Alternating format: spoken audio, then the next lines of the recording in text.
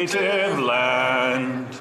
True patriot love in all of us commend. Car t'embrasse et porter l'épée, il sait porter la croix. Ton histoire est une épopée de plus brillants exploits. God keep our land glorious and free. Oh, Canada, we stand on guard for thee. Oh, Canada, we stand on guard for thee. Let the doors be open, que l'on ouvre les portes. Statements by members. The Honourable Member for London North Centre. Mr. Speaker, I rise to honour the life of Jack Moran, a constituent and longtime resident of London, a community he passionately fought to make a better place throughout his life. Democracy depends on dedicated volunteers, and Jack was exactly that. He was known locally as a political organizing legend, a deeply committed Liberal volunteer who fought for our party's shared values. Jack gave generously of his time, knowledge, and resources to provincial and federal riding associations and election campaigns. All along, he encouraged people to fight for a better country and better world. Above all, Mr. Speaker, Jack was a proud family man and someone who had strong faith in God. He was predeceased by his wife, Beverly Ann, proud father to his children, Susan, Linda, Kathy, Nancy, Michael, and a loving grandfather to Tara, Courtney, Zach, Hope, and Patience. Jack, rest in peace, my friend. Thank you for always leading by example. Thank you, Mr. Speaker. The Honourable Member for Sarnia-Lambton. Speaker, I have a lot of questions for this government. Why, in 5 years, haven't they got a softwood lumber deal that will keep mills from closing? Why have they not been able to get nation-building projects like Petronas LNG, the Trans Mountain Pipeline, and Tech Mines approved and built? Why did they not negotiate a better deal with the U.S. so aluminum in Quebec and automotive in Ontario wouldn't be punished? Why can they find money to build infrastructure in China but can't find money for veterans? Why can't they say no to Huawei? Why do they give millions to MasterCard when seniors can't afford to live? Why do they want to spend $40 billion a year on pharmacare when they could put Canadians who don't have a plan on the existing provincial plans for less than a tenth of that cost? And why is the Prime Minister leaving on a junket to Africa to schmooze them for a Security Council seat when they're pressing issues here at home? Why won't this Liberal government put Canadians first? The Honourable Member for Sackville Preston, Chiswick Cook. Thank you, Mr. Speaker. A short while ago, we lost a great Canadian from Prince Edward Island. Mr. Edgar Gallant had a long and brilliant career in the Canadian Public Service. Mr. Gallant also stood out for his involvement with the Francophonie. He chaired committees that implemented Francophone school systems in Saskatchewan, British Columbia, and Manitoba. He was awarded many distinctions over the years, including Officer of the Order of Canada, Order of the Pléiade, the Vanier Medal of the Canadian Public Administration Institute, the Excellence Award for Official Languages, and FCA's Boreal Award. His achievements also inspired the creation of the Edgar Gallant Award, created by the National Federation of Francophone School Boards of Canada, and I was a proud recipient of that award in 2015. Thank you, Mr. Gallant. The Honourable Member for Abitibi-Témiscamingue. Mr. Speaker, I would like to congratulate the organization called La Ressource pour Personnes Handicapées on their successful annual telethon. Once again, this year, thanks to the generosity of the citizens of Abitibi-Témiscamingue and Northern Quebec, fundraising exceeded their target of more than $550,000. This amount will allow this organization to fulfill its mission and provide assistance services, in-home rehabilitation therapy, support for access to medical supplies within and outside the region, bursaries, support for social integration, and many other specialized services. I would like to wish a long life to this dynamic organization that provides services to people living with a range of disabilities. Once again, congratulations for your achievement. Thank you to Rémi Maillot and his équipe, his team, and all the volunteers. Kings Hants. Mr. Speaker, Maitland, Nova Scotia, and my riding of Kings Hants is a small but historically important community to our province and our country. Situated on the Minas Basin with the highest tides in the world, Maitland is where Canada's largest wooden ship, the W.D. Lawrence, was built in 1874.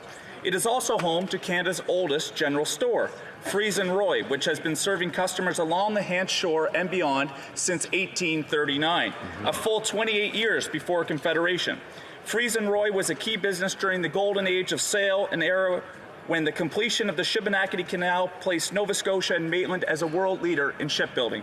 Mr. Speaker, I've had the pleasure of shopping at Freeze and Roy. It remains a key hub for our community and is a truly unique experience, as there remains many items at the store that give a unique perspective of our storied past. I would like to congratulate the current owners, Troy and Teresa Robertson, and wish them all continued success in the years ahead. Honourable Member for Sherwood Park, Fort Saskatchewan. Mr. Speaker, I rise today to bring the attention of the House to a remarkable Coptic Orthodox woman named Maggie Gobron, affectionately called Mama Maggie and often referred to as the Mother Teresa of Egypt. Over the past year, I have had the privilege of becoming familiar with her work in the slums of Cairo and across Egypt. Mama Maggie is the founder of Stephen's Children, one of the largest charities in the Middle East. Stephen's Children exists not only to serve the poor and disadvantaged, but also to elevate them to a sense of their dignity as children of God. The ministry serves Christians, Muslims, and anyone else in need in Egypt and contributes to cultivating a culture of pluralism and respect for minorities. Last week, I was pleased to join 4 other members of our caucus in nominating Mama Maggie for the Nobel Peace Prize. In learning about her work and engaging with those in her organization, it's clear that Mama Maggie has no intention of being honored for her remarkable selflessness, dedication, and radical love for each person she encounters. But recognition and awareness helps to strengthen the important work that she is doing. So I hope that all members will join me in supporting this Nobel nomination. Thank you. The Honourable Member for Sherbrooke. Mr. Speaker, il y a peu de... There are few major cities who can boast having right in their midst a mountain where one can go skiing, snowboarding, snowshoeing, fat biking, and the list goes on. In Sherbrooke, we are fortunate to have the Mont Bellevue.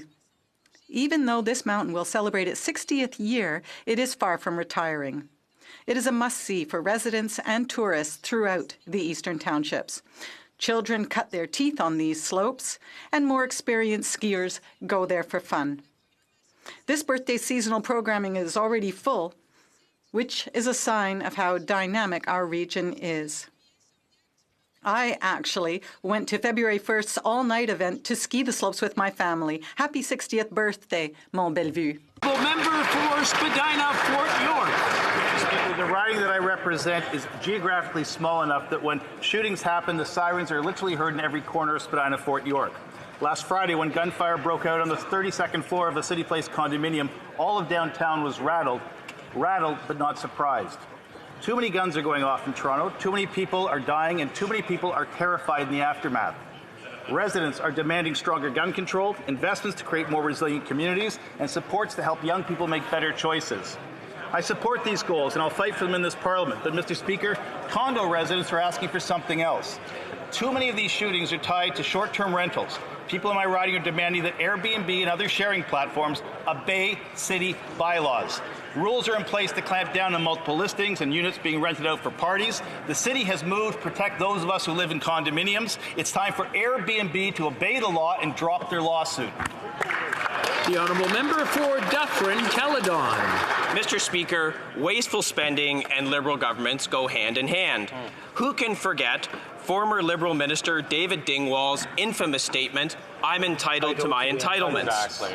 On one 10-day tour, the Prime Minister's flight spent, wait for it, $143,000 on food and alcohol.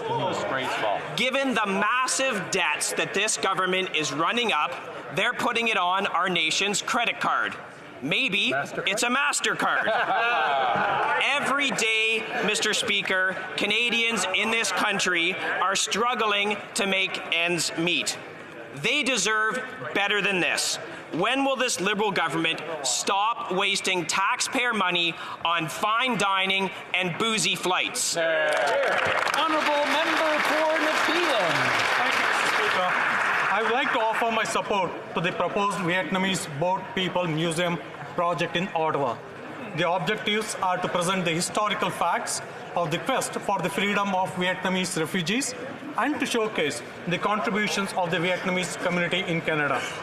This noble initiative is led by Mr. Can Le, who is the president of Vietnamese Boat People Museum Project and who is also the president of the Vietnamese Canadian Centre. Some of the other supporters include HoC Nguyen, president of the Free Vietnamese Canadian Community of Ottawa, Tu Tran, president of the Vietnamese Canadian Cultural Organization of the National Capital, Ottawa, and An Hong, president of the Association of Veterans of the Republic of Vietnam Armed Forces of Ottawa. This museum will also feature a community service, and it will be an excellent addition to the multicultural fabric of Ottawa. Thank you, Mr. Speaker. The Honourable Member for Portneuf-Jacques-Cartier. Mr. Speaker, there is a person in my riding of Portneuf-Jacques-Cartier, Émilie Sans-Fasson, who sadly was given not one but 2 cancer diagnoses. There are thousands of Canadian men and women who are handed this kind of verdict, and they often have to stop working in order to get treatment and, for some, ensure a healthy convalescence. The direct consequence of this is a loss of income.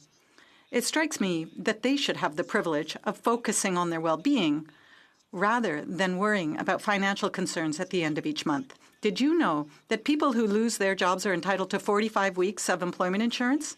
That caregivers get 35 weeks? Well, those who are fighting for their lives get only 15 weeks of benefits. How much are their lives worth? This is pathetic. Billions of dollars in annual deficits and no ability to even increase the number of weeks for people who are fighting for their lives. When will this Liberal government make the right choices and take care of these people who are dealing with illnesses? The Honourable Member for Battle River Crowfoot. Thank you very much, Mr. Speaker. The Liberals simply don't get it. They talk about growing the economy and protecting the environment, yet they want to phase out the Canadian energy industry that has the best environmental record on the planet. They say that Indigenous reconciliation is important, yet they refuse to show support for Indigenous-backed energy projects. They claim that their environmental plan will reduce emissions, when in reality it only raises costs on the middle class, a term that they can't even define. They claim to care about national unity, yet they pit premiers, provinces, and regions against one another. Mr. Speaker, I'm proud that my riding is home to significant resource development, and I'm proud that I also worked in that industry for a number of years, along with many of my constituents. The facts are clear, the work has been done, the studies are there, the opportunity is here for this Prime Minister to finally turn words into action. It's time to stop the dither and delay and approve Tech Front. The Honourable Member for Churchill to Watanuk-Esky. Our region is struggling, and nowhere is this more evident than the rates of child poverty. 63% of children in our region, according to a recent Campaign 2000 report, live in poverty. Unacceptable in a country as wealthy as Canada. These aren't just numbers. These are lives impacted by crushing poverty every single day. And this poverty is directly linked to the poverty of their mothers, women's poverty. The reality is not by accident. It is the result of Liberal and Conservative political agendas that have sought to exploit, dispossess, and marginalize Indigenous women, their children, and their nations. The federal government must change course and take on the factors that lead to this poverty, from making healthy foods accessible to tackling the housing crisis, from ending gender-based violence to funding childcare, from expanding employment and training to building all-weather roads, from creating gainful employment to ensuring First Nations consent to development on their territories. I stand with the many women in our north and across the country who are demanding better for themselves, their children, and our collective future. Thank you. The Honourable Member for Drummond. Mr. Speaker, on the 19th of December last, Antoine Desilets died. He was the father of press photography in Quebec. He received more than 80 awards over the course of his career, and he first became known in America when in 1966, 68, and 69, he won the North American Press Photography Association Awards. He was named Knight of the Ordre National du Québec in 1990, authored 12 books on photography, which were translated into 4 languages and published with more than 650,000 copies. Mr. Desilets introduced generations of Quebecers to the art of photography and inspired them, including several people in this House. For more than 10 years, Quebec's Professional Journalists Federation has been giving out 7 Antoine Desilets Awards every year to acknowledge the best press photos. A determined supporter of independence, he had the joy this fall of seeing his own son, Luc Desilets, enter this House as a member for the Bloc Québécois from Rivière-des-Mille-Îles. Luc, my friend, on behalf of all our colleagues and our party, I offer you and your loved ones our sincere condolences. Mr. Speaker, International Development Week gives me an opportunity to share an important story that too few Canadians know. Leading the G8 in 2010, Prime Minister Stephen Harper brought the world's attention to something very close to his heart. 10 years into their 15-year window, 2 UN Millennium Development Goals were critically behind. The first, to save the lives of children under 5, the second, to save mothers in and around childbirth, and the tireless work of the Canadian development community. The initiative would turn out to be a global game changer, helping save the lives of more than 3 million children and 200,000 mothers every single year. In the midst of a global economic crisis, Stephen Harper never lost sight of those around the world who were truly the most vulnerable. He became their quiet champion, and it's a story which should make all Canadians rightly proud. The honourable member for Brampton West. Black History Month. Not only is my riding one of the fastest growing in the country, but Brampton West is home to Canada's largest Black community. In honor of Black History Month, although the list is extensive, I would like to recognize local leaders in my riding that make Brampton West a better place every day. Rainford Cornish, a leader in our community who wears many hats as a high school teacher, a mentor, a volunteer, and also an author. He empowers and inspires Black youth through sports, volunteering, and teachings of Black history. I'd also like to highlight Yvonne Squires, a community activist who keeps everyone on their toes, including myself, by advocating and fighting for the most vulnerable in our community. She has been a voice for the voiceless for over 45 years, and I'm so proud to call her my friend. Thank you for inspiring our community and for making Canada a better place for all. Thank you, Mr. Speaker.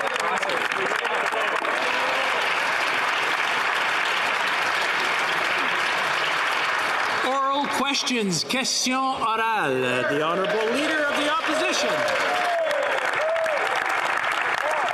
According to the original TMX plan, a private company was going to use investors' money to build it. It would have already been operational this past December, and the government would be making money on tolls and taxes, not losing money due to delay. Now, yesterday, the finance minister was asked whether all obstacles had been removed from the construction of TMX. He could not answer the question. So, can the Prime Minister guarantee an in-service date for Trans Mountain? The Right Honourable Prime Minister. We were pleased with the court decision yesterday that highlighted that our approach on balancing environment and economic growth works. We work with Indigenous communities, we work with environmentalists and their concerns, and we're moving forward on getting our oil resources to markets responsibly and sustainably after 10 years of a Conservative government that was unable to do that. Regardless of their boosterism of the Alberta economy, they were unable to get it done the way that Albertans and people in the oil sector needed. We are getting it done because we're doing it the right way, Mr. Speaker. That's true. The Honourable Leader of the Opposition. They're not doing it the right way, they're doing it the wrong way. Instead of passing emergency legislation to deal with the court ruling, they decided to restudy the same issues, but just with a different government department. They then waited over a month to restart Indigenous consultations. But here's what the court did say yesterday. Project opponents, quote, cannot tactically use the consultation process as a means to try to veto a project. That's good news. However, the Prime Minister has promised to use a United Nations declaration to create a new threshold requiring free, prior, and informed consent. How does the Prime Minister expect any new projects to get built under that regime? The Right Honourable Prime Minister. Mr. Speaker, everything the member opposite just said demonstrates at which point the Conservative Party does not understand the modern economy, does not understand the expectations of Canadians to be responsible around environmental concerns, to work with Indigenous communities, and to get things done the right way. No wonder they failed for 10 years. No wonder they keep failing. The honourable the honourable leader of the opposition. This Prime Minister that has failed to get TMX started over a year after it was supposed to have already been underway. Now, there are dozens of First Nations communities who supported Northern Gateway. There are dozens who support Trans Mountain, and there are dozens who support Frontier Mine. And the courts have ruled that no one community has a veto over projects. But the Prime Minister is using a United Nations declaration to create a new threshold of free, prior, and informed consent. Does the Prime Minister not realize that granting a veto power that does not currently exist will stop any project from being built in the future? The Right Honourable Prime Minister. Mr. Speaker, demonstrations of complete misunderstanding and miscomprehension by the Conservatives on these issues.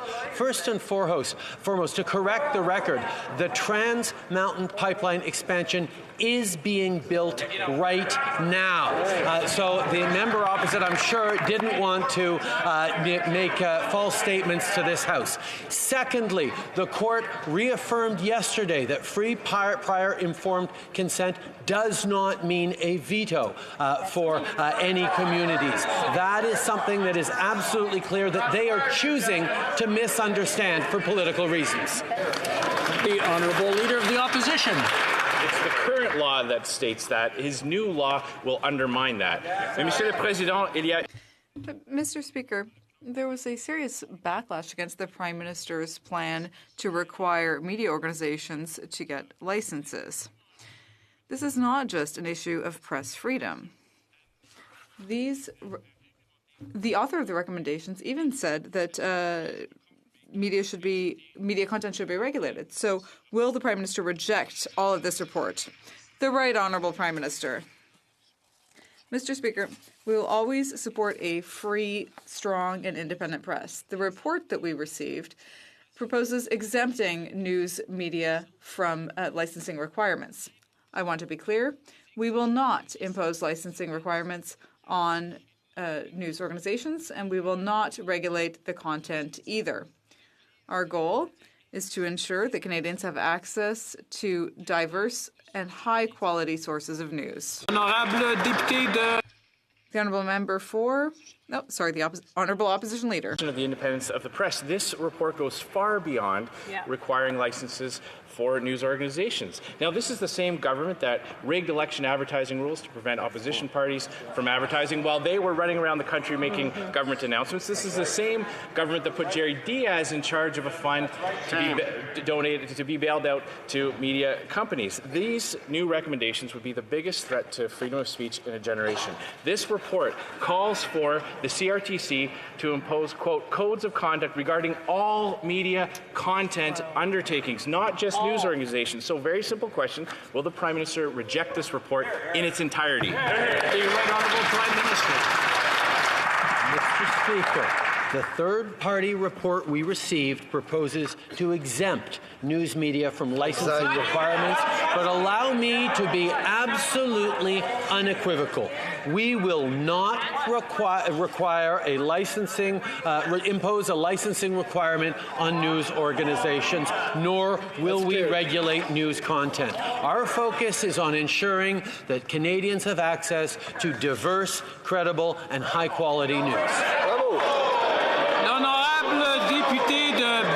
The honourable member for Belleuil-Chambly.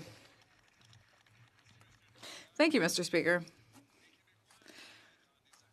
Quebecers sometimes agree with Bill 21, and they may even be free to challenge it before the courts, but they cannot receive money from the federal government funded by Quebec taxpayers in order to challenge this bill, which is the subject of a consensus in Quebec. The federal government just gave $125,000 to the English School Board of Montreal to challenge Bill 21. Now, we clearly saw it yesterday that the federal government only likes François Legault under certain circumstances. Honorable Premier Ministre. The Right Honourable Prime Minister. Mr. Speaker, allow me to be very clear. The Court Challenges program makes decisions in a completely independent way. It does not report to the government or ministers or any politicians. It is a program that exists to help Canadians defend their rights before the courts. And they do that in a completely independent way of the government. The Honourable Member for Belleuil-Chambly. Yesterday, the Minister of Justice said that challenging Bill 21 is the right thing to do. Today, the Prime Minister says, no, it's totally independent. At the time, Mr. Parizeau used to say that governments are made to govern. In other words, they have to take responsibility for their decisions. The English Montreal School Board reports to the Quebec government exclusively. We talked to the cabinet, and they're very unhappy.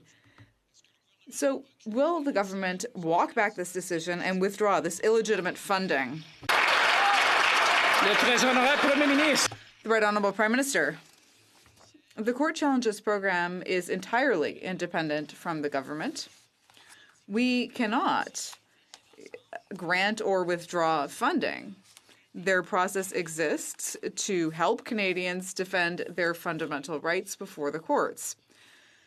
But I understand that the Bloc leader wants to talk about anything except his opposition to NAFTA, an agreement which will be good for Quebecers, good for companies, and he is wrong in opposing the new NAFTA. Honourable Member for Burnaby South.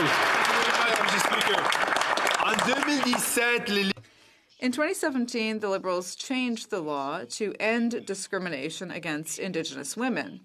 But because of a lack of resources, it can take up to 2 years to get their status recognized. To recognize a woman's status means that gender discrimination continues. This is another example of pretty words by the Liberals, but a lack of concrete action. So when will the Prime Minister step up and properly fund the department to finally end the discrimination of Indigenous women?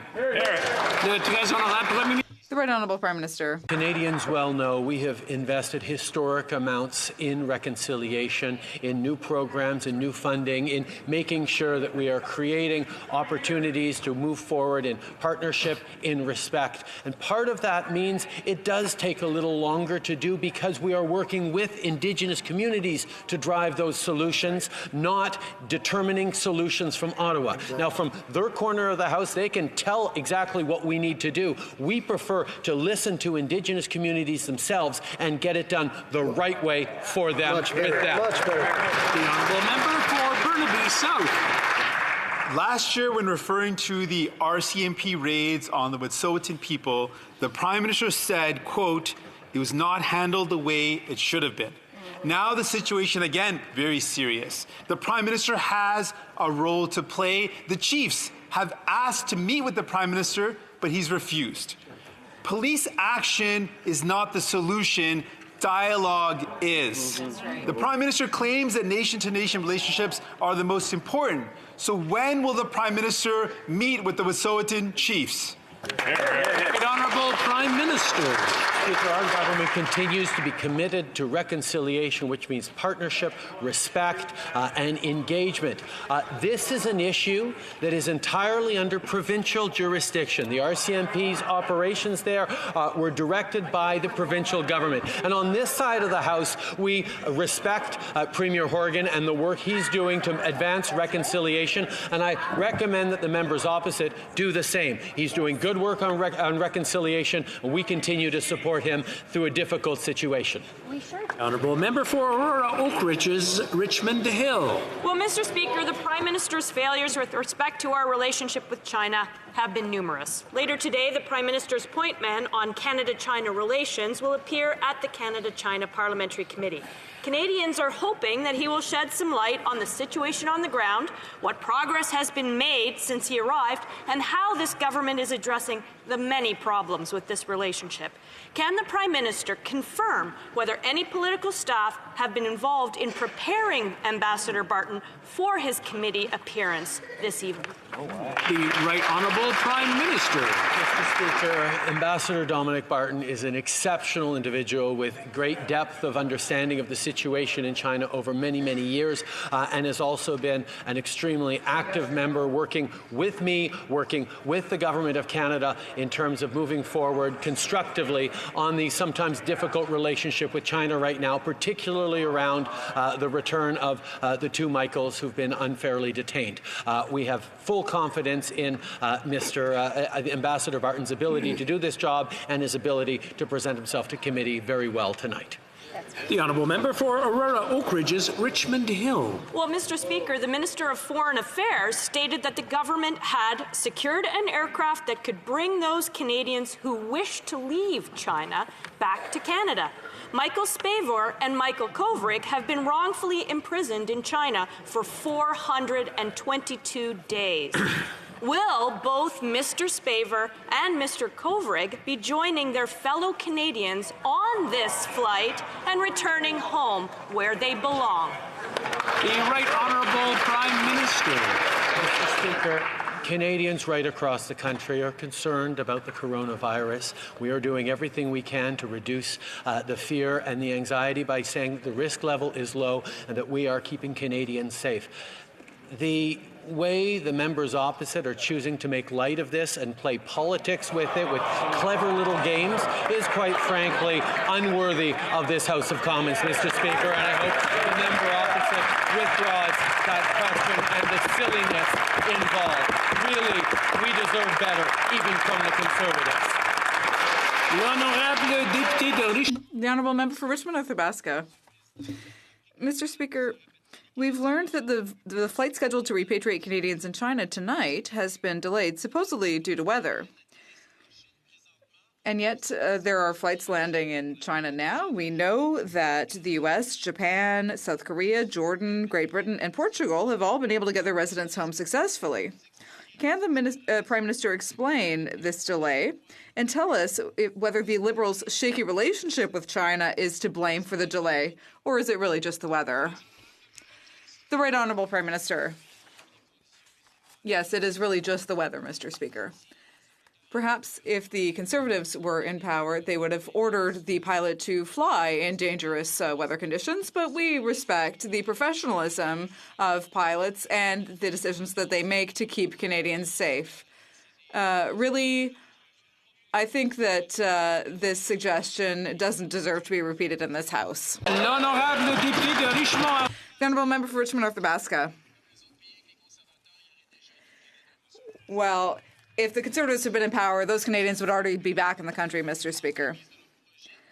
Now, we know that the Chinese are trying to expand their global influence through the so-called Belt and Road Initiative. Many experts believe this is just another way for China to pursue aggressive global expansion and trap developing countries in a spiral of financial and political dependence on China. Mr. Speaker, can the Prime Minister clarify the government's role in promoting Canadian businesses under this Belt and Road Initiative in China? The Right Honourable Prime Minister. The Asian Investment Bank is something that we are using to promote inclusive investment and growth, along with many other countries. Trade tensions are rising in the world, and the Conservative leader is suggesting that we should close the door to that development. This development bank is working in Asia, including many underdeveloped countries, and the Conservatives are misleading us if they suggest that helping with landslides in Sri Lanka or managing flooding in the Philippines or helping development in the in Indonesia is not a good thing. The Prime Minister should know that the AIB is part of a colonial project to expand Chinese control and influence throughout Asia, and many people are concerned about it. Now, 4 years ago, this Prime Minister announced the beginning of extradition discussions with China. Imagine it, Canada extraditing people to China. And yesterday at the Canada-China Committee, it was confirmed by officials that these conversations have actually taken place informally. So I'd like the Prime Minister to clarify for the House, will he close the door on an extradition treaty with China, or does he intend to leave leave that door open. The Right Honourable Prime Minister. Over the course of many years, we have had many different discussions on many different topics. But our values and our criteria and our expectations on extradition treaties are very, very clear. And China would not qualify now or anytime soon for extradition treaty with Canada. That's right. L'Honorable, the Honourable Member for Sherwood Park, Fort Saskatchewan. Mr. Speaker, I hope that marks a real change of heart, but I'm very concerned about this government's commitment to our values. Ambassador Dominic Barton led a corporate retreat in Kashgar 4 miles from a Uyghur concentration camp. Wow. While leading McKinsey, he also worked to improve the image of pro-Kremlin Ukrainian President Viktor Yanukovych, and he prepared a report for the Saudi government, which was used to crack down on critics. Given his record at McKinsey, does the Prime Minister really have confidence in Dominic Barton's commitment to defending Canadian values on the world stage? Yeah, great question. Right Honourable Prime Minister. Speaker, I have tremendous confidence in Mr. Barton. He is an excellent public servant, an excellent ambassador to Canada, and he, as the members opposite will see tonight, is a deep expert in how we're going to move forward on improving the situation for Canadians in China right now. That's right. Honourable Député. The Honourable Member for Belleuil-Chambly. Well, I'm a polite boy, Mr. Speaker, so I don't turn down an invitation, so let's talk aluminum. Quebec is not an instrument of the federal government, and there's a relationship between aluminum and Bill 21. In both cases, it's clear that the federal government is not working in the interests of Quebec. And, in fact, sometimes they work against the interests of Quebec. Can the Prime Minister admit that he personally wants to fund a court challenge to Bill 21? The Right Honourable Prime Minister. No, Mr. Speaker. The court challenges program is administered very independently of the government. But when it comes to aluminum, I have to say once again that aluminum workers are people that we care about. We were thinking of them the whole time that we negotiated NAFTA. We were able to defend ourselves against some of the punitive tariffs that the U.S. had imposed. And this agreement, this new NAFTA, is good for aluminum workers, for the aluminum industry. The Bloc Québécois should be defending those workers and supporting this free trade agreement. The Honourable Member for Laurentides-Labelle. Mr. Speaker, I'll repeat it.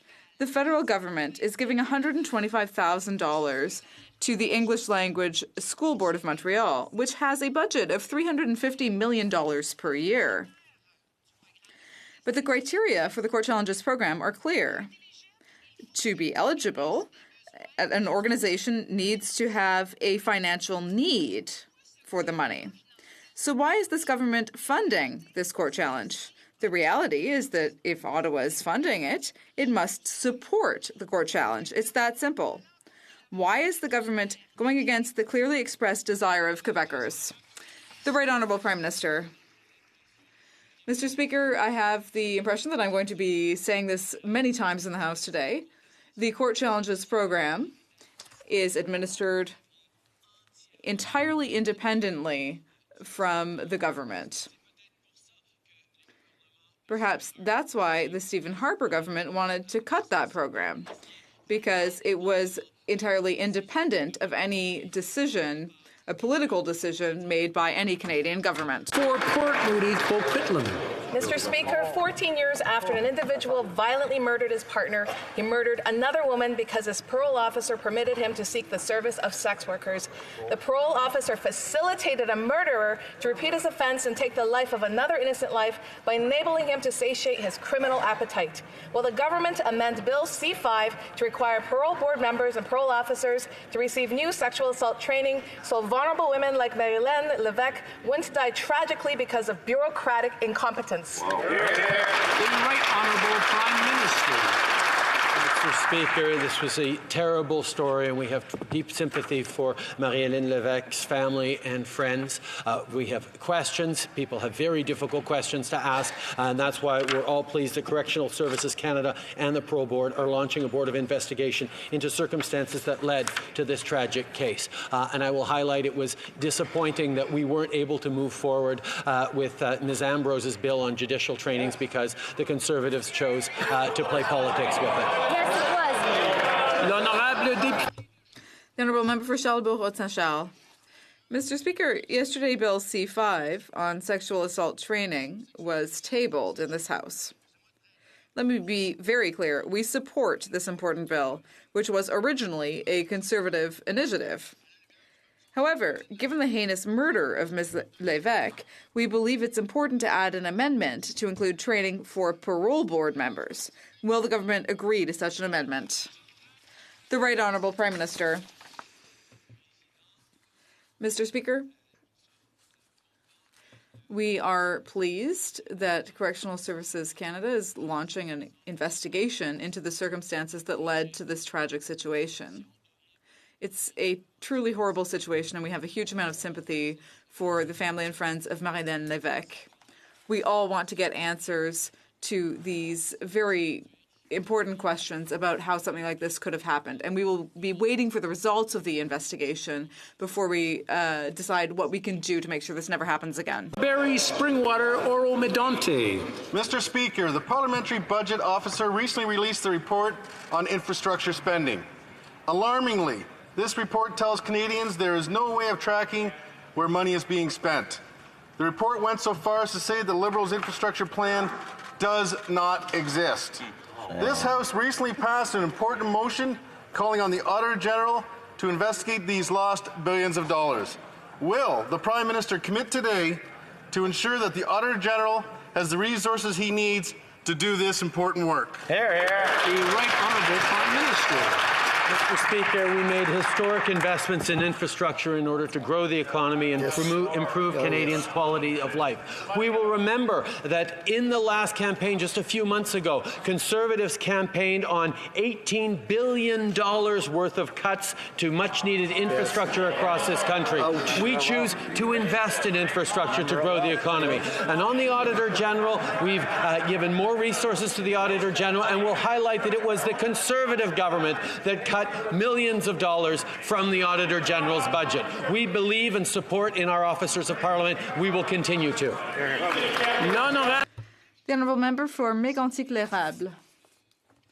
Mr. Speaker, the Prime Minister likes to talk about politics. He likes to talk about transparency and openness. And yet, the Liberals voted against our motion calling on the Auditor General to investigate the Liberal infrastructure fiasco. This House has spoken. The Prime Minister lost the vote. So rather than encouraging MasterCard with $50 million, if this Prime Minister isn't afraid of his own record, and if he really is open and transparent, will he commit to giving the Auditor General the money that he needs? The Right Honourable Prime Minister. Mr. Speaker, in fact, it was under the Conservatives that there were cuts to the Auditor General. We have worked with the Auditor General to increase funding for his office in 2018-2019, and with that increase, the office was able to add 38 full-time employees. I'm glad that the Conservatives are finally interested in parliamentary officers because they were the party who cut funding to the Auditor General. That's over $6 million.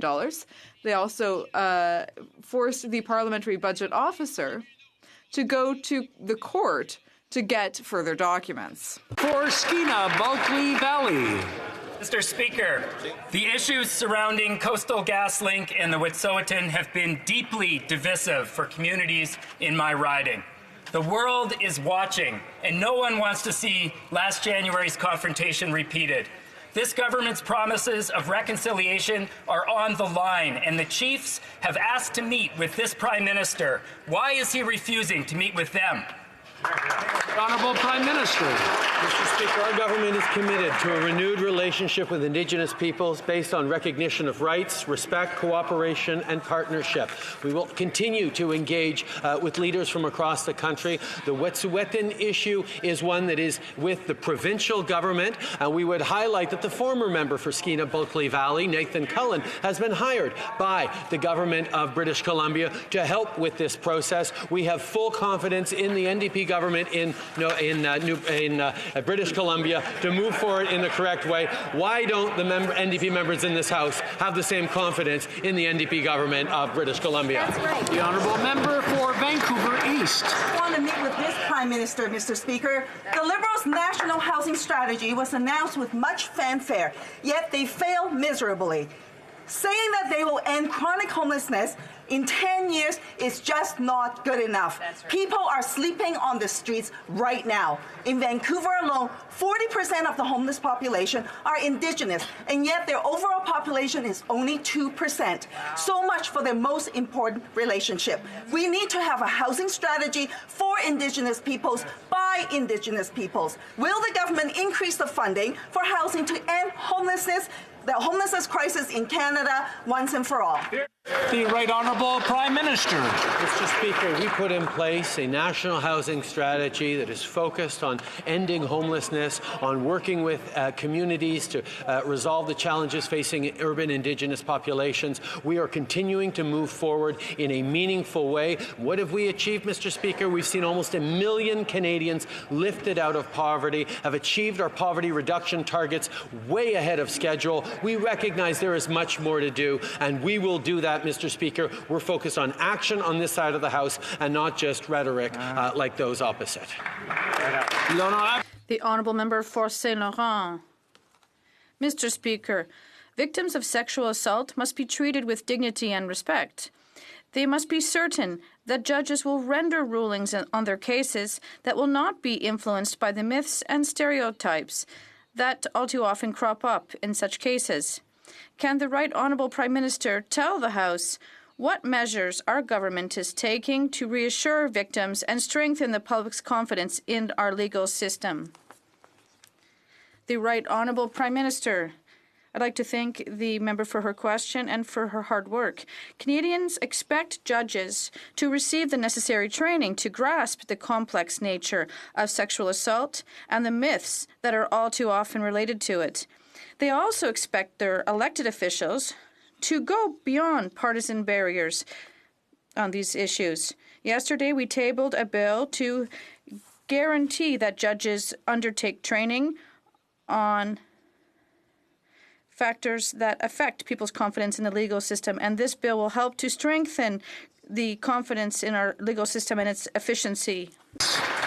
Mr. Speaker, we can only address ongoing issues of racism when we allow people to speak freely about their experiences. However, this government recently fired a public servant overseeing anti-racism initiatives because she spoke out against the Prime Minister.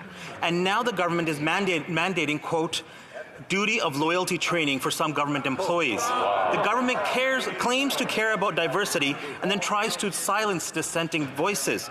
Will the Prime Minister cancel his duty of loyalty policy and protect the right of public servants to speak out about their experiences? The Right Honourable Prime Minister. Speaker, over the past 5 years, we've put in place a merit-based appointments process that reflects much greater diversity within the public service, within the Government of Canada. We saw for all too long the appointments process be politicized or not reflect the diversity of Canada, and that is why we have increased massively the appointments of women, the appointments of racialized Canadians, appointments of Indigenous peoples, the appointments of people with disabilities. We recognize there is more to do, and we will continue to work hard on that every day, Mr. Speaker. The honourable member for Fundy Royal. Mr. Speaker, last year this House passed a bill by the member for St. Albert Edmonton that would help jurors seek medical or psychiatric counseling for the horrific images and testimony that they deal with at a trial. The bill passed this House with all parties' support. Since then, some provinces and territories have moved forward with their own measures to support jurors. Meanwhile, this government has failed to act. When will the Prime Minister take action and address his responsibility to Canadians fulfilling their civic duty as jurors? The Right Honourable Prime Minister. Mr. Speaker, we recognize that there is more investments that need to be made into mental health support for Canadians, whether it's PTSD for veterans or correctional services officers or policemen and women, whether it's moving forward on greater supports for young people or for Indigenous communities or for people who have experiences within our justice system. We know there's more to do on fighting for mental health. That's why we actually made a commitment of billions of dollars more investment on mental health for the provinces, and we're looking forward to working on that. The Honourable Member for Puttavanchi. Mr. Speaker, the Prime Minister is attacking law-abiding firearms owners with actions that will do nothing to curb gun and gang violence. Many folks in my riding are lawful firearms owners. They've taken the required rigorous screening and safety training. They take their privileges and responsibilities as firearms owners very seriously. I, too, very well know the process, having obtained my PAL and RPAL licenses. I'm wondering, is the Prime Minister able to explain to this House the process of obtaining a firearms possession and acquisition license? The Right Honourable Prime Minister. We are committed to protecting communities and reducing gun violence in Canada. We strengthen controls on firearms through Bill C-71. We enhanced background checks. We required sellers to check licenses of anyone who wants to buy a gun. We've invested over $327 million to address gun and gang violence, and we will continue to strengthen our gun laws by banning dangerous assault weapons and working with provinces, territories, and mayors to combat gun violence and keep communities safe. It's very simple, Mr. Speaker. We will strengthen gun control. Conservatives want to weaken it. The Honourable Member for Calgary Heritage. Mr. Speaker, Section 5 of the Firearms Act says that a person who has threatened or committed a violent crime, a crime related to harassment, drug crimes, or has serious mental health issues is unable to have a firearms license. A person without a gun license can't legally have a gun. It seems that the Prime Minister's red flag proposal is a solution in search of a problem. Is the Prime Minister's proposal different than what has existed for decades, or was he simply unaware of the law? Right Honourable Prime Minister. Speaker, I'm pleased to be able to inform the member opposite of what we are planning to do. There are many individuals who have firearm licenses, who own firearms, who begin to present a threat to themselves or to their families. At that point, medical health professionals can alert them not to just take away the firearms, which exist. Sorry, I'm having a hard time hearing the answer. Maybe it's just me, but I hear some noise. I'll just ask everyone to take a deep breath, and the Right Honourable Prime Minister, I'll let him continue. The police currently have the ability to remove firearms from someone who presents a threat to themselves or others, but they cannot suspend the license and prevent that person from acquiring new firearms. That's what the red flag law is all about. The Honourable Member for Longueuil-Saint-Hubert. Mr. Speaker, several regions of Quebec are facing a real housing crisis, the worst in 15 years. The funding that would allow us to build social housing is collecting dust in Ottawa's coffers. Why? Because the government is picking yet another fight in what is Quebec's jurisdiction, despite the fact that the National Assembly unanimously asked the PM to step back. On behalf of the 500,000 Quebecers who are struggling to find housing, will this government answer Quebec's call? The Right Honourable Prime Minister. Thank you, Mr. Speaker.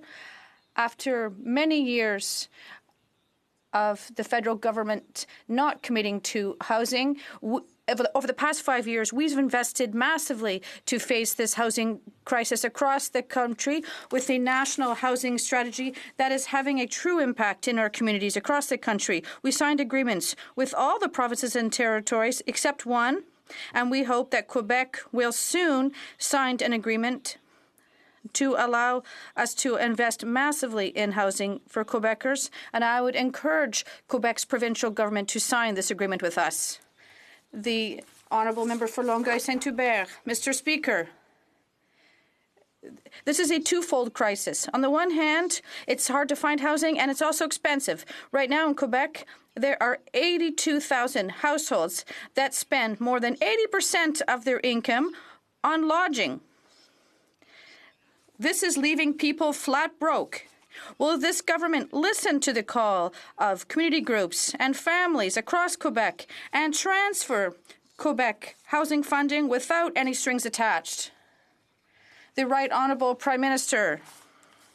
Mr. Speaker, in my riding of Papineau, I regularly hear Quebecers tell me how the housing crisis is affecting them. I work with community associations, and I've worked with them for many years since I've been a member, and they recognize that it's really unfortunate that the federal government no longer could play a role in housing. But over the past 5 years, we've taken on this role. We're investing massively across the country, and I hope, Mr. Speaker, that Quebec will soon sign this agreement so that we can massively invest in housing in Quebec together. For Thornhill. Mr. Speaker, the Prime Minister and his downtown Toronto Liberal MPs cold-shouldered Ontario last year when the Premier submitted a plan to build the urgently needed Ontario Line subway to ease capacity pressures on existing lines. I'm having a hard time hearing the question. There's some noise starting. I just want to make sure that everybody understands whether it's the answer or the question. I think everybody wants to hear it equally.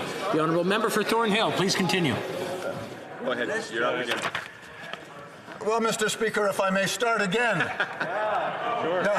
Well, on the eve of the election, you'll remember, Mr. Speaker, weeks after a commitment from the Conservative leader, the Prime Minister reluctantly matched that province. Well, Mr. Speaker, shovels are ready, Ontario is ready, Toronto is ready. When will the PM deliver? The Right Honourable Prime Minister. Mr. Speaker, over the past years, I've had many excellent conversations with the Mayor of Toronto about his ambitious investments that he wants to make in public transit, and every step of the way, the federal government has been there to be a partner, and I am pleased that things are now moving with the province. I look forward to moving forward on concrete plans to invest in public transit for Canadians, and I certainly hope that Mr. Ford will move forward enthusiastically with us. The money is there. We want to invest it. We just need the plans to be concrete so we can do it. Honourable Member for Calgary-Midnapore. Mr. Speaker, when it comes to young families looking for housing, this government gets an F. First, they create the dream-killing stress test. And now we learn that their first-time homebuyers initiative is a flop, with mortgage value caps set too low for families in Toronto and Vancouver to buy into the market.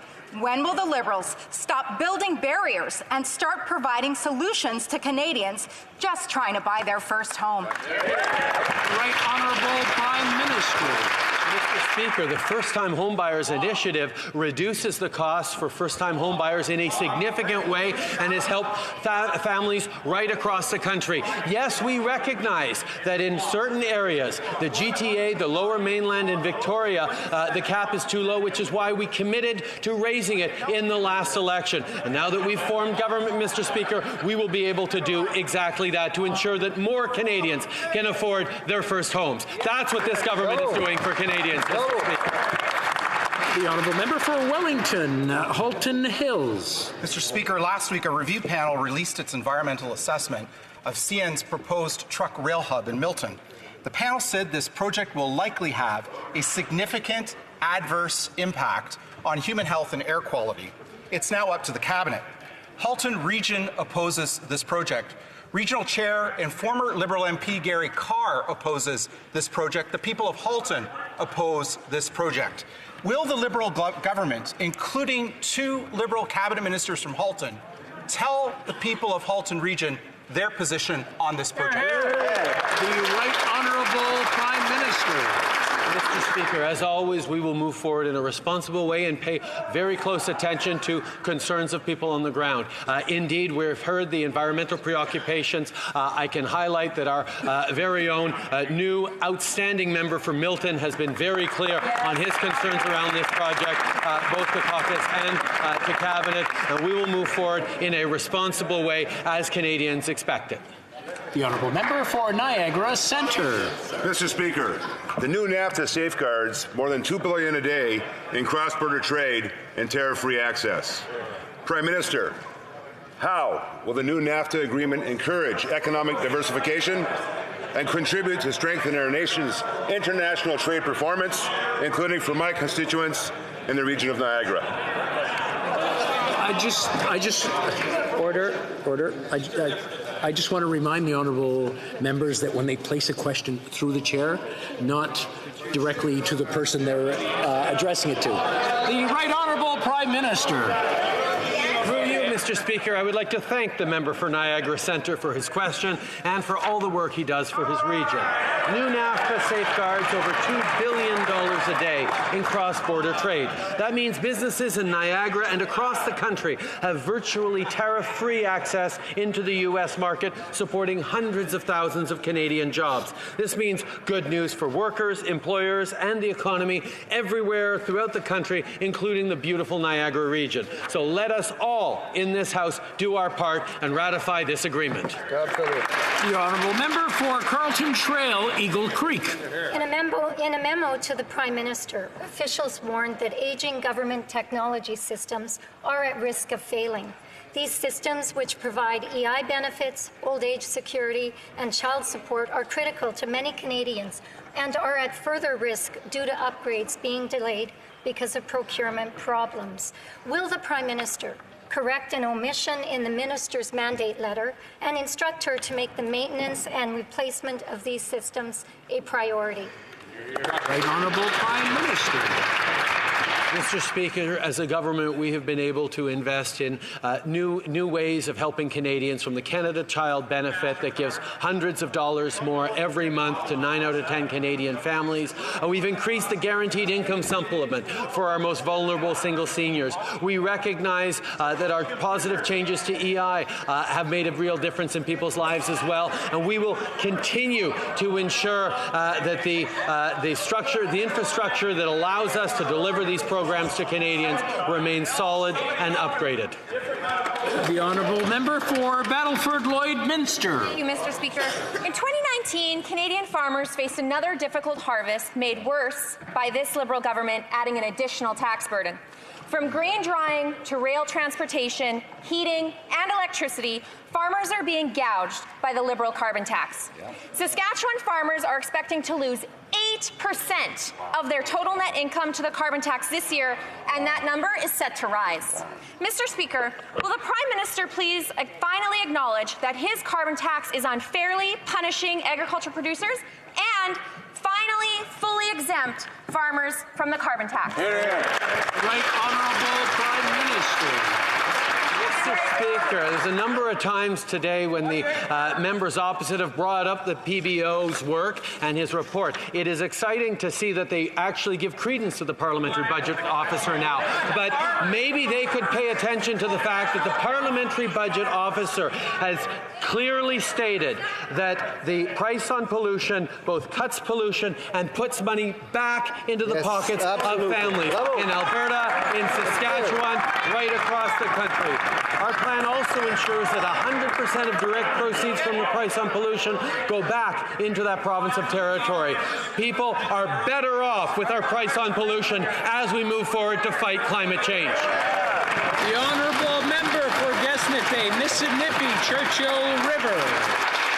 Mr. Speaker, on January 24th, Onion Lake Cree Nation in Saskatchewan declared a state of emergency as a result of a significant increase in drug and gang-related activities. Last week, the leadership of Onion Lake and the surrounding First Nation community signed a Western Chiefs Declaration with the support of the City of Lloydminster to take on these serious problems. When will the Prime Minister take gang and rural crime seriously? And what is his plan to keep the people of the First Nations, the surrounding communities, and the rural municipalities safe? The Right Honourable Prime Minister. Speaker, the road to reconciliation means walking in partnership with Indigenous communities and with Indigenous peoples and respecting and reflecting their priorities. We will work with communities across the country on challenges related to violence, challenges to mental health. We will work with them on ensuring that there is greater security for Canadians right across the country, including Indigenous peoples. I'm very pleased to see members on all sides of this House taking this issue seriously. We will work together to make sure that reconciliation is real in this country. The Honourable Member for Sydney Victoria. In order to help address the challenges of climate change and biodiversity loss, the Indigenous Leadership Initiative hosted the Land Needs Guardians Conference in Ottawa.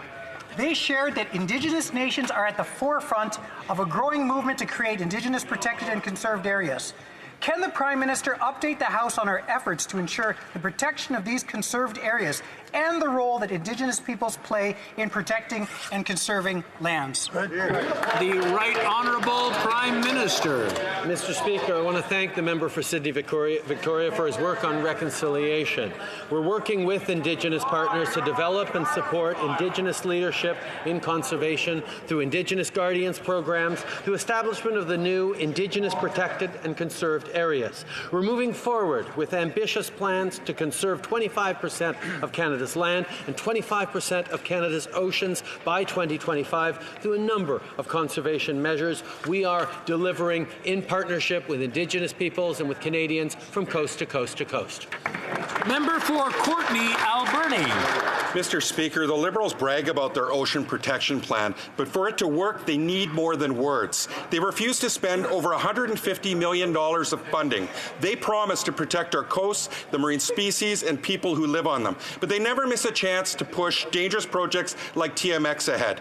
Mr. Speaker, our coasts are in danger. Pacific wild salmon are in the middle of a historic crisis. When will the Liberals stop breaking their promises, invest the necessary resources, and protect our coasts? The Right Honourable Prime Minister. In the last mandate, we moved forward with a historic oceans protection plan representing $1.5 billion of investment in world-class marine protection. We will continue to make the investments necessary, including the refurbishment and revitalization and renewal of our Coast Guard fleet.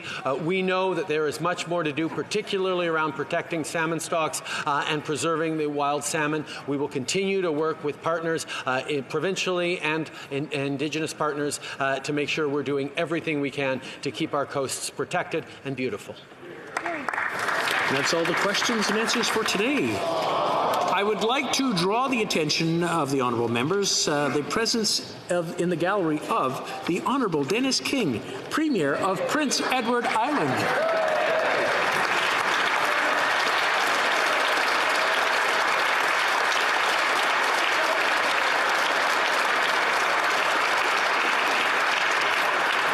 Now, I believe we have a point of order for the honourable member for Medicine Hat, Carson Warner. Yes, thank you, Mr. Speaker. It's a point of privilege. I wanted it arising out of question period. When the Prime Minister was responding to a question asked by one of my colleagues, he misled the House in his statement. He said that they, meaning the police, cannot suspend the license of an individual, and then prevent that individual from acquiring a firearm. I am here to tell the Prime Minister and you, through you, Mr. Speaker, that Section 5 of the Canadian Firearms Act allows that to happen specifically, and I can read it for you, as well as Section 117 of the Criminal Code. I understand that the honourable member is trying to inform the House, but I think we're bordering on debate on that.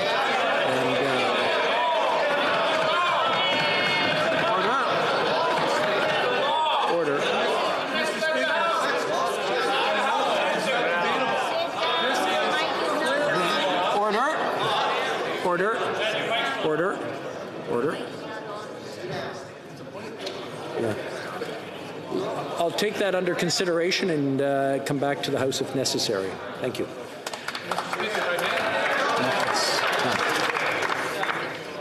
It being 3:10 p.m., pursuant to order made on Tuesday, February 4th, 2020, the House will now proceed to the taking of the deferred recorded division on the motion of Mr. Paulus relating to the business of supply.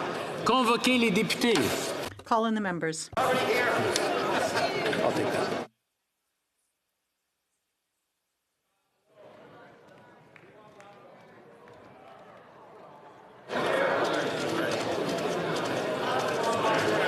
Yeah, okay, no, it's...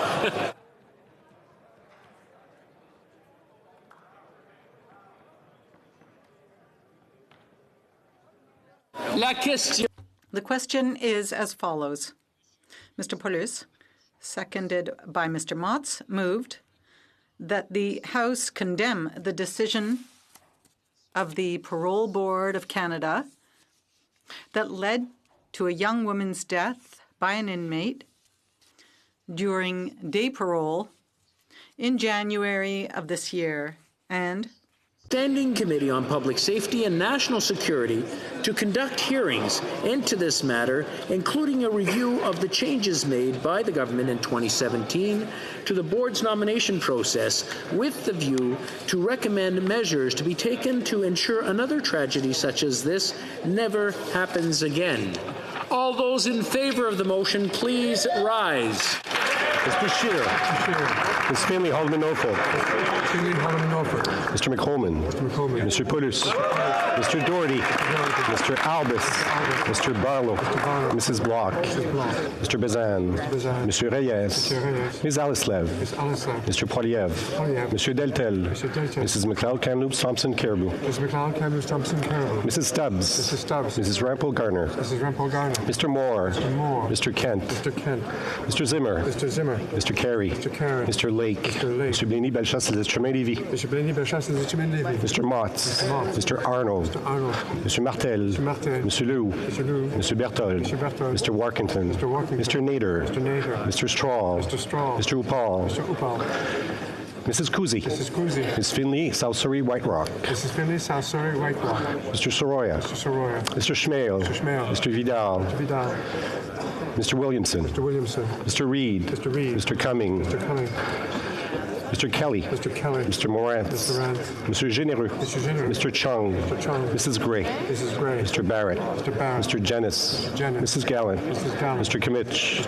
Mr. Broussard. Mrs. Vecchio. Mr. Richards. Ms. Dancho. Mrs. Wong. Mr. Aboutaif. Mrs. Falk-Balfours, Lloydminster. Mr. D'Entremont.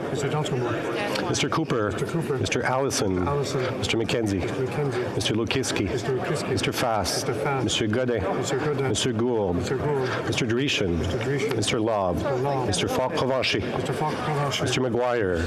Ms. Rude. Mr. Hallen. Mr. Macaulay-Edmonton West. Mr. Seaback. Mr. Shue. Ms. Sahota, Calgary Skyview. Mr. Yerdega. Mr. Diot. Mr. Shield. Mr. Vierson. Mr. Weber. Mr. Waugh. Mr. Kitchen. Mr. Benson. Mr. Lloyd. Mr. Davidson. Mr. Baldwin-Letty. Mr. Aitchison. Mr. Bragdon. Ms. Shin. Mrs. Jensen. Mr. Dalton. Mr. Dowdle. Mr. Duncan Stormont-Dunda, South Glengarry. Mr. Epp. Mr. Cram. Mr. Currick. Mr. Stanton. Mr. Leipert. Mr. Lawrence. Mr. Lewis Essex. Mr. Mazer. Mr. McLean. Mr. Morrison. Mr. Patzer. Mr. Reddycop. Mr. Ruff. Mr. Shipley. Mr. Soroka. Mr. Steinley. Mr. Tucker. Mr. Van Popta. Mr. Viss. Ms. Gladue. Mr. Trudeau. Mr. Macaulay-Cardigan. Mr. Sajan. Madame Joly. Mr. Blair. Mr. O'Regan. Ms. Haidu. Mr. Duclos. Ms. Qualtrough. Mr. Rodriguez. Ms. Freeland. Mr. Morneau. Mr. Champagne. Mr. Lemetti. Ms. Bennett. Mr. Bain. Ms. Monsef. Mr. Wilkinson. Mr. Miller. Ms. Chager. Ms. McKenna. Mrs. Schultz. Mr. Carr. Mr. Easter. Ms. Ratanzi. Mr. McKay. Ms. Groh. Ms. Fry. Mr. Regan. Mr. McGuinty. Mr. Scarpaleggia. Mr. Bagnall. Mr. Oliphant. Ms. Anand. Ms. Murray. Mr. Guilbeault. Mr. Holland. Madame Fortier. Mr. Garneau. Ms. Gould. Mr. Hussein. Mr. Mendicino. Madame Le Boutillier. Madame Bibeau. Mrs. Jordan. Mr. Vandal. Mr. Housefather. Mr. Fillmore. Mr. Casey. Mr. Dhaliwal. Mr. Dubourg. Mr. Aria. Mr. Badaway. Mr. Bertina. Ms. Vandenbell. Mr. Duguid. Mr. Lefebvre. Mr. Sanson. Mr. Fisher. Mr. Biddle. Mr. Amos. Mr. Vaughn. Mr. Lightbound. Mr. Lamoureux. Ms. Petpa-Taylor. Ms. Duncan, Tobago North. Mr. Algabra. Madame Bendayan. Mr. Varani. Ms. Demoff. Mr. Ananda Sangari. Ms. Hutchings. Mr. Beach. Mr. Shifke. Mr. Sims. Mr. Chen. Ms. Dillon. Mr. Drouin. Ms. Zerowitz. Mr. El Khoury. Mr. Erskine-Smith. Mr. Finnegan. Mr. Fonseca. Mr. Fragascados. Mr. Garrettson. Mr. Hardy. Ms. Young. Mr. Arsenault. Mr. Sheehan. Mr. Lauzon. Mr. Fergus. Mr. McKinnon-Gatineau. Mr. Fraser. Ms. Cara. Mr. Ellis. Mr. Vancouverden. Ms. Jones. Mr. Sorbera. Mr. Spangeman. Mr. Iacono. Mr. Johari. Ms. Khalid. Mr. Levitt. Mr. Long. Mr. Longfield. Mr. Maloney. Mr. May Cambridge. Mrs. McCrimmon. Mr. McDonald. Mr. McKinnon Coquitlam. Mr. McLeod Northwest Territories. Ms. O'Connell. Mr. Robillard. Mrs. Romanado. Ms. Sahota Brampton North. Mr. Saini. Mr. Sanga. Madame Martinez-Ferrada. Madame Brière. Mr. Essasi. Mr. Kuzmerichek. Mr. Sarai. Mr. Seri. Madame Shanahan. Ms. Sidhu Brampton South. Mr. Sekan. Mr. Tabera. Mrs. Zaid. Madame Mendez. Madame Lamropoulos. Ms. Yep. Mr. Rogers. Mr. Baker. Mr. Baptiste. Madame Bissett. Mr. Blois. Mr. Dong. Ms. Jazek. Mr. Callaway. Madame Koutrakis. Madame Lalonde. Mrs. Latanzio. Mr. Louis Kitchener-Conestoga. Mr. Pulaski. Mr. Sidhu Brampton East. Mr. Turnbull. Mr. Van Bynen. Mr. Weiler. Ms. Zahn. Mr. Zuberi. Monsieur Blanchette. Monsieur Sainte-Marie. Monsieur Terrien. Madame Normandin. Monsieur Fortin. Monsieur Bergeron. Monsieur Barsalou-Duval. Madame Gill. Madame de Bellefeuille. Madame Michaud. Madame Posé. Monsieur Thériault. Monsieur Plamondon. Madame Vignola. Madame Gaudreau. Madame Larouche. Monsieur Perron. Monsieur Beaulieu. Monsieur Boudria. Madame Chabot. Monsieur Savard-Tremblay. Madame Desbiens. Monsieur Champoux. Monsieur Blanchette-Jonca. Monsieur Lemire. Monsieur Brunel-Doucet. Monsieur Simard. Monsieur Trudel. Madame Bérubé. Madame Charbonneau. Monsieur Désilet. Mr. Singh. Mr. Massey. Mr. Julian. Ms. Ashton. Ms. Kwong. Mr. Boulris. Ms. Blaney, North Island, Powell River. Ms. Kakak. Mr. Duval. Mr. Cannings. Ms. McPherson. Mr. McGregor. Mr. Johns. Mr. Green. Ms. Gazan. Madame Hughes. Mr. Backrack. Mr. Davies. Mr. Garrison. Mr. Harris. Ms. Collins. Mr. Blakey. Ms. May, Sandwich Gulf Island. Mr. Manley. Mrs. Atwin.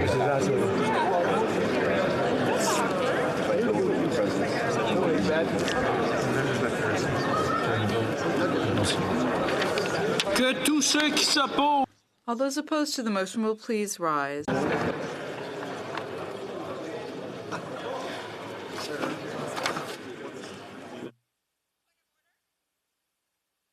The honourable member for Middlesex. Thank you very much, and I am calling this point of order because after your great explanation as to when a vote will and will not count, I have viewed people walking across the curtains after voting, and I'd like to call out the member from Cumberland Colchester for not remaining in her seat during that period of time. Thank you. The honourable member for Cumberland Colchester. Would she like to reply to that? Thank you, Mr. Speaker. I was in my seat when the vote was counted. They said my name. I looked at them, I nodded, and I sat back down. Thank you. Let me order.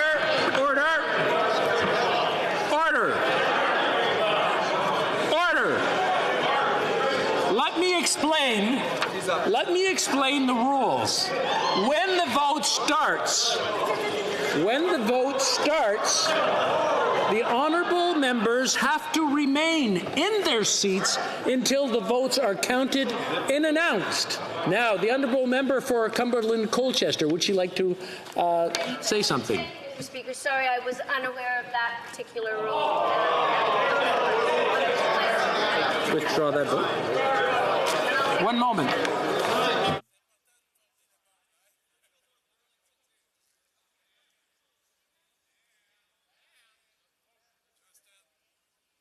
I saw that. Order. We will withdraw that vote. The votes will be withdrawn. Now, the honourable member for North Burlington. Mr. Speaker, I should have known better. I was getting up to let the member know that you have to remain in your seat for the entire time.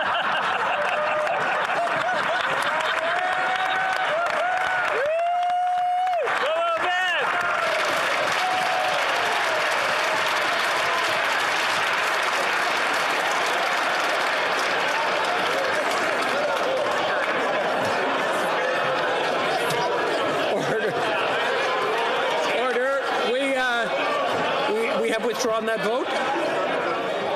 Okay, good. We've withdrawn that vote. The vote has not been announced yet, so I expect everyone to stay in their seats.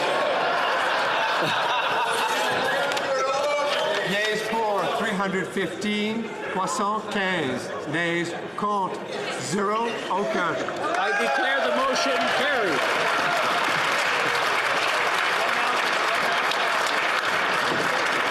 You can all get up and do what you have to do now.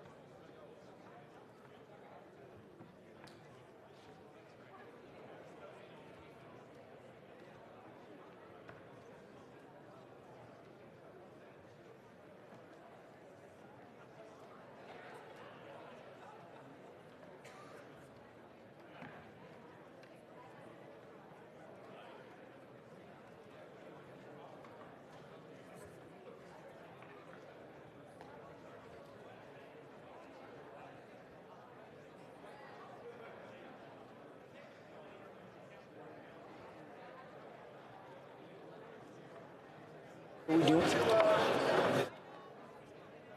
Oh, wait a minute.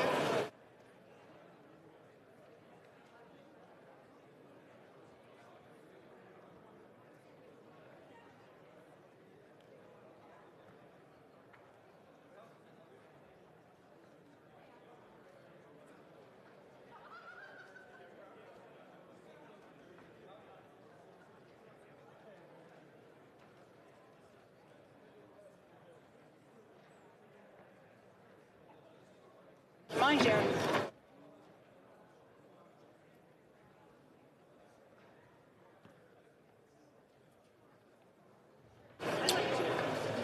Order. I wish to inform the House that because of the third recorded division, government orders will be extended by 11 minutes.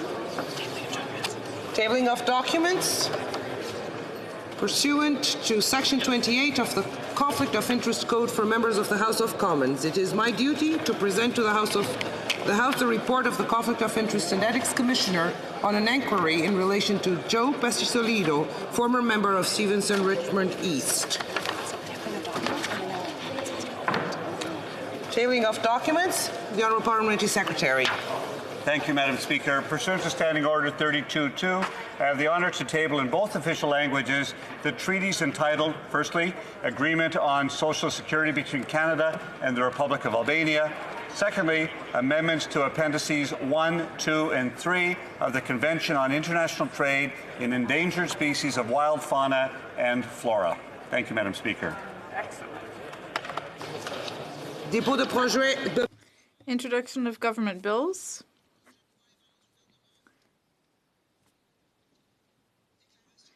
Statements by ministers. Reports from interparliamentary delegations. Présentation de rapport de... Presenting reports from committees. The Honourable Member for Brampton North. Madam Speaker, pursuant to Standing Order 104 and 114, I have the honour to present in both official languages the first report of the Standing Committee on Procedure and House Affairs regarding the membership of committees of the House. If the House gives its consent, I intend to move concurrence in the first report later this day. Introduction of private members' bills. First reading of Senate public bills. Motions. The Honourable Member for Brampton North. Motions. Madam Speaker, if the House gives its consent, I move that the first report of the Standing Committee on Procedure and House Affairs presented to this House earlier this day be concurred in. Honorable député a-t-elle le... Does the Honourable Member have the unanimous consent of the House to move the motion? La Chambre a... The House has heard the terms of the motion. Is it the pleasure of the House to adopt the motion? Motion. Adopted. Présentation de pétitions. Presenting petitions. Okay, the Honourable Member for... I have Calgary Shepherd and it's okay. The Honourable Member for Calgary Shepherd. Thank you, Madam Speaker. I have two petitions to table today from constituents. The first petition is regarding increasing taxes. My petitioners from my riding again are calling on the Liberal government to stop raising taxes on the middle class. And then they're also specifically asking for a rejection by the Government of Canada on all new tax increases and to leave more money in the pockets of the people who earn it. That is the first petition I'm tabling on their behalf. A second petition comes from more of my constituents. Again, these petitioners are asking for the repeal of C-48 and C-69. Again, they draw the attention of the House of Commons to the fact that Canada has lost 7,000 kilometers of proposed pipelines, well over 125,000 jobs have been lost, and $100 billion in investments. They're calling upon the Government of Canada to immediately repeal C-48 and C-69, the anti-tanker ban bill and the anti-pipeline bill. Thank you, Madam Speaker. The Honourable Member for Courtney Alberni. Thank you, Madam Speaker. It's an honor to table e-petition 2322 on behalf of residents of Nova Scotia. Madam Speaker, they're calling on the Minister of Fisheries, Oceans and the Canadian Coast Guard to require a portion of the existing Windsor Causeway be removed to return free tidal flow of the Avon River, like the restoration of the Petitcodiac River in 2010. This will allow recovery and protection of the Inner Bay of Fundy Atlantic salmon and its causeway listed American seal and their critical habitats, and it'll be in accordance with both species at risk legislation and the precautionary approaches recommended by DFO Science. Madam Speaker, they're citing this concern because they're concerned that the government of Nova Scotia is twinning Highway number 101, that they are looking at creating a second abattoir, and that they want to return that area back to a natural fish habitat, Madam Speaker. And so this is something that they're urgently calling on the government to pay attention to and address. Thank you, Madam Speaker. Dépôt de pétition, the Honourable Member for Fleetwood Port Kells. Madam Speaker, I'm pleased to table a petition E2297 signed by residents from across Metro Vancouver calling on the federal government to support traffic congestion relief through a permanent annual allocation of $3 billion across Canada, with $375 million per year allocated to our region. This petition was initiated by John Aldag, who continues to work for the people of Cloverdale, Langley City, whom he represented in our last Parliament. Metro Vancouver's always prepared with shovel-ready projects that will maximize the economic, environmental, and quality of life benefits from all our federal investments. Our West Coast ports are Canada's biggest, so anything we can do to improve the transportation network in Metro Vancouver improves the productivity of our ports, and that has benefits right across the country. The Honourable Member for Fleetwood. Sorry, Sherwood Park, Fort Saskatchewan. Thank you, Madam Speaker. I'll try to speak more often, and that way members will know the constituency name. Two petitions to table today in the House. The first is on the issue of forced organ harvesting and trafficking. It was signed in support of bills that went forward in the last Parliament, Bill C-350 and Bill S-240. S-240 got unanimous support in both houses of Parliament. Unfortunately, it wasn't the same version, so it was not adopted. Petitioners no doubt hope that a similar bill will be passed and finally make it into law in this Parliament. The second petition that I'm tabling today highlights the particular challenges of Pakistani Christians in terms of the persecution that they face, and the challenges of Pakistani Christian asylum seekers in Thailand. It calls for the Government of Canada to take this matter up urgently with the Government of Thailand, urge the protection and humane treatment of Pakistani asylum seekers, saying these asylum seekers must be provided the opportunity to apply for refugee status with the UNHCR and for resettlement without being arrested, detained, or deported. Thank you. Petitions, the Honourable Member for Saint-Nicolas. Madam Speaker, it's an honor to rise today to table a petition about the Tech Frontier project. Petitioners ask the House of Commons to take note of the enormous greenhouse gas contribution that would occur if Tech Resources Limited Frontier Mine were approved. It would produce 260,000 barrels of bitumen a day.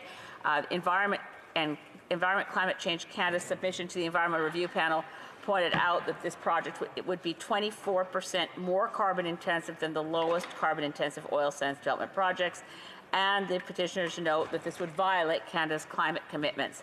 The petitioners call on the House of Commons in Parliament assembled to reject Tech. Presenting petitions, the Honourable Member for Kingston and the Islands. Thank you very much, Madam Speaker. I have a petition today signed by 148 residents of my riding in Kingston and the Islands who are bringing attention to the fact that 9 Mile Point Lighthouse, the oldest operating lighthouse in the Great Lakes that was built in 1833 on Simcoe Island, which is off of Wolfe Island in my riding. They're calling to the attention of the government the need to preserve this, and the petitioners are asking that the government halt the divestiture of 9 Mile Point Lighthouse on Simcoe Island. and to call upon the government to engage with the local 9 Mile Point Lighthouse Preservation Society to set up historical plaques, fencing, and other minimal tourism amenities so that its ongoing ecotourism, educational and cultural celebrations can continue for many years to come, and to highlight this very important lighthouse on the Great Lakes. Thank you. Presenting petitions, the Honourable Member for Fredericton. Thank you, Madam Speaker. I have the honor to present a petition on the climate crisis. One, a Made in Canada Green New Deal, the first initiative before the House of Commons which calls on Canada to take bold and rapid action to adopt socially equitable climate action to tackle the climate emergency and address worsening socioeconomic and racial inequalities at the same time, while ending fossil fuel subsidies, closing offshore tax havens, and supporting workers impacted by the transition, and creating well-paying, unionized jobs in the shift to a clean and renewable energy economy.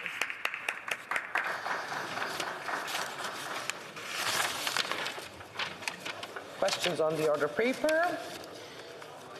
The Honourable Parliamentary Secretary. I would ask that all questions be allowed to stand at this time, please.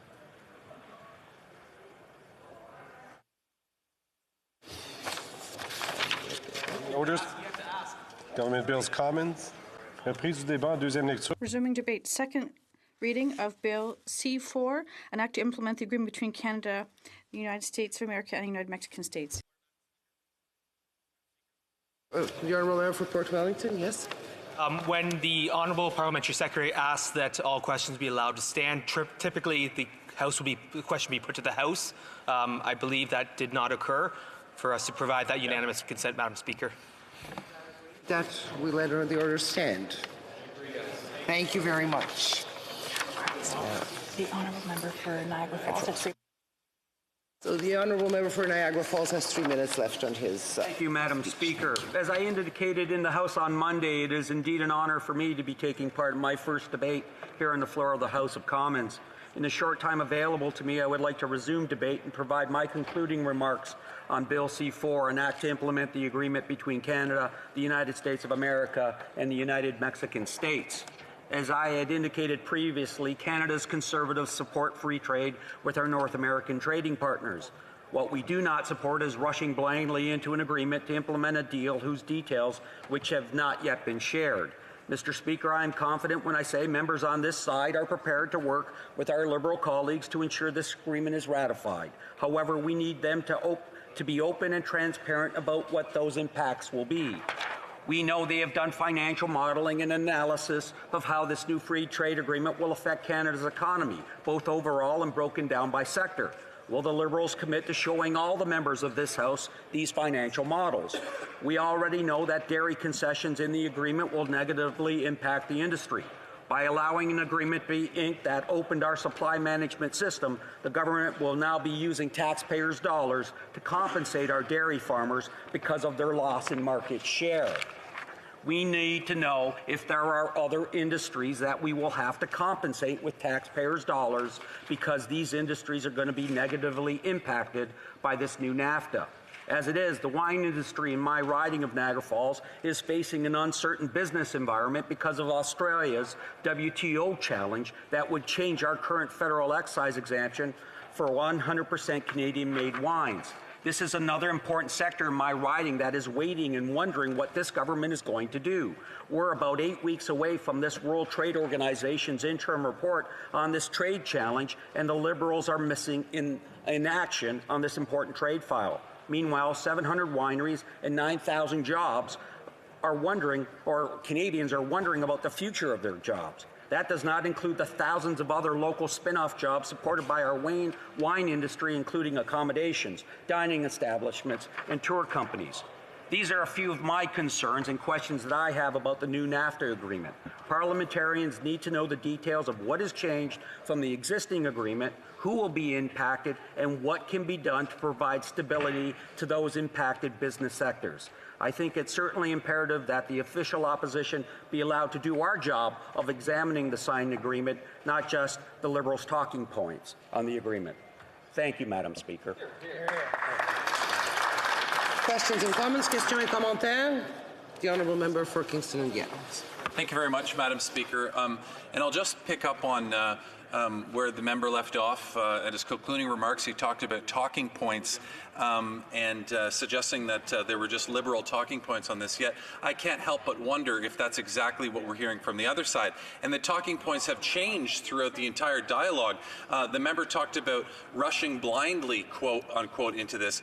I mean, I'll give him the benefit of the doubt that maybe he wasn't around to hear the discussions a couple years ago, but the leader of the opposition was at times, Madam Speaker, basically saying, you need to just make any deal and take any deal that Donald Trump will give you. We need a deal on the table and sign now. But the reality of this situation is that we fought hard for the protection of Canadian workers. We fought hard for a good deal, and what we've seen come out of this is exactly that. So I'm wondering if the member can explain why it is that he's now suddenly talking about rushing blindly into this when the Conservatives' position at every stop of the way has been, why aren't you getting us a deal? You need to make a deal right now. The honourable member, can I remind members that we do not call each other names in the House?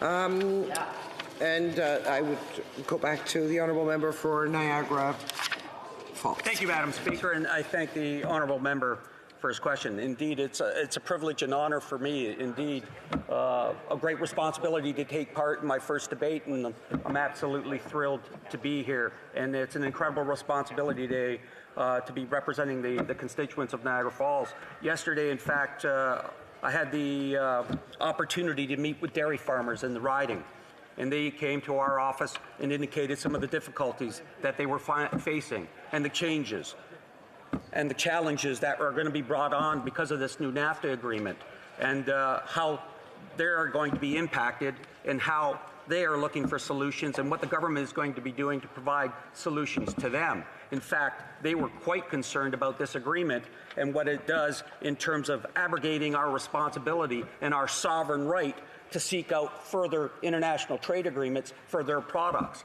And so that is a great concern. We need to know more from what the government is proposing. So again, some of those economic impact studies, so that we can see what else needs to be what other industries need to be worked with, and how we can work together to ensure that they are provided with some stability because of this agreement. Thank you, Madam Speaker. Questions et commentaires? Questions and comments? The honourable member for Windsor West. Thank you, Madam Speaker. Where I come from in Windsor, Ontario, we've seen the decline of the auto industry. In fact, the original free trade agreement, Canada went from number 2 in the world in automotive assembly. Now we're 10th, and we've lost thousands of jobs. With this new agreement, there are some auto parts of it, but I'm wondering what the Conservative Party position is with regards to a national auto strategy. Without a strategy, we continue to lose more jobs and investment. In fact, it's been over a decade since Canada actually had a greenfield production plant. In fact, most recently, the General Motors is closing out in Oshawa, but they just even recently announced a battery facility and plant in New Car in Michigan. So my question is to the Conservatives with regards to the auto industry.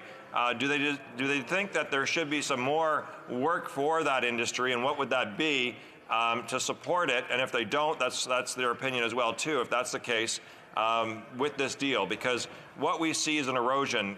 Quite frankly, Madam Speaker, Detroit alone has received upwards of $16 billion of auto investment in the last few years, whereas all of Ontario has only received $6 billion over the last 6 years, and most of that being retooling, even under the previous Conservative government. So I would just ask the Conservatives whether or not they believe the auto sector deserves more than just a trade deal. For Niagara Falls. Thank you, Madam Speaker, and I thank the honourable member for his question, and I look forward to working with him on not only this matter, but other matters as we proceed over time. I thank him for the question with regards to the auto sector. It is an important component and aspect of our regional economy. In fact, I can say to the member, I was lucky enough and fortunate enough when I was a university student to work at our local St. Catharines factory for 4 summers. It actually put me through university at one time, and during that time, and the member probably knows this, we actually had 3 auto manufacturing plants in that St. Catharines area, all going 3 shifts and working in full employment.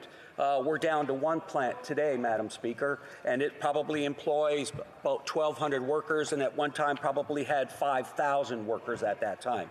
So it's a great concern. This agreement, I worry about the aluminum situation. And aluminum... To resume debate, to the honourable member. Reprise du débat, resuming debate. Member for Kingston and the Islands. Thank you very much, Madam Speaker, and it's an honor to rise today to speak in what hopefully will be one of the last debates regarding the new NAFTA deal before we have an opportunity to officially conclude this and get on with this new deal. And I think that it's important to talk about NAFTA 2.0 or CUSMA or USMCA or whatever we're calling it as an opportunity to modernize the relationship that we have with these two very important countries that we've come to rely on and that we've come to work with very well over the last number of years. And I say modernize because the global world of trade has changed so much, even just in the last 30 years or so since this agreement was originally put in place. And so today, Madam Speaker, I'm going to focus my comments on this theme of modernization and specifically talk a little bit about the auto industry and the aluminum industry as it relates to that, and the environment and the additional measures that have been put into this agreement as it relates to our environmental protections. And so, Madam Speaker, I start off talking about the concept of modernizing this agreement because I think back to my riding, and I have a number of different manufacturers in my riding that rely heavily on an agreement, a free trade agreement with the United States and Mexico for reasons that can get quite complex at times because of how complex and intertwined supply chains are. And the auto sector is one of those. No longer do we live in a world where an automobile is completely manufactured and all the various different parts are manufactured within a region and they're assembled right there in that region or in that municipality or that jurisdiction. What a lot of people probably don't realize is that 80% of the nylon that goes into airbags in vehicles actually comes from my riding. It's a plant, it's Invista, which is a global plant, but there is a plant in my riding, and 80% of all nylon in airbags that are put into vehicles that are assembled and manufactured in North America actually comes from my riding. And so think about this for a second, Madam Speaker.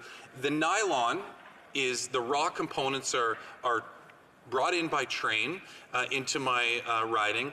They are used to create the nylon. The nylon is made into the rolls, and then the rolls are then taken, and they probably go to somewhere else, maybe in the States. And then it's probably transformed into the bag. And then the bag is moved to another part in this trilateral agreement, another country. And then perhaps it's moved back again. And the same concept applies to aluminum and applies to so many other different industries. So the supply chain and how things work in terms of the auto industry, and many industries for that matter, have advanced so much that we rely heavily on having a trade agreement that allows the different materials to move back and forth between different countries. And that's why I'm really glad to see that a lot of the component of the new agreement focused on auto, and that we're seeing at the end of the day that the deal that was accomplished is one that really takes into account the car sector, and in fact is a good deal, a very good deal for the Canadian car sector. And that's where I'll kind of link to aluminum because of the effects that the aluminum industry have on the auto sector and vice versa. What we never had before, Madam Speaker, as it related to aluminum specifically, was any particular requirement of aluminum going into vehicles that are manufactured and assembled in one of the three countries, having a requirement as to where that aluminum needs to come from. And so now what we're seeing for the first time is some real measures. 70% of the aluminum that goes into vehicles that are assembled and manufactured in Canada, the United States, or Mexico, 70% has to come from within that region. And it's very good for our aluminum sector in order to make sure that we are not receiving aluminum from other countries that are literally just dumping it into our market. And it's going to make sure that we continue to have good jobs for Canadians long-term into the future, and so that we can continue to supply that aluminum right from our own individual jurisdictions and the 3 countries that are involved in the agreement. And I would also say that as it relates to the aluminum, Madam Speaker, I have another plant. I talked about Invista and the nylon facilities that they had, but another one which is Novelis. And Novelis operates an aluminum plant in my riding. I had the opportunity to talk to them on a number of occasions, in particular when the aluminum tariffs were brought in by the U.S., over the anxieties that were being felt. But just to give you another example of how this works with aluminum. So a lot of aluminum is mined, for this plant in particular, is mined from Quebec. It's then brought from Quebec, brought into the States, northern New York, where it is then cold pressed, or hot pressed, I believe, and then it moves back across the border a second time into Kingston, Ontario, my riding, where it is then cold pressed. And that's just to get the aluminum into a roll. And so from that point, it's going to then move back and forth between borders as it changes hands and as products are actually produced as a result of the aluminum that is mined and refined in these various different stages. So that's why I find that it is so critically important that in order to maintain the supply chains and put confidence in investors, so these plants that want to establish and build a plant on one side of the border or another, that we make sure that the confidence is put in place for them by making sure that an agreement like this is put in place over the long term. The last thing I want to talk about as it relates to the modernization of this agreement, Madam Speaker, is the environmental protections and the environmental standards that are put into this agreement. You know, back in 30 years ago when the original NAFTA was being created, there wouldn't have been much emphasis on the environment and the concerns as it relates to environmental impact. So having the opportunity to go through this agreement again and to update it and to modernize it gives the opportunity to make sure that, in particular, to make sure that environmental components are built into it. We in Canada take the environment extremely seriously. We realize that there are obligations for us to live up to in terms of our mitigating our environmental impact, but we also realize, Madam Speaker, that we can't do it alone. If Canada's the only one trying to do this, we're going to run into a situation where it's going to become uncompetitive. And when you have a free trade deal, you need to make sure that the rules are the same on both sides. And in this case, when it comes to the environment, it is extremely important to make sure that the rules that are in place are fair, and we're treating the environment roughly the same on both sides of the border and those environmental protections. And so that's why when we see things put in place like making sure that there is an entire chapter in the agreement on the environment, which actually replaced some side agreements that existed, we're looking at things like upholding air quality and fighting marine pollution. Making sure that we have commitments to high levels of environmental protection that are extremely important in these trade agreements, and that at the same time we're protecting workers and our planet from potential environmental impacts. So making sure that these things exist. So, you know, I know my time's starting to run out, Madam Speaker, but if I can just recap on this, you know, this is why I'm highlighting that, you know, perhaps it wasn't something that we particularly wanted in the beginning. It's not something that we sought out, but it actually turned out to be a pretty good opportunity for Canada to modernize this agreement and to fix some of the problems with it, to update it to the current standards of where we were in terms of free trade agreements. And I think, and I know that at the end of the day, after the hard work that had been done by this government, and in particular the minister who was responsible previously, the hard work that had been done to not just accept any deal, but to make sure that we got a deal that was good for Canada, good for our values, good for our employees and our workers. That is what we saw at the end of the day here. And I'm extremely proud to stand with that minister and with this government in support of this agreement. We have a modern agreement that is up to date and that lives up to many of the standards that we demand now that we may have not 30 years ago. And so I'm extremely proud of this, and I really hope that this is something that can be ratified and adopted by this entire Parliament unanimously, and I really hope that we can get to that place. Thank you, Madam Speaker. Questions et commentaires, questions and comments. The honourable member for Calgary Shepherd. Yes, I'm getting there. Thank you, Madam Speaker. I'd like to thank the member for his contribution so far to the debate, but he said modernization of an agreement, but I don't see anything in here about the Buy America provisions that the United States government often uses in its public procurement, especially to prevent Canadian bidders. I don't see a softwood lumber component to it, and I think what's most egregious to me is in an agreement that we say is modernizing, Chapter 16 doesn't have the inclusion of other professionals that could travel across the border more easily. I mean, sure, the agreement has been changed, new NAFTA we can call it, but to call it modernization, I wonder if the member shares my concern that to call it modernization, I think is to go too far if we're not making sure that the labor provisions in here are as broad as possible to allow more Canadians to be able to work across the border when their job requires them to. Honourable member for Kingston and the Islands. No, I disagree, Madam Speaker. I don't think that it's going too far. As I indicated in my speech, there are a lot of components of this that have been modernized. I focused on 3 of those in particular, and I know the member has drawn to the attention of the House through his question, perhaps some other ones, and I would love to get into those details and to look a little bit further into that. I focus on 3 particular ones, but I will say, as it relates to labor, this particular deal, has been endorsed by labor unions throughout Canada. So people are happy with the direction we're going. We realize that there was a lot on the table. Sometimes we get a lot of what we want. Sometimes we get a little bit. Sometimes we make concessions. That's the whole concept to a deal. Commentaire, l'honorable député. The honourable member for Lac-Saint-Jean. Thank you very much, Madam Speaker. Well, we can agree on one thing, my colleague and myself, and that is that the deal had to be updated.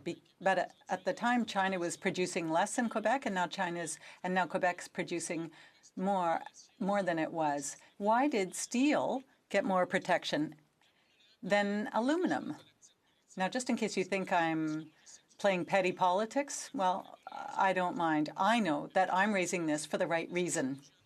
Now, there is a delegation that came all the way from Saguenay-Lac-Saint-Jean, aluminum workers, stakeholders, municipal representatives. They came here to express their dissatisfaction about aluminum. So my question to my colleague is this. Does he think that those people aren't intelligent enough to understand what's in the agreement? Sorry, Madam Speaker, I didn't realize that you had recognized me. To my colleague, I would never suggest that anything that he brought to this House would be petty, and I would suggest through you, Madam Speaker, that his concerns are valid, any concern that's brought to this House. But I would say, Madam Speaker, as it relates to aluminum specifically, and I have a riding that has a lot of Quebec aluminum that comes into it. So I am very concerned about the impact that aluminum that this has on the aluminum sector. But we now have where the majority of aluminum goes into automotive vehicles. In the agreement, the requirement that 70% of it must come from within the trade jurisdiction. It was 0 before that. So there are massive improvements in terms of ensuring that a certain amount of aluminum it remains and is sourced in Canada. But I think, on this topic, the president and CEO of the Aluminum Association of Canada said, and I quote, "We think that USMCA is the right way to go." End quote. Questions et commentaires, questions and comments. The Honourable Parliamentary Secretary. Merci beaucoup, Madame la Présidente. Thank you, Madam Speaker. I have a question for my colleague. And it's to pick up on what the member for Saguenay-Lac-Saint-Jean said. Aluminum is very important. Aluminum from Quebec is very important. And I know that my colleague has shown that Quebec is a source for aluminum that has been exported to the States and that has come back to his own riding. I'm wondering if he could talk about the role of aluminum in Quebec and how important it is. For Kingston and the Islands, very quickly. Thank you very much, Madam Speaker. I think it is extremely important to the economy. That is why it is one of the reasons why this government focused so heavily on making sure that it could maintain, it could make sure that it had a good place in the agreement, so that we could maintain to use that resource from Quebec, and we could continue to make sure that that economic activity remained robust. Reprise du débat, resuming debate. The honourable member for Calgary-Shepherd. Thank you, Madam Speaker. So I'll start by saying that I want to say thank you to my constituents again for sending me here for a second term to represent their interests and their passions as well. I really believe that political parties are a way that people organize their passions around, whatever side of the House that we're on. We're motivated by doing the best thing for our communities.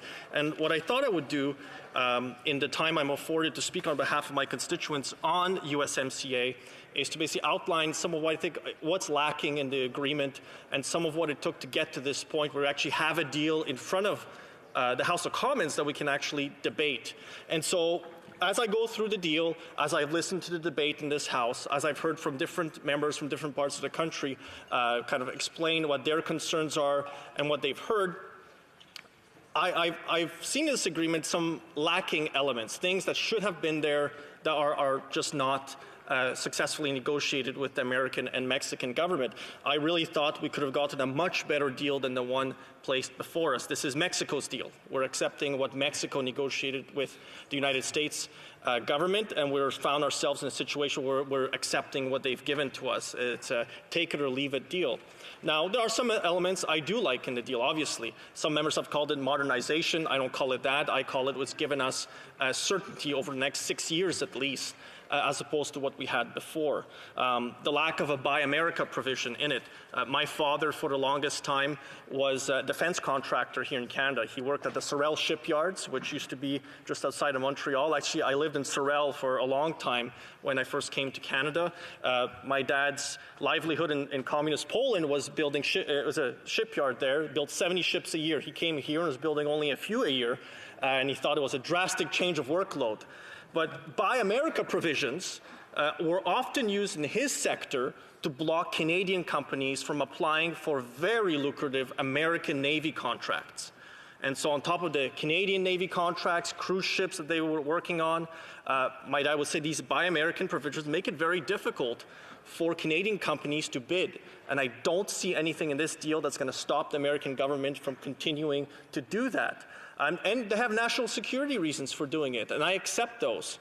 But we still should have been able to negotiate on it, because these contracts, large shipbuilding contracts, as we've seen in Canada, are much larger in the American context, where you're talking about building dozens upon dozens of vessels over just a few years' time span. The next provision I think would have been really important to have in here is something on forestry for softwood lumber. Again, we have a forestry industry, and again, I worked for Alberta Forestry for a while. I worked for the Minister of Sustainable Resource Development there, and we were responsible for the forestry sector. And we would track, the price of an OSB piece of wood and construction in America, because it was so important to be able to export to the American market. And again, I don't see that here in this deal.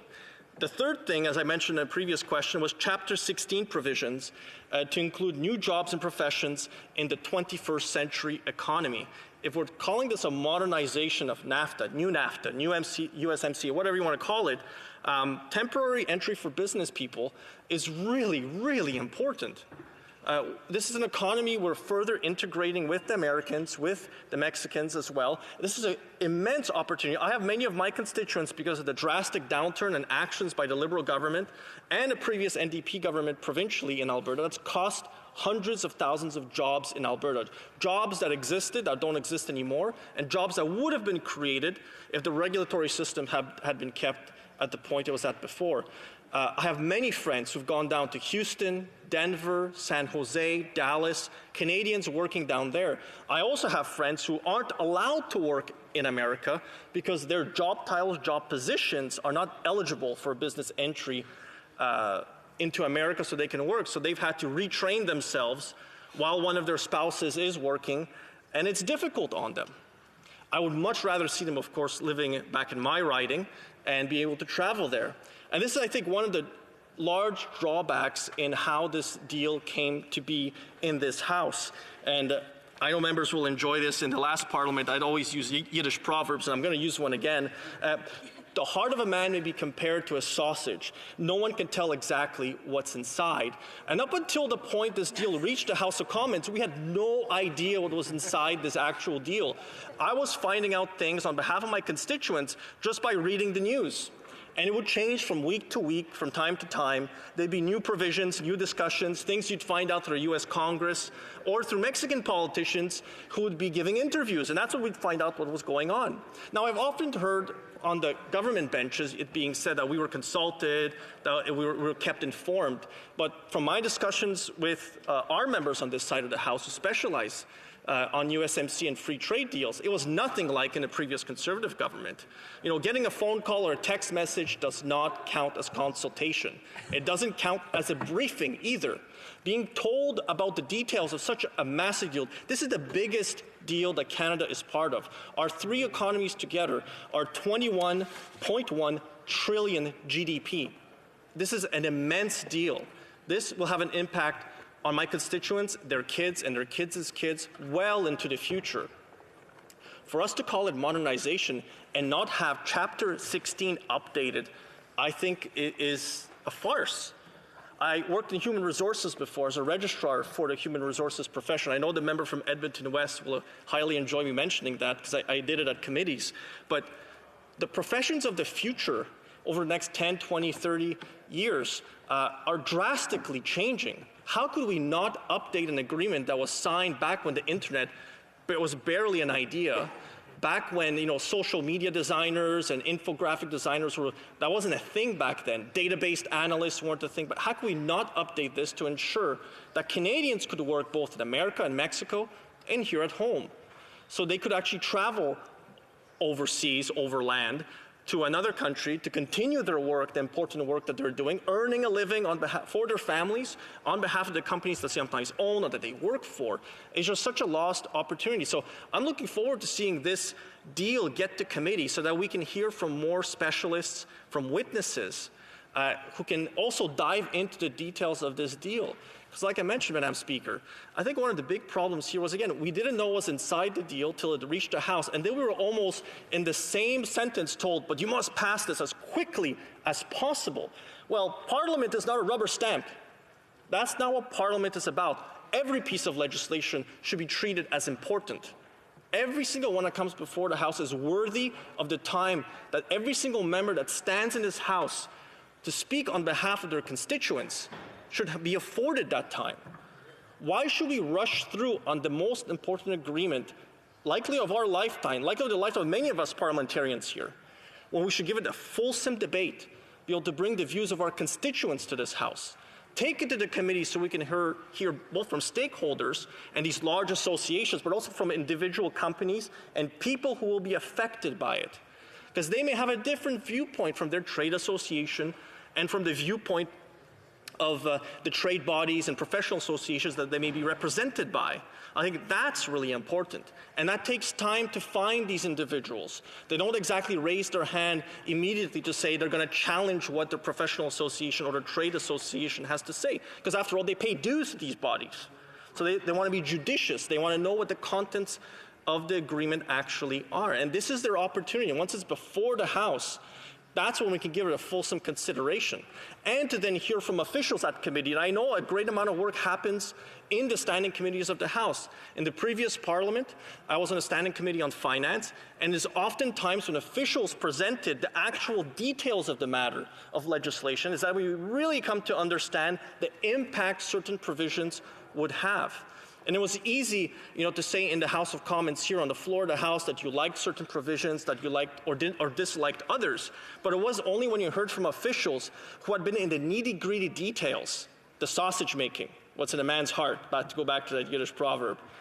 That's when you knew what was actually inside it and what was being done. So, Madam Speaker, I think it's important that we take the time to give this bill its full consideration. This deal is important. 21.1 trillion of GDP is being considered by this House of Commons and then by the Senate. And what I don't want to see done here is that we rush through this work and give the Senate a bill that we haven't fulsomely considered in the all due time that we're afforded here. And every member who wishes to speak should be afforded that time because they represent their constituencies. The people that sent us here don't expect us to rubber stamp. We're not slot machines. I used to say that quite often in the previous parliament when time allocation was moved. We are not slot machines. That is not the role of parliamentarians. We're here to debate. It's the very meaning of the word parliament, parlementon. That's what this is supposed to be about. So I get to hear viewpoints from other members, and I learned something from other members too. I didn't know that the member for Kingston and the Islands had aluminum producers in his riding. I don't have them in mine. I have a foundry in my riding, one of the very last foundries in Alberta. So thank you, Madam Speaker, for the time you've been afforded, and I look forward to the questions and comments. Comments, questions et commentaires? L'honorable secrétaire. The Honourable Parliamentary Secretary. Madam Speaker, and I think it's important to recognize that this is not a new debate. It's not like we've only been talking about trade between Canada and Mexico and the USA for the last 1 or 2 or 3 or 4 or 5 months, virtually since the last presidential election. Well over 2.5 years ago is when we started to talk about this debate. And I think Canadians from all regions of the country came together, provided all sorts of input. We had the best of negotiators in the world representing Canada. We had a government with a very proactive trade attitude working on this file. Even after the agreements were all signed off, the Deputy Prime Minister, I believe, offered to all opposition leaders the opportunity to get a full detailed debriefing of what's taken place. To try to give an impression that here's the bill, no one knows anything about it, is probably a stretch. One of the reasons why we have a wide spectrum of support, whether it's labor, business, nonprofit, governments, everyone seems to be on side because they recognize the intrinsic value of that $2 billion every day of trade that takes place just between Canada and the U.S., let alone the multi-trillions in terms of the GDP, as the member has pointed out. Would he not agree that over the last 2.5 years, Canadians have been engaged in voicing their opinions on this very important agreement? For Calgary-Shepherd. Thank you, Madam Speaker. So to address the points, sure, we've been debating free trade, the concept, but not the details, the sausage itself. Back to my Yiddish proverb once more. The details is where it's most important. That's when we reveal what's actually been debated in the past. British parliaments, Westminster parliaments, have been debating free trade at various degrees since 1834 in the Corn Laws debates that founded the magazine The Economist, was founded for the purpose of fighting the Corn Laws, was an issue of free trade. You can debate free trade, sure, and have a public debate outside of this chamber, but the details of the actual agreement before us have only been presented in the last few weeks. Commentaires, questions and comments? The Honourable Member. For Rimouski, Témiscouata, et Jette-les-Basques, no, I'm sorry. Abitibi-Témiscamingue. Thank you very much, Madam Speaker. I was interested in what my colleague from Calgary-Shepherd had to say when he was talking about how important it is to be able to assess each and every one of the measures contained in the New Deal. He also talked about softwood lumber. That's something I'm concerned about. I'm in a riding where the forestry industry is very important. The current trade deal does not provide any solution for this ongoing conflict. What would the member propose in order to resolve this softwood lumber issue? Thank you. Thank you very much, Madam Speaker, and I'd like to thank the member for his question. And he's right. There is nothing in this new NAFTA deal on softwood lumber. I would have liked to see at least a mention, a chapter on it for forestry workers, for workers in this entire sector. It's a very important issue as well in Northern Alberta. I represent a riding in Calgary. However, I don't necessarily have a forestry sector in my own riding. However, I think there should have at least been a chapter in the new NAFTA deal in order to make sure that workers in that sector have an opportunity to compete for projects in the United States, for example, and have an opportunity to export a first-class product. Some comments? The Honourable Member, I'm sorry. For Eskimo Saanich Sooke. Thank you very much, Madam Speaker, and welcome to the chair. My question for the honourable member is certainly about trade deals in general, and I guess from my perspective is we look at this deal and we can see that there are some improvements in this deal, mostly brought by Democrats in the United States, not by the Liberal negotiators. So we got rid of proportionality, we got rid of investor state provisions. There are some things that are clearly of concern, like dairy on Vancouver Island and the protection of dairy and protection of the aluminum industry in Canada. But my real concern is what happens in trade negotiations in Canada is in this House, we only get the deal finished at the last minute to comment on. So would the member agree with me that what we really need in Canada is a better process for involvement of parliamentarians at an earlier state in trade negotiations? Very brief answer from the member from Calgary-Shepherd. Thank you very kindly, Madam Speaker. So I'm always in danger if I agree with an NDP member, it might start a trend. So I'll say yes, but with conditions. It says, sure, it'd be nice if we were involved earlier in the process. And if he looks back to debates in past free trade agreements, this Parliament and many centuries now, that's been debated by different parliaments that yes, members of Parliament should be more involved earlier in the process. Debate, reprise du débat, the honourable member for Surrey Newton. Thank you, Madam Speaker.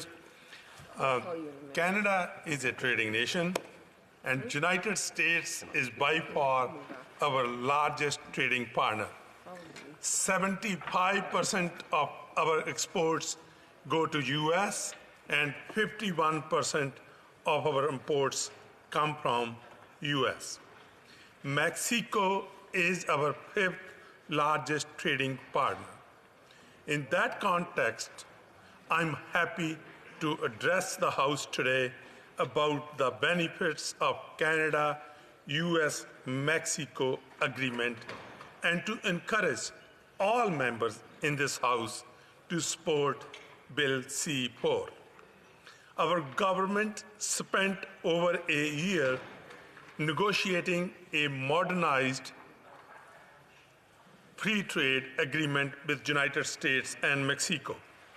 Our goal was to negotiate a deal that was good for Canadian workers, good for Canadian businesses, and good for communities across the country. We negotiated a deal that protects Canadian jobs, creates more opportunities for Canadian workers and their families, and ensures the growth of our economy. Hear, hear. From farmers in Alberta to auto workers in Windsor to entrepreneurs in St. John and Surrey, the new NAFTA will benefit Canadians in every corner of the country. The agreement we were able to achieve is particularly impressive given the challenge we faced at the outset. We have made the best of a challenging situation because no other outcome was acceptable. Trade between Canada and US is of vital importance, and we were dealing with a US president who said NAFTA was the worst trade deal in the history. And Madam Speaker, he was determined to tear it up, and he slapped tariffs on our steel and aluminum. But we did.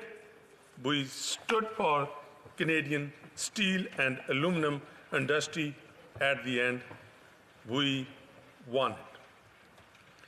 Canadians had every reason to be worried about all this, and the fact that we have a deal is a testament to Canada's determination and patience. This will be the third major trade agreement signed by our Liberal government. The Trans-Pacific Partnership and the CETA are the other two. The ratification of CUSMA will put trade uncertainty behind us, and this is big win for Canada. Such a big win, Madam Speaker, that even the Premier of Ontario is on board. provincial and territorial leaders have urged all federal parties to ratify CUSMA and have warned against playing political games.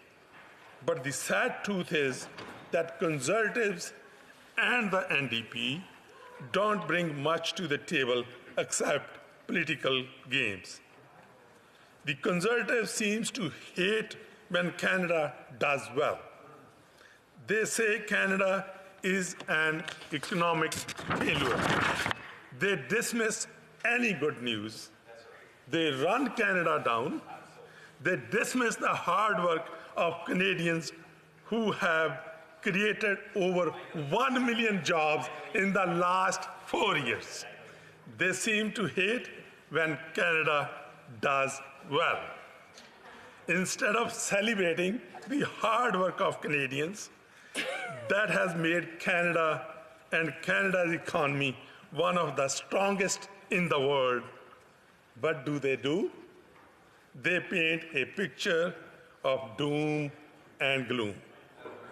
I encourage the members opposite to stand up for Canada's future, to be proud of Canada's accomplishment, to celebrate that we have achieved together, and to ratify CUSMA.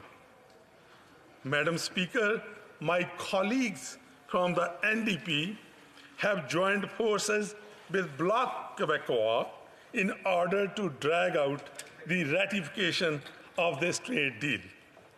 I'm not sure why they want to drag things out, but I'm sure that the deal before us is the deal we have. No stalling tactics of delay will change that. And much like the Conservatives, they dismiss the good things that were achieved in CUSMA. I would think that the NDP and the Bloc would recognize that this deal is progressive trade in action. It has the strongest labor and environment chapters ever to be included in the trade agreement. It removes the investor-state dispute settlement provisions of NAFTA, a key demand of the NDP. And CUSMA has strong protection for women and for indigenous peoples. I'm not actually sure why the NDP want to delay the implementation of these progressive reforms. We should work together as colleagues, put Canada and Canadians first, and get this important bill passed without delay. In December, Canada signed an amending protocol that makes significant improvements to CUSMA.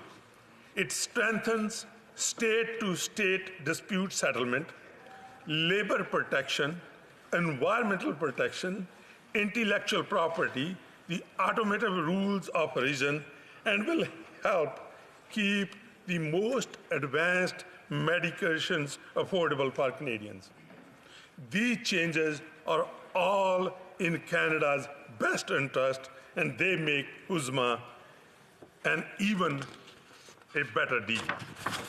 For residents of my constituency of Surrey Newton and all of British Columbia, it means access to the US market and the $20.3 billion worth of exports for BC that sends to US every year. It means stability for BC workers in lumber, oil, and processed food sectors. It means BC's agriculture goods continue to benefit from duty-free access for nearly 89% of US agriculture tariff lines and 91% of Mexican tariff lines, and protects the $2.1 billion in BC exports to the US market. CUSMA preserves NAFTA Chapter 19 that gives Canada access to an independent and impartial process to challenge U.S. or Mexican anti-dumping and countervailing duties. That is good news for British Columbia's softwood lumber industry and their $4.3 billion in U.S. exports. Madam Speaker, in the previous Parliament, I had the pleasure to sit on the International Trade Committee with former MP Linda Lapointe from Quebec. During a trip to Washington, we met with U.S. negotiators, and it was Linda who maintained that the culture exemption component be kept. At that time, U.S. negotiators were not concerned about this issue, but this is very important for French language in Quebec and cultural industries throughout Canada. Madam Speaker, CUSMA is the result of a long, difficult, and challenging negotiation. We made it through, and we have a deal before us that will help Canadians build a better Canada. Let's pass it and let them get to work. Thank you very much, Madam Speaker. Questions et commentaires, questions and comments. The honourable member for Dauphin, Swan River, Thank you, Madam Speaker. Thank you. Thank you, Madam Speaker. I've heard two members of the opposite mention the word environment and how this agreement is going to save or better the environment. What specifically can the member tell me in this agreement is going to make the environment better in any type of agreement moving forward? What is different than what was from before, and what specific item in the environment is being saved? Sorry, Newton. And thank you for the honourable member for a great question. Madam Speaker, this is different, is the new NAFTA has a new enforceable environment chapter included in CUSMA, and this replaces the separate side agreement. And it holds air quality and fights marine pollution. We believe that the commitments to high levels of environment protections are an important part of the trade agreement, and this protects our workers and it protects our planet. Honorable député de Lac-Saint-Jean. The honourable member for Lac-Saint-Jean. Thank you, Madam Speaker. I want to thank my honourable colleague for his enthusiastic speech. Unfortunately, the honourable member said that the new NAFTA would provide new job opportunities to Canadians and, by extension, Quebecers. But we've been told that aluminum workers and local stakeholders from the regions, and they said that there are 60,000 jobs that are under threat in Lac-Saint-Jean and the region. So that doesn't really look like great job opportunities to me. I'd like to ask my honourable colleague, because earlier he implied that we were paying petty politics, but I'm just fighting for my constituents. So I'd like to ask the honourable member if anyone in his riding, talked about 60,000 potential job losses, and if they did, would he be so enthusiastic? Thank you, Madam Speaker, and I would like to thank the honourable member from Bloc Québécois. And Madam Speaker, in my constituency, from one corner to the other, every business person that I met and every worker that I met, they supported this deal. And how it's going to help Quebec is by preserving $57.3 billion in exports to U.S. from Quebec. It preserves the culture exemptions, and we preserved supply management when the U.S. was calling for its complete dismantle. Madam Speaker, this is a great deal for Quebec, and this is a great deal for Canada. Questions and comments? The honourable member for Eskimo-Saanich. Well, I listened to the honourable member speak with a great deal of interest, I'm perplexed by his argument that the NDP and the Bloc somehow had joined together to block progress in this bill. What we've asked for is simply a full debate on this bill. So my question to the member is, since he's concerned about how we move forward in this, does he not agree with me that if Parliament had been involved at an earlier stage, if the government had come to Parliament and presented its negotiation goals in this free trade agreement, so we could have had a discussion of that as a Parliament, and had presented reports on the economic impacts of this deal long before the present, that we would in fact be able to move quicker at this point. So does he agree with me that we need a better process for involving Parliament in trade deals? Member for Surrey Newton. Thank you, Madam Speaker, and I want to thank the honourable member from Esquimalt, Saanich and Souk for his intervention. And I agree with member on one aspect, that we can always do things differently and do things better. And that's never been said no by the Prime Minister and any member on this side. But I want to remind the honourable member that we worked well with Teresa Townsley when she was on the International Trade Committee, and that is why this deal is good for the NDP, and because this has a stronger labour and environment chapters, labour value content that levels the playing field. This removes the ISDS, that is very important to NDP, and protection for women and indigenous peoples. And this is why I would request the honourable member from Esquimalt, Saanich, Souk to ask his party to support this bill and make sure that people from British Columbia and his riding benefit from it. Bravo.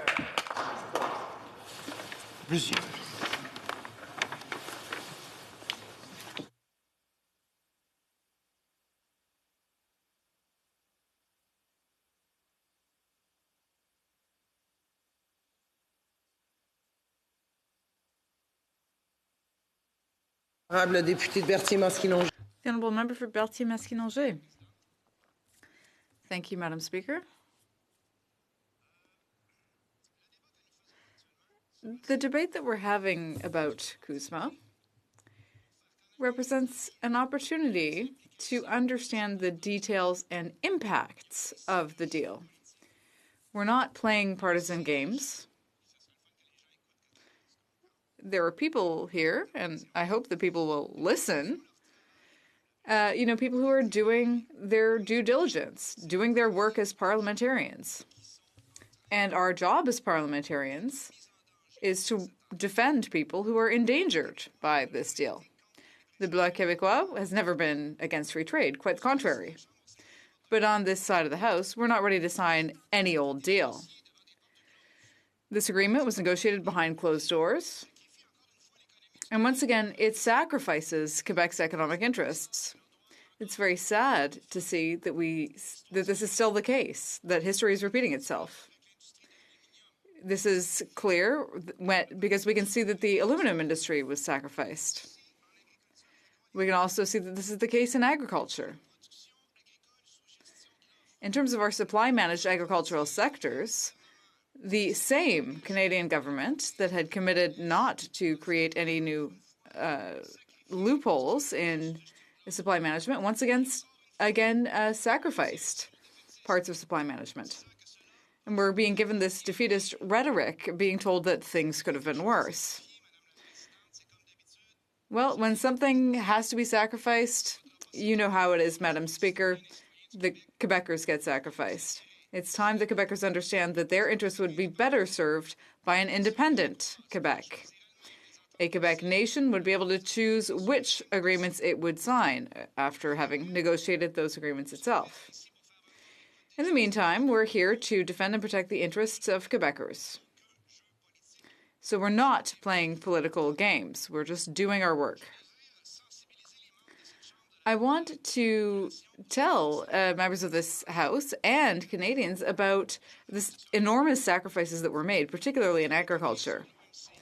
Everything started with the creation of the WTO, which replaced the GATT, and in subsequent negotiations, foreign countries asked for either supply management to be eliminated or they asked to get more market share. A number of times, the Canadian government assured us that it would not touch supply management. And we can still hear them talking about that.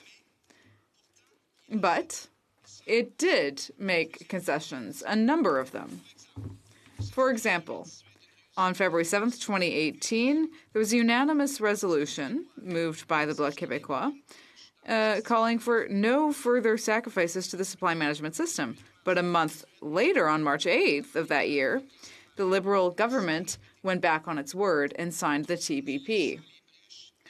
And they left the concessions that had been requested by the U.S. in the TPP, even though the U.S. had withdrawn from the TPP. Hard to believe.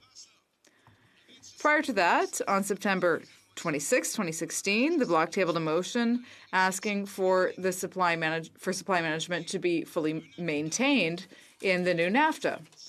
Sorry, I should have said 2017. And then a year later, in 2018, Canada signed CUSMA, but again, making concessions. So dairy farmers, in their negotiations with Europe, saw the government give up a part of the market, and now we're sacrificing another 3.9%. A total of 8.4% of the market has been sacrificed in recent trade deals. So cumulatively, we're talking about 18% of the market being sacrificed between now and 2024. 18% of our market that will be held by foreign markets. Now, if that's a closed market, I'd like to know what an open market is. There are no trading partners that we have that would give up such a large part of their market. It's just disgusting, Madam Speaker.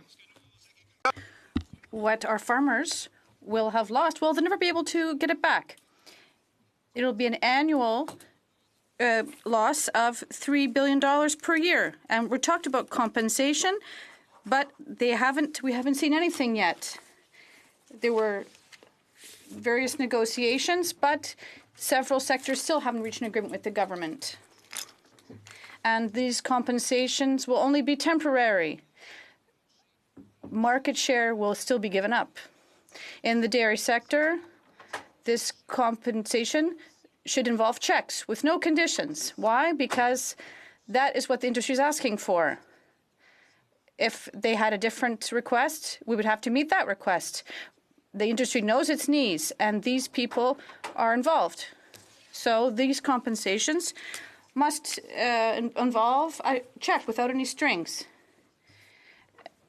as part of a modernization program where companies will be forced to increase their debt levels. So they haven't seen anything, no compensation for this loss of market share. And anyway, what our producers want, and what we haven't heard often enough in this House, they want to work and feed people. Our farmers are proud. They're not happy to receive a check in the mail. It's compensation, that's the right word. And that is why that people in this sector don't want to hear any more promises or vague commitments. They've heard a lot of commitments, but they're rarely or never kept. Only if there's a law in place to end this vicious circle, which will slowly lead to the disappearance of the supply management system and to our model, our agricultural model, and it will eliminate the vitality of our farms and the sovereignty of our territory. I'm not sure that people in this House fully understand the tragedy that this new concession would lead to. Another proof that we're slowly heading towards the loss of our agricultural model is that the government accepted a historical agreement to give the U.S. a right to decide what Canada would export to countries that have not signed this treaty. This is incredible. This is a loss of sovereignty for Canada. I'd like to confess that I usually don't talk about Canadian sovereignty, but overall exports for milk and milk proteins and infant formula will be limited to 55 tons in the first year and even less so in subsequent years. And there will be sizable taxes on these products, making them impossible to export because it won't be profitable, because they won't be attractive, because it costs too much to export them. So they will be impossible to sell.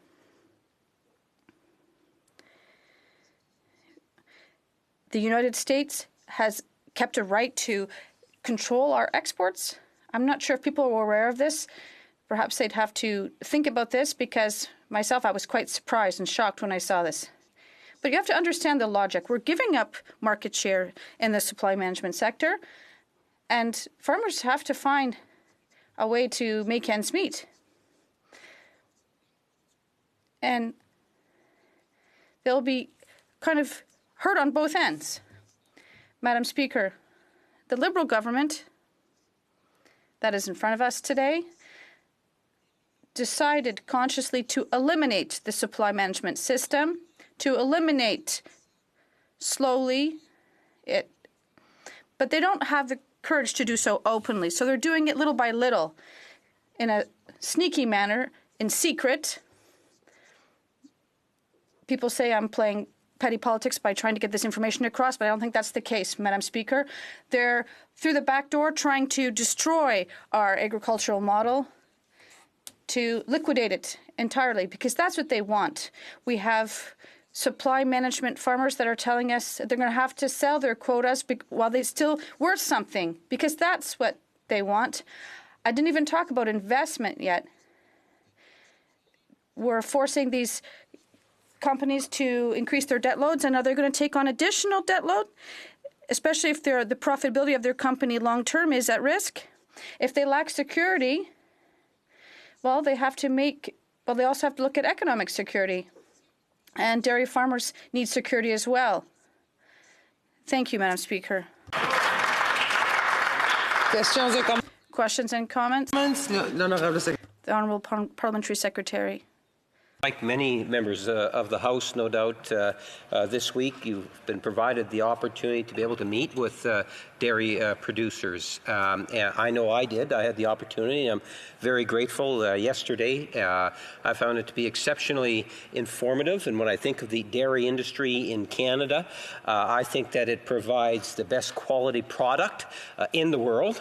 And I'm very proud of the fact that a part of these negotiations that have taken place has secured that sense of commitment to supply management, protecting our dairy farmers and ultimately all Canadians, because of the superiority of the product. And the industry as a whole will benefit by it. My question to my colleague across the way is whether it's the dairy sector or all the other different sectors, we have seen a very wide spectrum of support. It's come right from the Premier of the province of Quebec to labor organizations, to businesses, saying this is a step forward for Canada and that we should be supporting this. My question to the member opposite is, would he not agree that given the type of support we're getting nationwide, including in the province of Quebec, that this is something that we should be voting in favor of? The Honourable Member for Berthet-Beskidonge. Thank you, Madam Speaker. I'd like to thank my colleague for his question. I think what we heard in yesterday's question period, at the beginning of today's question period clearly shows that when the Liberal government uses the Quebec government's approval to look at something, they do so in a limited manner when it serves them. If my esteemed colleague asks us to always follow what the government of Quebec is saying, well, then they should look at what companies are doing in Quebec, because the Premier of Quebec has asked them to do so. Yes, he wants increased health transfers because the Premier has asked for it. I could continue on. But I'm happy to hear him say that he was proud of our dairy producers and the quality of the products they produce and the financial security. But we also have food security for all Quebec citizens. And I appreciate the fact that he has the same opinion as me. So I believe that he would also agree when we propose a bill to talk about no longer making any concessions in the dairy market, and that would be enough. Thank you. Questions and comments? For Northumberland, Peter Brosset. Madam Speaker, le remercier le membre. I'd like to thank the member for his support in respect to Canadian sovereignty. Also, I would also, through you, like to ask the member if he believes it would be helpful to hear from the other side about the economic impact that it will have on the dairy industry. In addition to that, the actual details of the package that the Liberal government may be giving the dairy in compensation for the loss of their quota. Thank you, Madam Speaker. The honourable member for Berthier-Masquinongé. That's a very good question. I'd like to thank my colleague for his question and for his joke as well. Yes, we have to sense of humor when we sit in the House. But yes, it's a very good question in terms of the figures. And this discussions haven't ended yet with all the various sectors. It's really hard to put a figure on this. And I'd like to know what the negative impact will be for our local producers and for our agricultural lands. That's very important. But on the other side of the House, they don't seem very concerned about that. What concerns them is to sign the deal as quick as possible. And I'm happy my Conservative colleague has said the same thing. We're going to do our work. We're going to ask questions about each of these aspects to fully understand what deal we're going to sign. Thank you. Questions and comments?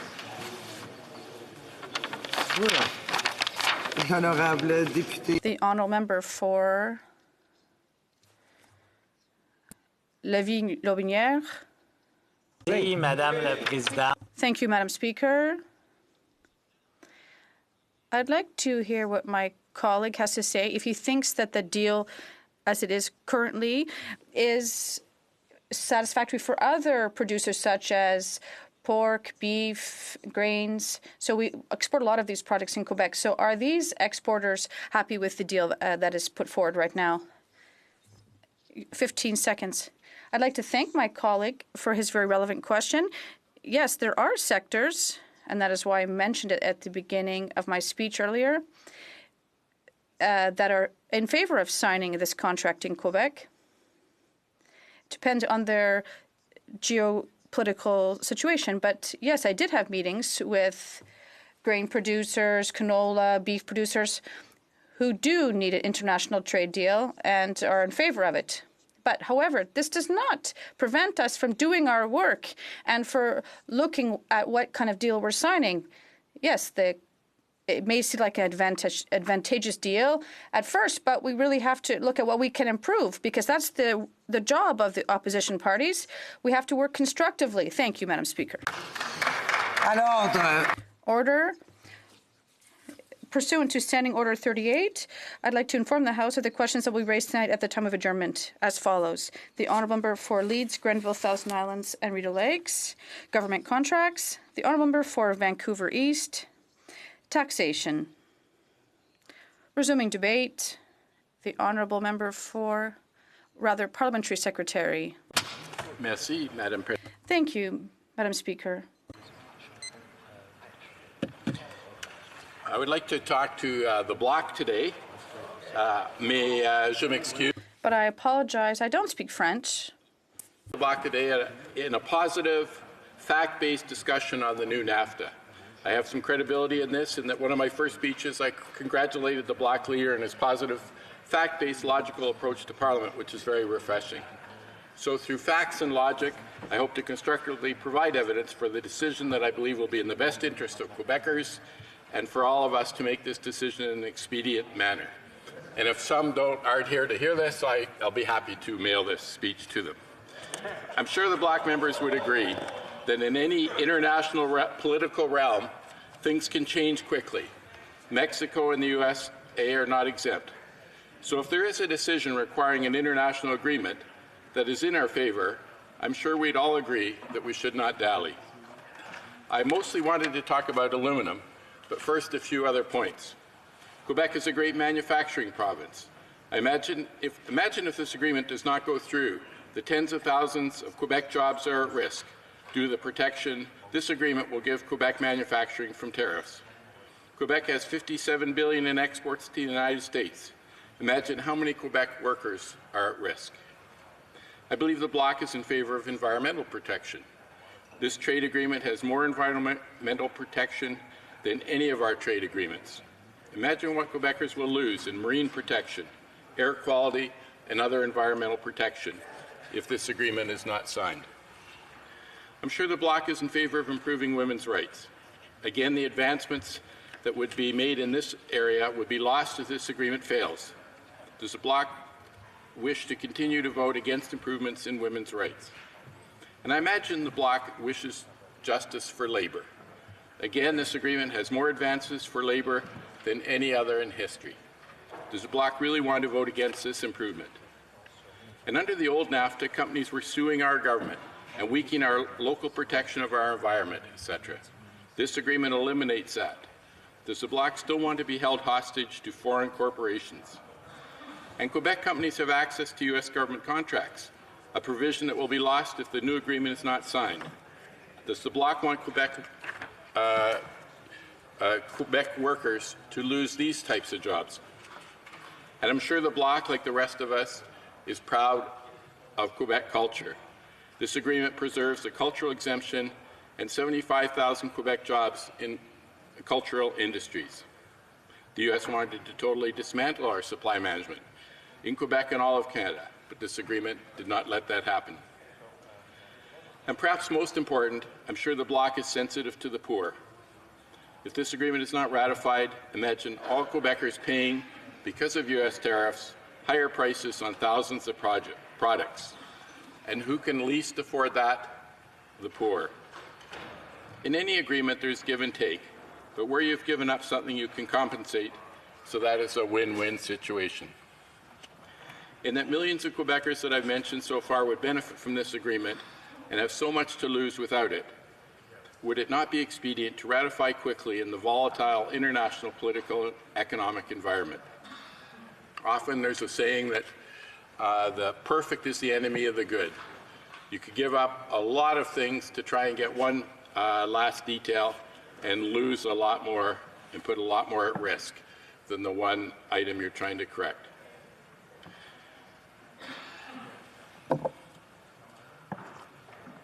Let's take some water because now I want to go on to aluminum. The Bloc Québécois has pointed out that almost all Canadian aluminum is made in Quebec, except for 10% that is made in BC. But NAFTA doesn't have an effect on BC aluminum because their market is Asia. So Quebec is the big winner in Canada for the gains made by the new NAFTA for aluminum. And what are those gains? First, the regional value content of automobiles will be increased from 62.5% to 75%, a big win for Quebec aluminum. Second, 70% of aluminum purchased by automakers must be North American origin. This protection goes from 0% under the old NAFTA to 70% under the new NAFTA. Another big win for Quebec aluminum. Third, 7 of the core parts of automobiles must contain at least 75% regional value content. These are the core parts of automobiles, such as engines, transmissions, etc. Given that some of these parts have major aluminum components, another big win for Quebec aluminum producers. None of these great wins are mentioned correctly in the group performance strategy report that some of the Bloc members have mentioned. And the report also makes an error in saying that it's not possible to change the aluminum requirement for 10 years. Although it will be reviewed in 10 years, it can be changed any time under the auspices of the CUSMA Working Group on Rules of Origin. That report also suggests that 6 major aluminum projects are on hold because of the new NAFTA, jeopardizing $6.2 billion investment and about 30,000 jobs. If this were true, which it is not, it does not come anywhere near the millions of Quebecers that are benefiting from or would benefit from the new NAFTA and thousands of Quebec manufacturing and other jobs the Bloc are putting at risk by not supporting the agreement, as I outlined earlier in my speech. But the 6 investment decisions for the 6 aluminum projects, potential aluminum projects, were made prior to the final NAFTA agreement. And its aluminum benefits prior to the NAFTA agreement and the aluminum benefits contained therein that I just outlined. So if anyone is jeopardizing the 30,000 possible jobs, it would be the Bloc, because they're putting the benefits of the new NAFTA for aluminum, which I just outlined, at risk by not supporting it. So I'm asking the Bloc to live up to the image I have of them, of being professional, facts-based, logical decision makers. When there's so many benefits for millions of Quebecers, for the Quebec aluminum industry, for women, for labor, for the environment, for Quebec's great manufacturing employees producing $57 billion of exports. Please support all these millions of Quebecers soon by supporting the agreement before anything happens or occurs to cause Quebecers to lose all these benefits. So now, just to give the Bloc a few minutes to change their mind, I'll go on and talk about my ridings. There's benefit in the north for the territories. In my area, we have 100. It helps preserve the 130 or so exports and things like mineral products. There's a general exemption related to the right of Indigenous peoples, which of course is very important for my riding. There's trade facilitation and customs procedures are being modernized, which makes it easier to get across the border in remote borders. Hopefully that will be very helpful. They're going to use electronic processes. There's stability and predictability for Canadian investors and service suppliers who do work in the United States. Special temporary access to the States as well for those Canadian companies that are providing services or their investors that can get in and out of the States quicker and more easily than from other companies. There's also a new chapter on small and medium enterprises, which you can imagine in my riding is most enterprises, and with enhanced opportunities for them promoting small and medium enterprises that are focused on women and Indigenous groups. And the other two territories have all the same type of benefits. The Northwest Territories exports things like $3 million in precious gems in Nunavut. They have a number of products they export, including sculptures. So all these things will help them out as well. So I hope I've convinced my Black Quebecois colleagues of the many benefits for Quebec, and that they won't let the perfect be the enemy of the good, but get these things in place as soon as possible before we have any jeopardy of losing them. Merci. Merci beaucoup. Thank you. Thank you very much. Questions et commentaires. Questions and comments. The honourable member for Berthier-Masquinongé. Madam Speaker, I'm going to repeat this. The Bloc is in favor of free trade. Well, we just have to read the contract before we sign it. I wouldn't want to try to sell my honourable colleague without having to let him look at the contract. I could try to sell him a car at a horrible price and then ask him to sign the contract really quick. And then I could tell him after in fine print that the interest is 25%. That's what he's kind of asking us to do. When we talk about making concession after concession, and he seems to find this funny, but there's people in regions of Quebec that don't find this funny. And concessions, when we always ask the same people to make them, it's hard. And then they get fed up. And the Bloc Quebec is in favor of the environmental sector, women's rights, and others. But in terms of aluminum, I'd like to ask my colleague, what does he not understand about the fact that aluminum, the place where it's poured is not protected in this agreement, and there'll be an incredible increase of Chinese imports of aluminum,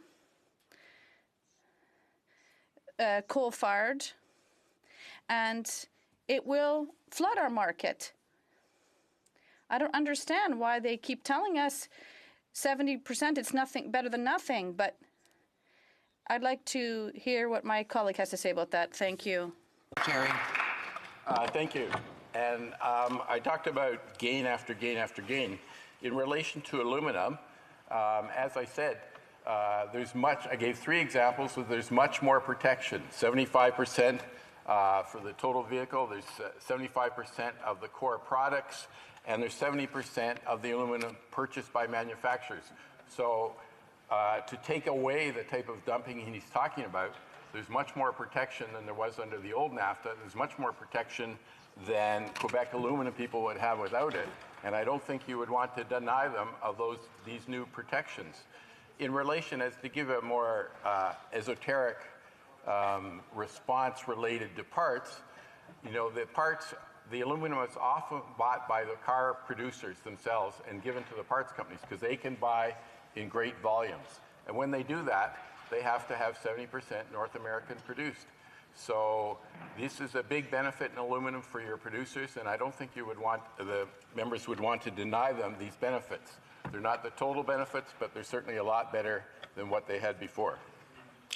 Questions and comments? The Honourable Member for Caribou Prince George. Thank you, Madam Speaker. I guess the question that I have for our honourable colleague across the way is, why, after initially saying that it was a non-starter and that they would never agree to it, why did the government agree to a sunset clause in this agreement, and how does that eliminate any uncertainty currently felt by the Canadian business community? The Honourable Parliamentary Secretary. There is a review every 6 years, and I think in that review, when you have all the Canadian business communities and the American business community that came on side, we'll continue with the same arguments they made this time, that it's such a huge benefit to both companies that they will just continue on with the agreement. The Honourable Member for Windsor West. This deal had to get back and amended. Why were the labour and environmental conditions not in the original deal? The Honourable Parliamentary Secretary. Thank you for that question, and thank you for giving me a chance to outline the labour advancements that was in this deal. And this is, as I said in my speech, these are the greatest labour protection that's been in any of our agreements. In the first agreement, there were a number of labour protections, but then when recently, when there were some improvements, I think it was last December,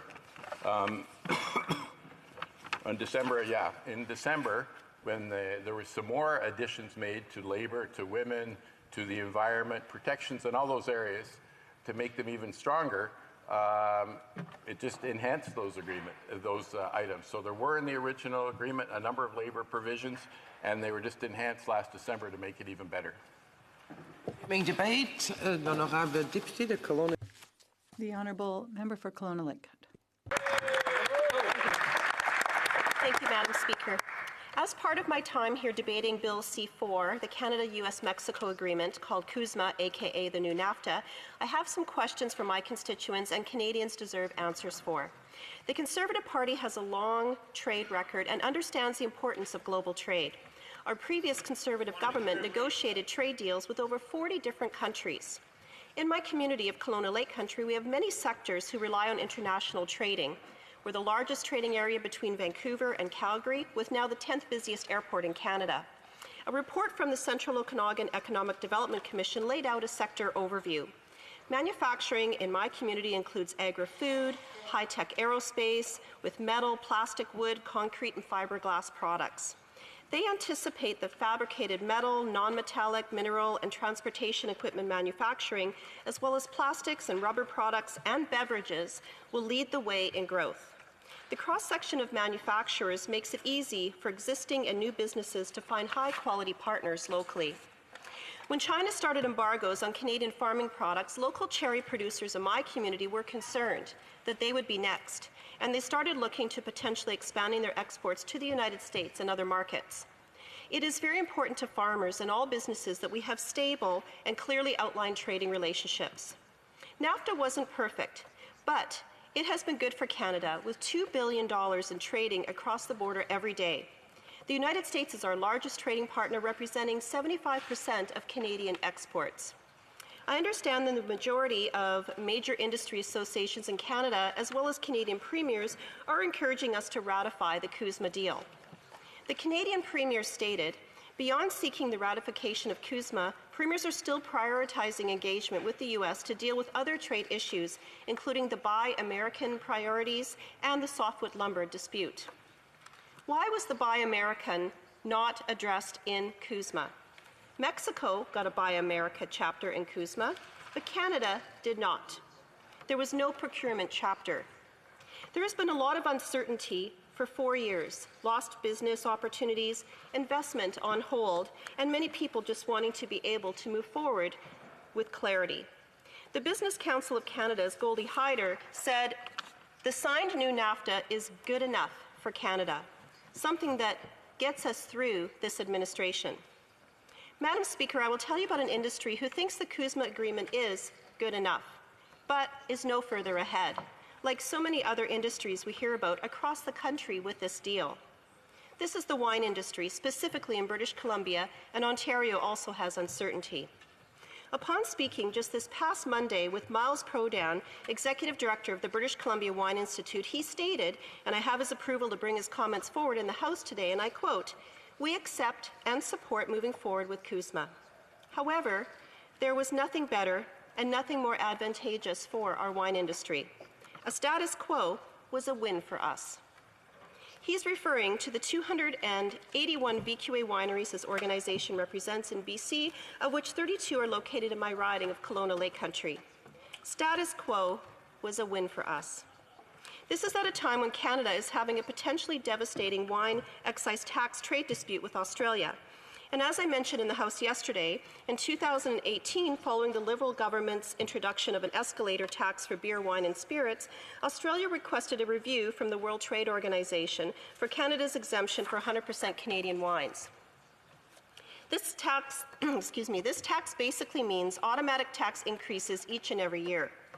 The draft report of this WTO review is anticipated in April, with a final report sometime this summer. A WTO ruling against Canada would be legally binding, and this could have a catastrophic effect on some 400 Canadian wineries, forcing them to bear the burden of millions of dollars of new taxes, putting this important industry and Canadian jobs on the line. This shows again a lack of clear understanding and thoughtful consideration by the Liberals on the ramification of their tax policies and decisions. On January 16th, those of us who have wineries in our communities from across the country signed a letter to the Minister for Small Business, Export Promotion and International Trade, led by our colleague, the member for Prince Albert, the Conservative Shadow Minister for International Trade, asking the government to engage with Australia to resolve the dispute prior to the WTO ruling. We received a response from the Minister on January 31st, and in the letter, the Minister says, "Australia's position on the excise duty exemption has been unwavering and clear. Any negotiated settlement must include the removal of excise exemption for Canadian wines in its entirety." And this was confirmed to Canadian officials as recently as December of 2019. I bring this up today as this is a trend we're seeing with trade negotiations with this government. We drew a line in the sand, so what are you going to do attitude. Now, the Australian government could be responding in this way because Australia, as well as many other countries, was not happy with Canada due to the Prime Minister's no-show for the Trans-Pacific Partnership. This was a trade deal that the Prime Minister just had to sign, and reports are that TPP signatories were outraged, including Australia. Now, Madam Speaker, regarding CUSMA negotiations, the chairman of the U.S. House Ways and Means Committee said the Deputy Prime Minister and Prime Minister conceded on just about every point we raised for one reason: enforceability, enforceability, enforceability. What other concessions did we agree to that prompted such a statement? Well, if nothing else, this government is consistent. The attitude that we've heard on how we, as Canada, negotiated with the U.S. with concession after concession with CUSMA, we see here again on the Australia trade issue. This laissez-faire, what are we going to do attitude is not serving Canadians or families well. Another major sector left out of CUSMA discussions was our softwood lumber industry in British Columbia. We have lost thousands of jobs this past year, bringing the total to some 50,000 job losses over the last few years. I've spoken in this House about how this has directly affected my community of Kelowna Lake Country, where it represents 217 permanent jobs lost in my community. The sustainable resource sector has been hit hard and is currently being forced to pay tariffs to the United States. Why was the softwood lumber industry left out of CUSMA? So much for supporting the middle class. Now, Madam Speaker, it is our duty as parliamentarians to think deeply and look at legislation closely. These calls by the government to hurry up and move it along is not responsible. These are not just numbers we're talking about. We are talking about lives, families, and jobs. With the reckless Liberal push-it-through attitude, I seriously wonder whose jobs they're more concerned about. Now, the ratification process is slightly different in each country. In June of last year, this deal was ratified by the Mexican Senate, and due to modifications made to the agreement, it was re-ratified in December. In the United States, debate proceeded in the U.S. House of Representatives on September of 2019. It was passed in the House on December of 2019, and the U.S. Senate passed the bill on January 16th of 2020. Now, I can appreciate that we had an election. However, we were all elected way back in October. After the election, Conservatives were calling on the government to call the House back on November 25th, as we needed to roll up our sleeves and get back to work on behalf of Canadians. This fell on deaf ears, and the Prime Minister did not call the House back until December 5th. The CUSMA deal had to be reintroduced after the election. However, the government didn't table Bill C-4 until January 29th. We are now debating it much later than our trading partners and are being asked to hurry up. It was simply reckless and irresponsible that the government waited so long to reintroduce the legislation. It is important for us to do our proper due diligence, and in particular, since the government has still not presented us with an economic impact analysis. This is something we, the official opposition, have repeatedly asked for almost 2 months now and still have yet to receive. We heard the government had an economic impact analysis, but then 2 days ago here in the House, the Deputy Prime Minister said that they will present it once it's complete. So was one actually done? Was it done only on certain sectors? Is it incomplete? Is there information that there's industries where where they're not positive and they don't want the information disclosed yet? These are all questions that we need answered.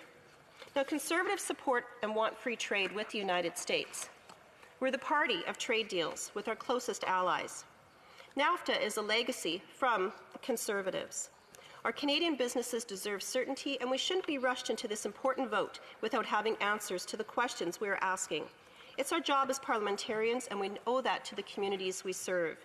And I urge everyone to take this information to committee so that we can delve into some of these questions properly. Thank you, Madam Speaker. Questions et commentaires, questions and comments. The Honourable Member for Saanich-Gofa. Speaker, and I thank colleagues on the Conservative side of the House for seeking greater opportunities to explore CUSMA. We feel in the Green Caucus that we've had those opportunities and recognize that it's a done deal as far as that goes. The Trump administration is not going to reopen it. But I ask the honourable members on the other side of the House to think back. Many members were not present in the 41st Parliament when this House had zero opportunity to debate or vote on the Canada-China Investment Treaty, which binds this country for more than 3 decades to allowing the People's Republic of China to challenge any decision by any level of government in this country by secret tribunal. This is an egregious agreement and done in secret with zero opportunity to debate. The Honourable Member for Kelowna Lake Country. Thank you, Madam Speaker, and thank the member opposite for the question. I think when we're talking about this agreement, it's really important that we consider what's on the table here and where we're moving forward. And so, what we're looking at right now is the agreement that has been put in place, and we have to look at what our duty is right now as parliamentarians to analyze what's in front of us. And so that's what we're here to do. And it's really important that we put a lot of these details through the committees so that we can make sure that we're coming up with the best deal possible for Canadian businesses and Canadians. Thank you. Commentaire. The Honourable Member for Kingston and the Islands. Thank you very much, Madam Speaker. I must admit there's the information or the comments that are coming from the other side of the House. It's like, speed up, slow down, speed up, slow down. You know, at one time, the Conservative leadership was saying, why haven't you got this deal done? You should take whatever Donald Trump gives you. Take a deal, take a deal. And then now all of a sudden, we're hearing, you know, wait, hold on. We need more time. We need more time. We need to get into the details of this. The member from Saanich-Gulf Islands just said very eloquently the amount of time that has been spent discussing and debating this. Like, I understand the position that the Conservatives are in. They want to support it, but they just don't want to show that they're supporting it because that's going to put them in an awkward position of having to acknowledge the fact that it's really a good deal. Hear, hear. The Honourable Member for Kelowna Lake Country. Thank you, Madam Speaker, and through you to the member opposite. Thank you for the question. I think what's really important is, even over the last few days, I've been meeting with a number of different stakeholders and different business owners, and the message that we're getting is what I had said in my presentation, is that, okay, let's move forward. It's good enough. It's just good enough. Let's just move forward. And just being good enough isn't really good enough. Most businesses are saying if we're going to move forward with something, we want to make sure that we're getting ahead somehow. We're being at some advantage, and that's really not what we're seeing or what we're hearing from most industries. And so that's where the concern is. And just being good enough is a serious question, and it's something that we need to really look at. Thank you. Questions and comments? The Honourable Member for Berthier-Masquinongé. Thank you, Madam Speaker. And I'd like to congratulate my colleague on her remarks. I would even say that if the Conservatives aren't necessarily in a rush anymore and they'd like to be able to look more closely at the files, well, it's because I think it's important to study these things before you sign them. So I'd like my Conservative colleague to tell us what points she thinks we should consider in greater depth in committee, including the impact it will have on us. We've raised the issues of aluminum and supply management. She may have others to raise. What points do she think merits further consideration? Thank you, Madam Speaker. Through you to the member opposite. I think that there's a whole number of industries that we need to look at, and the member did mention a couple already, but one of the other ones that I mentioned during my presentation was the softwood lumber. We don't have a softwood lumber agreement. So there's an industry right there that absolutely we need to look at. We've got a whole number of resource sectors. We still have some farmers that are very uncertain and very unclear about what's in the agreement. So I think that there's a whole number of different industries that we need to look at and definitely need to put a deep dive into. Thank you.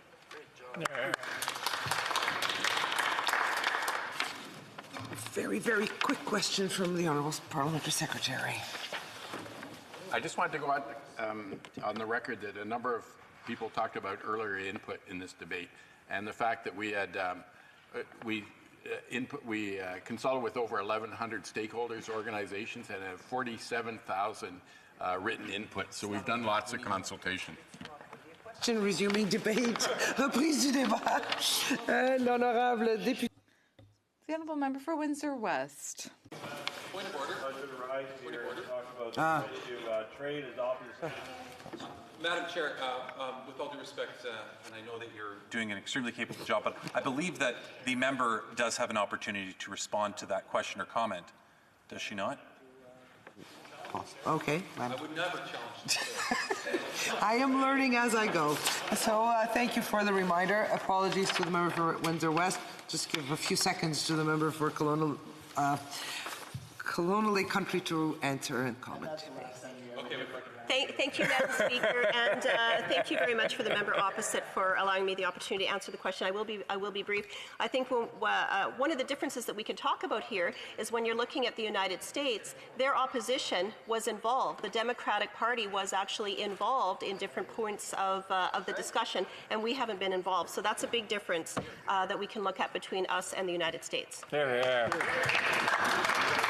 Reprise du débat. Resuming debate, the Honourable Member for Windsor West. Thank you, Madam Speaker. I appreciate the opportunity to intervene in this discussion. Where I represent Windsor West is right on the Detroit border in the United States. Our peninsula, Windsor-Essex County, is obviously been a trading component of our nation from the creation, from our First Nations that were in the area, and still to this day we're working on reclaiming some of their rights for many reasons of colonialism, to the French settlement, then followed by the British settlement. It's the oldest European settlement west of Montreal, Sandwich Town, where I represent. And to this day, about 40,000 vehicles, 10,000 of them trucks per day, traverse through my riding. 40,000 vehicles, bringing passengers not only just for visitors, but up to 10,000 doctors, nurses, other healthcare professionals who work in the Detroit region on a regular daily basis.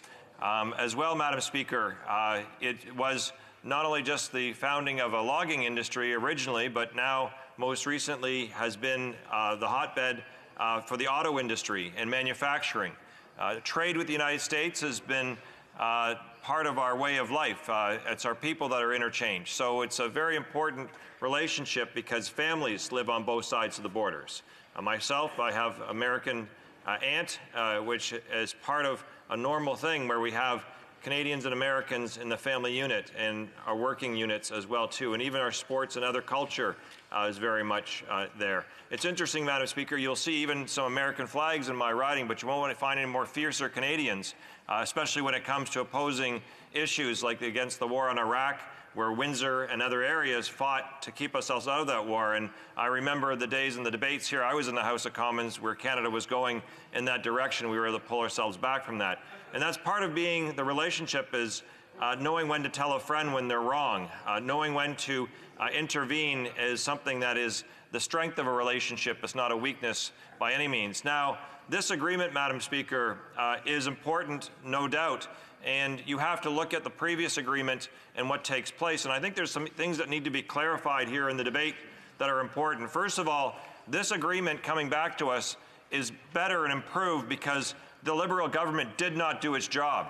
They did not want to listen to Tracy Ramsey, who is the member of Essex, who forced and focused on the issues of the environment, on issues of dairy, on issues of labor that should have been in the original agreement. In fact, Madam Speaker, there were those in the Liberal Party that would say certain things all the time and negativities. But the reality is this bill is coming back in this chamber for this vote because they didn't do their job.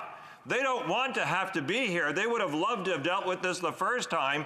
But the reality is Democrats were able to take Congress, and when they took Congress, they gave the opportunity to fix the deal, and they did.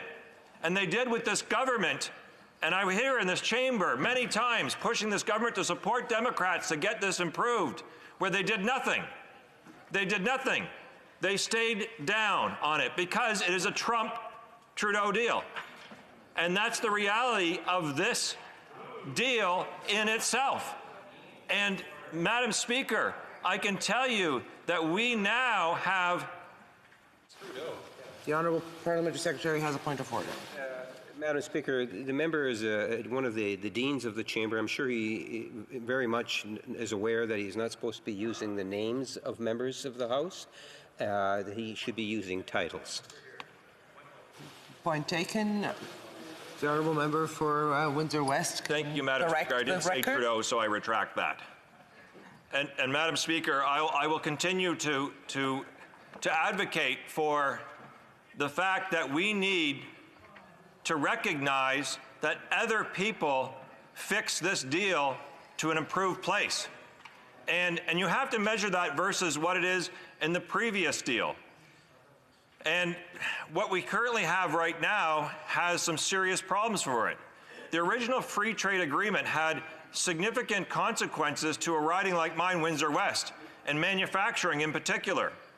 When the free trade deal was signed by Mulroney, the problem that we had was the manufacturing sector was destroyed. 400,000 jobs lost for manufacturing.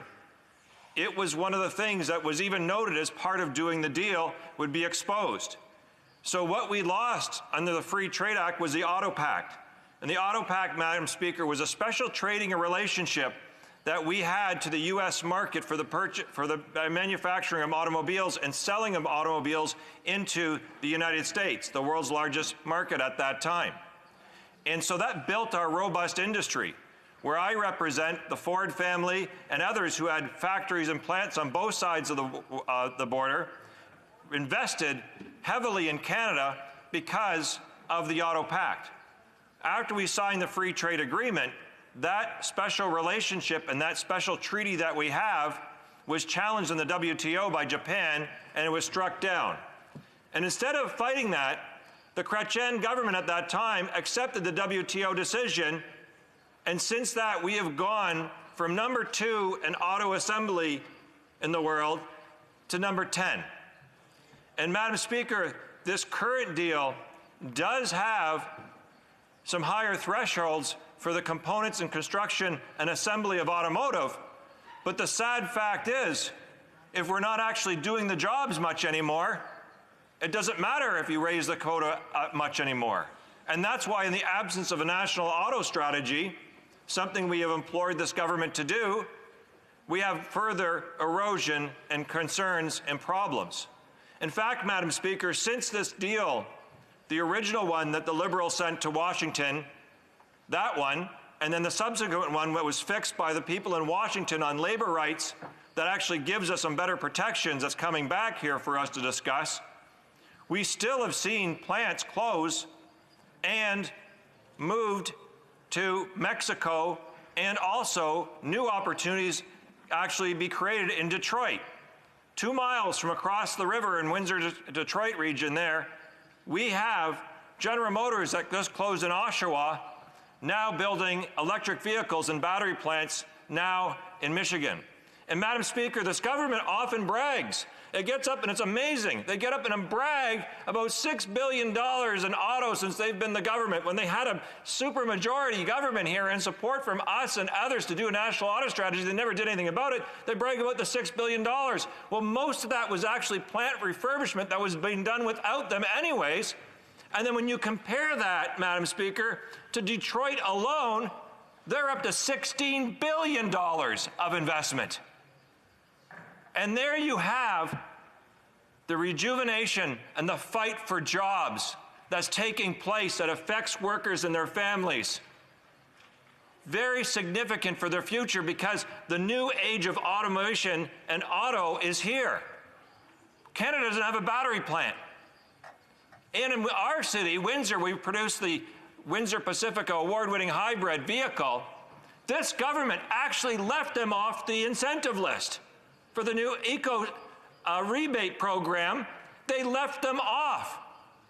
Sure, you could get a foreign vehicle, and the Prime Minister comes down to Windsor, tours the plant where I worked in, stands on the line with the men and women building an award-winning vehicle, and asks them to subsidize foreign vehicles for other Canadians, and yet their own vehicle they produce in their own community that pays taxes and wages in the coffers of this government is left off the list.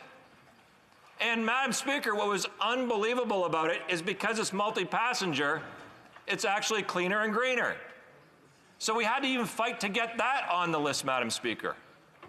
So our point for this process, Madam Speaker, is that fine, we can go ahead and look at this trade agreement. We need to move it to committee.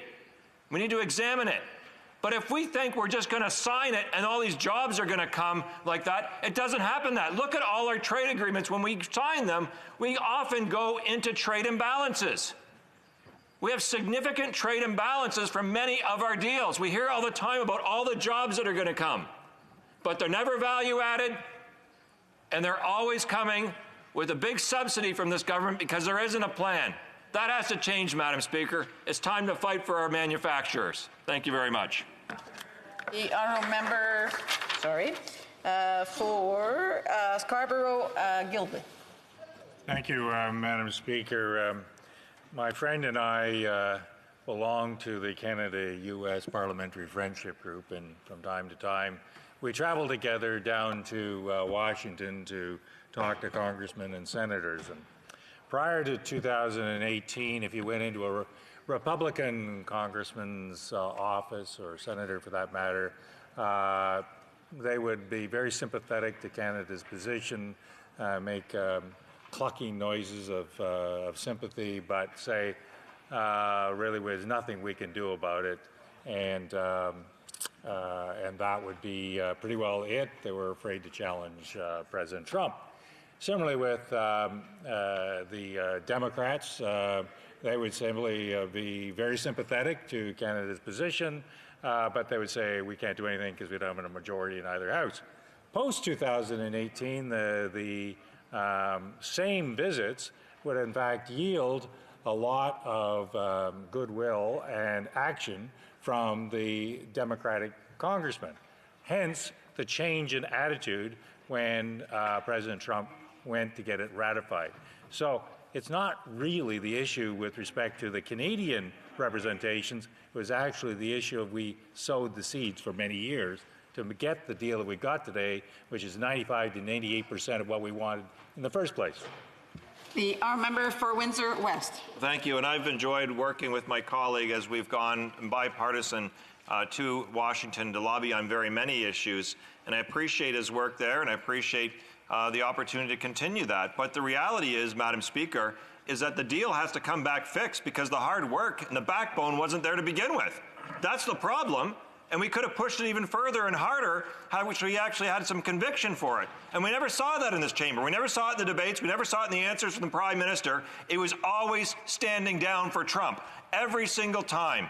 Whether it was the press awkward interviews that he did, or whether it was in this chamber being asked by different leaders, by different MPs from all over this country, there was always a stand down that took place. The Democrats have had to stand up to put the environment and labor in it. In fact, Madam Speaker, we met with laborers from Mexico here in this place. Tracy Ramsey brought them in, and we met with the Mexican workers, and they said, hold your ground. We don't want to be used and abused anymore for bad jobs. Hold your ground. We should have listened to them. Questions and comments? Questions et commentaires? The honourable member for... I just drew a blank. Kingston and the Islands, sorry. Thank you very much, Madam Speaker. I noted that when the member was talking about the auto sector, he mentioned that Canada went from the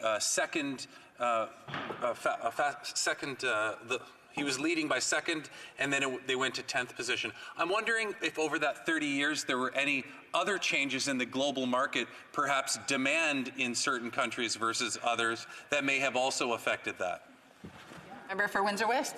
Primarily related to the auto trade relation, the auto pact. You can actually go back and look at the numbers from that time, and the auto pact is the significant contributor to the erosion and the fact that we do not have greenfield plants. And what I would ask the member is hopefully he will support another initiative that affects us on the border, is my single event sports betting bill. This government, we have asked for to move an order in council to actually do it. The Prime Minister and Cabinet voted against it last time, so now the state of New York now is taking an advantage. Michigan is next, as well as 17 other states. And why this government doesn't move on getting rid of organized crime and protecting casino jobs, bringing in new revenue for education, health, and the environment, and also making sure that we actually can compete in tourism, I don't understand. They can do it for the order in council. In fact, Madam Speaker, this government gave a private American billionaire a 17-page order in council for him to build a new bridge, but they won't change one paragraph in the criminal code to make us competitive with the U.S. When we're doing this with a trade agreement to bring reciprocity, how can we have a situation where the government won't do the same thing for a tourism industry? Resuming debate, the honourable member for Regina Louvain. Thank you very much, Madam Speaker, and it's with pleasure I join the debate this afternoon still, on the new NAFTA agreement, NAFTA 0.7, I like to call it, and I think there's a lot of things that we can agree on in this NAFTA. New NAFTA bill, but there's also some things where there's still a lot of questions to be answered, and I think our job here is to review legislation, review new agreements as they come forward. As legislators, I think that's why the people of our riding send us to Ottawa to make sure that we're doing our due diligence, and I think everyone in this room can agree with that. I've been listening to the members opposite, some of our Liberal colleagues speak, and one quote from a member earlier was, we can always do things better. Well, I think we can agree on that. I think that's why we need to put a lens on this agreement and find out where the concessions were all given and what do we receive in return with the concessions that we gave to the Americans. I'd start this presentation off by saying I believe we came to the table too late. I think that Mexico and the United States had been negotiating far too long without us having representation at that table, and I believe that this came down to the 12th hour, and the Mexico-United States agreement had moved far beyond where we had been talking and negotiating with the partners in this trilateral agreement, and that was a mistake that was made by the members opposite, not being at the table soon enough and not fighting for our industries hard enough. And I think when it comes down to it, we do have a lot of questions with this deal going forward. One, I grew up on a dairy and beef farm in Rush Lake, Saskatchewan. So for myself, I have a lot of friends that are still in the dairy industry, and the member from Winnipeg said they had conversations with the dairy industry. The Dairy Farmers of Canada have been here the last couple of days, and that's fantastic. I think our conversations may have been a little bit different than what they heard on the opposite side. I know that there is concerns. There is concerns with what has been going on, and some of the questions that they put to us was the outcome of the CUSMA negotiations goes far beyond dairy market access concessions. The agreement also concedes the equivalent of a worldwide cap on the export of certain Canadian dairy products. It requires a level of consultation with the U.S. on any changes to the administration of Canada's supply management system. So by requiring the Canadian dairy sector to consult with the U.S. on any proposed changes to our system, the government has given up some sovereignty over its domestic and international decision-making. And I think that is a problem for any industry, dairy industry, forestry industry, auto industry. Anytime a Canadian industry feels like they have given up some of their sovereignty to another country or give up international market options, I think that's a problem for any agreement that we're going to move forward on as a government, as a Canadian entity.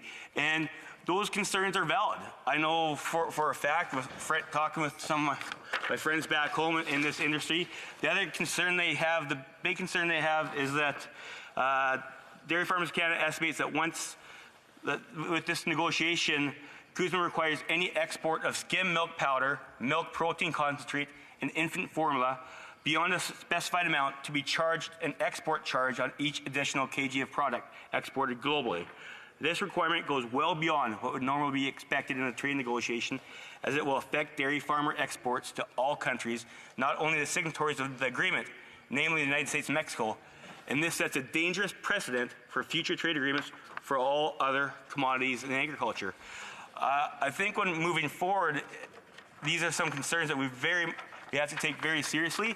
And when an industry said this sets a dangerous precedent for other agriculture industries, sectors moving forward, that should make us pause, take a step back, and I'm looking forward to having some of these conversations when this gets to committee so that we can figure out exactly what did we receive in return for these concessions with one of our more important sectors. So what did we receive from the American negotiators after we conceded, I think, quite a lot in our dairy sector to the American and Mexico trade agreement. So I think there's other questions going forward. I know growing up, dairy farms are very hard-working people. There's no days off. It's 24/7. You got to get up, and you can't have a sick day. The cows are still going to need to be milked. So I think these people deserve to have. We make sure that we have their back when we're negotiating these agreements. I think they do a wonderful job. I believe our milk and cheese products are the best in the world, and I think when we move forward, we should be able to move forward together and make sure that when we do further trade deals and we make sure that we have the support, and the dairy industry knows that we're going to be there for them moving forward. A few of the other conversations we've had are around the new NAFTA, or the aluminum. We've spoken about aluminum a lot. My colleagues from Quebec have done an amazing job bringing forward the issues of having China send ingots to Mexico, then they're melted down and they can be considered North American aluminum. I think that's a loophole that we very much need to have the conversation about and make sure that our aluminum producers, our aluminum manufacturers have the ability to have our world-class product be considered ahead of something that's being shipped into Mexico, melted down, and sent to America for auto parts. And I think that conversation needs to be had very much, and I appreciate them bringing this issue forward. For me, I have Everast Steel and on the border of Regina Louvain, and I think if steel had that deal, I think aluminum could have that same deal also. And that's another thing that we should talk about in committee, get people to bring forward and have stakeholders come to these committee meetings so we can have these in-depth conversations and really figure out how we can help our aluminum sector going forward as well. So these are conversations that are best suited for committee, so we can have our stakeholders come forward and have longer conversations. And with the time we have a lot of issues that we can discuss on the floor of the Assembly, but there needs to be more time to go through in detail some more of these, I would say, concessions we made to our American partners. And I'd say we made those concessions once again to go back to my original point, because we were not at the table soon enough. We let Mexico and the United States get too far down the path of an agreement together without us being at the table and having those conversations and having a strong voice there and ensuring that our industries were supported and our industries knew that we were there to support them. In Saskatchewan, another industry that we feel we've fell short on is with the softwood lumber. We have softwood lumber suppliers up in northern Saskatchewan, and they have concerns about this going forward, and we're hoping when we get to committee, some of those concerns there'll be stakeholders that come down and have those conversations with committee members in the time that we have. I know we've talked about go fast, go slow, go fast, go slow. I know my Liberal colleagues have talked about we haven't been consistent on what we would like to see. We would like to see a strong deal. We would like to see all of our sectors supported. We would like to see a government that didn't let this get so far down the path that they had to go on bended knee begging for a good deal at the 12th hour. That's what we would have liked to have seen. We would have liked to have seen strong negotiating taking place long before it happened. We would like to see them bring forward the deal before the middle of December so we could actually look at it. We'd like to see an economic analysis of how this deal has affected all these sectors before we voted on it. So I know that they've talked about the premiers want this to be passed for certainty, and they know that this is going to be in place. I'd like to know about the sunset clause after 16 years. How is that negotiated? And every 6 years it's supposed to be reviewed. What's the process of that takes place? So we do have a lot of questions going forward, and I know that from our standpoint, we want to do our due diligence as legislators so that our constituents, the people who have sent us here, know that we're here doing our jobs for the right reason. I'm looking forward to having these conversations in committee, Madam Speaker, and moving forward. I want to be a partner with all parties in this chamber so that we can get the best deal for all of our sectors and make sure that we have a stronger economy for all Canadians and there's good paying jobs in these sectors going forward from now into the future. Thank you very much for giving me the time to speak.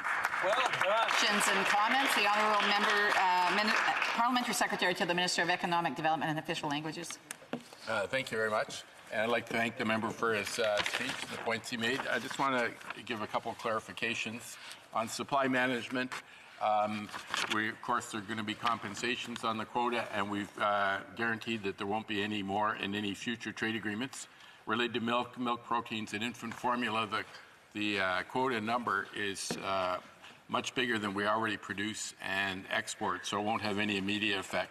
And on aluminum, I outlined in my speech 3 different new benefits for aluminum producers that they don't have now. So it's not perfect. If a company were to bring in aluminum and ignits from Mexico, they can't. 70% has to come from North America. That protection wasn't before.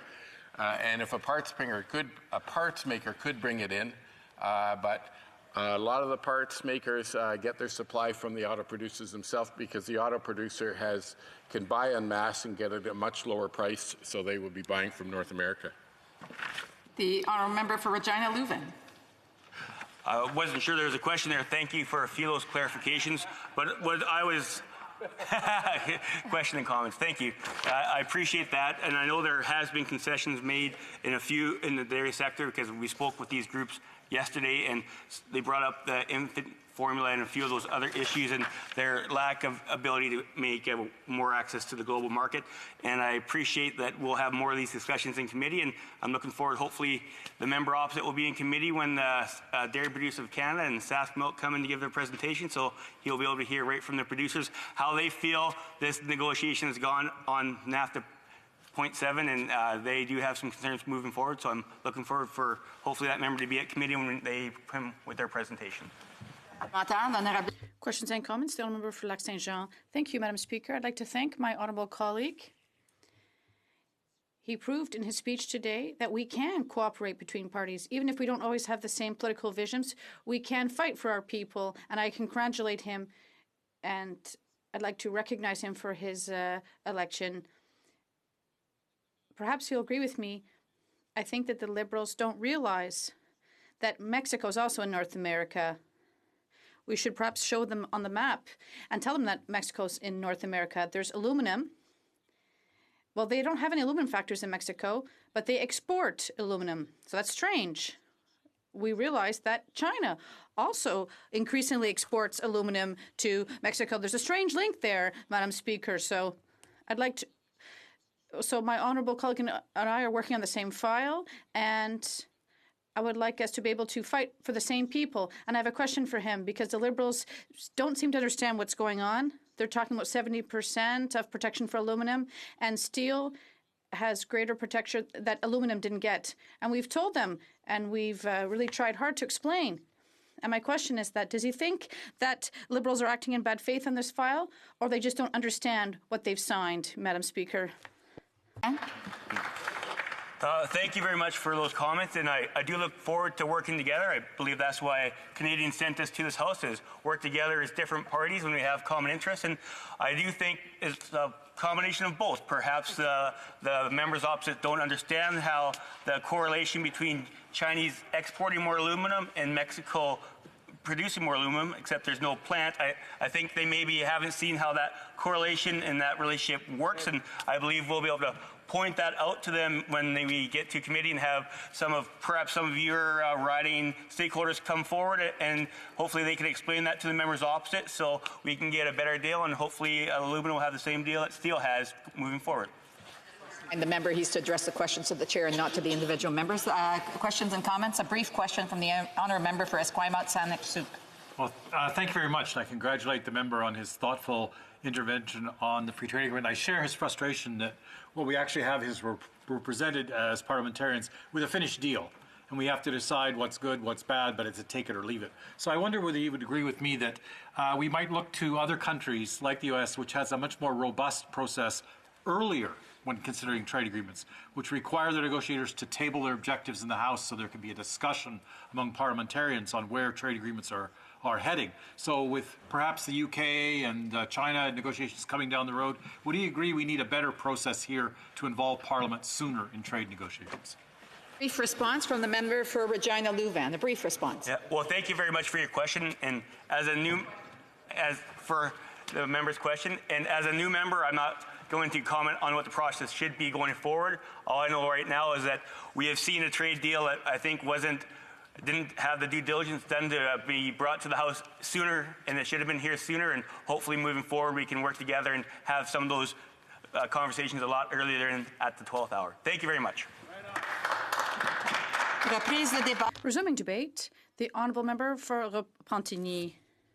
Thank you, Madam Speaker. And since this is the first time I rise in the House to speak on a debate, I'd like to start by thanking people in my riding, people of Repentigny, who once again put their trust in me. And I hope to be worthy of that confidence that they put in me last October. Today, I'm going to talk about two aspects of this file, dairy and, of course, aluminum. And I'll look at the dairy producers of Quebec from a different angle. We've heard of many necessary points because we have to find solutions. So I'll start by reminding members of this House that dairy producers in Quebec are resilient, and they're very competent and work very hard. They work 365 days a year. They look at the health of their troops. They invest in their facilities. And they're training a new generation because it's really difficult because economic conditions are somewhat worrisome. So I would invite the elected representatives here to reflect. Let's put the figures aside for a moment and look at the human aspects about the consequences of this deal will have on the feeder industry of exceptional quality. The member from Mégantic-L'Érable and the Standing Committee on Agriculture and Agri-Food of this House made a sad observation in the summer of 2019.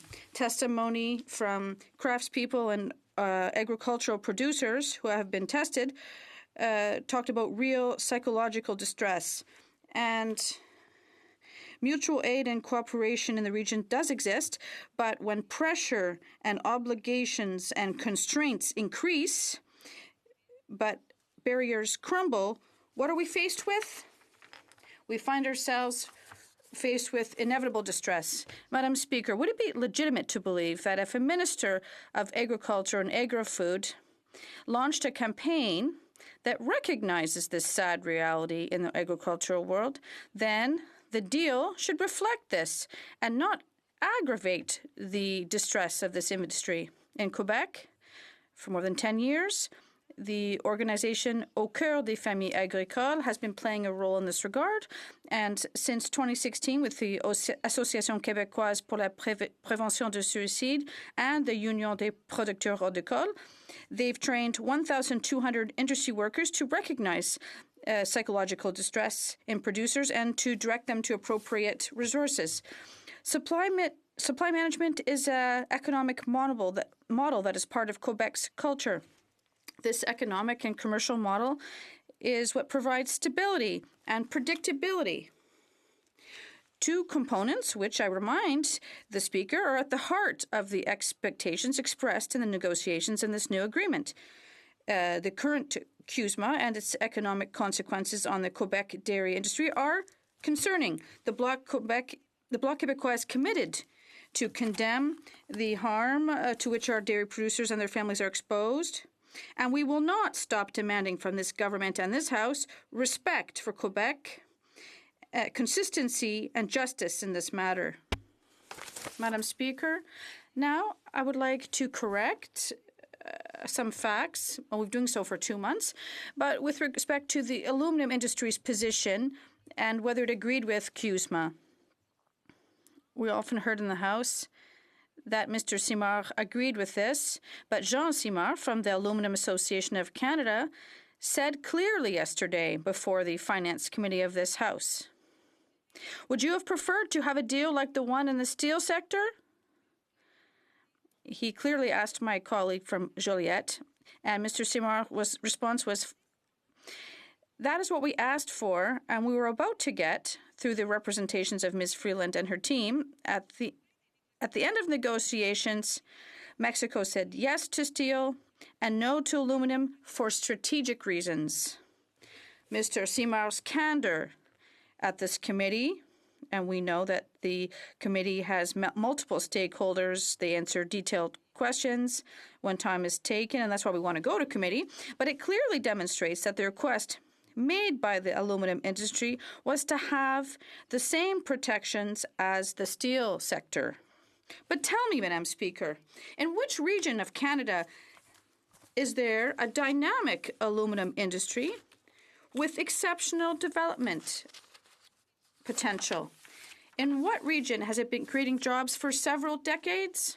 Well-paying jobs that allow workers to develop professionally, to start families in their regions, and to contribute to the regional economic life at all levels of government? Well, this region is Quebec. So CUSMA proposes a model of economic free trade where aluminum from China will flood the North American market through Mexico. And that's what we've been saying for months. The manufacturing of parts must, through the treaty, be carried out on the territory of a partner. However, and unlike steel, the metal used for the manufacturing may come from anywhere. Mr. Simard was clear on this point at committee yesterday. So what we want to hear from the government, Madam Speaker, is nothing less than a statement from the Prime Minister that will be consistent with what he said the night he was elected. And I quote him, "Dear Quebecers, I heard your message tonight. You want to continue to move forward with us, but you also want to ensure that Quebec's voice is heard even more in Ottawa. I give you my word, my team and I will be there for you." End of quote. Were these just empty words, forgotten as soon as they were pronounced? The Bloc Québécois wants to work proactively and concretely for Quebec's aluminum industry in order to achieve fair results. We want to work with the government to come up with solutions. And we reject the statement that this treaty should be considered settled as an agreement that must be signed. The current conditions of CUSMA with respect to this industry will cause significant harm to thousands of Quebec workers and to the Quebec economy. Since I'm the critic for the environment for our party, I cannot remain silent about the inescapable manufacturing process for aluminum smelters in the Saguenay region. Alco and Rio Tinto have chosen the Arvida aluminum smelter to establish a research and development center called ELYSIS, a project that cost $550 million. It will develop all technologies required to limit GHG emissions for aluminum production, in addition to producing pure oxygen. Does the Prime Minister remember the unveiling of this project? He was present when it was launched in 2018. So, not only is the aluminum industry evolving and developing its potential with a clean, renewable, and nationalized source of energy, but its production will be based on zero-emission technology developed in Quebec. How many inconsistencies do there need to be for the government to do the right thing? I won't insist today on the importance of taking concrete action to reduce GHGs or on the fact that Quebec aluminum smelters are setting a good example on this issue. I would invite the members of this House to look around and to be honest with their caucus about what I'm saying right now. Madam Speaker, let's be clear. The Bloc Québécois is not against free trade, but we believe that in any relationship, commercial or otherwise, the parties must communicate, be open, negotiate, compromise. And with respect to CUSMA negotiations, it would be dishonest to state that the Quebec economy has been shelved. Elected members of this House who would make arguments to that effect would be either acting in bad faith or would be grossly misinformed about the clauses of the deal. We won't stand by without looking at the findings raised by industry representatives. Quebecers want to have their voices heard and their concerns raised here in this House. And that's exactly what we're doing, Madam Speaker. And that's what we're going to continue to do. Questions or commentaires? The Honourable Parliamentary Secretary of the Government House Leader.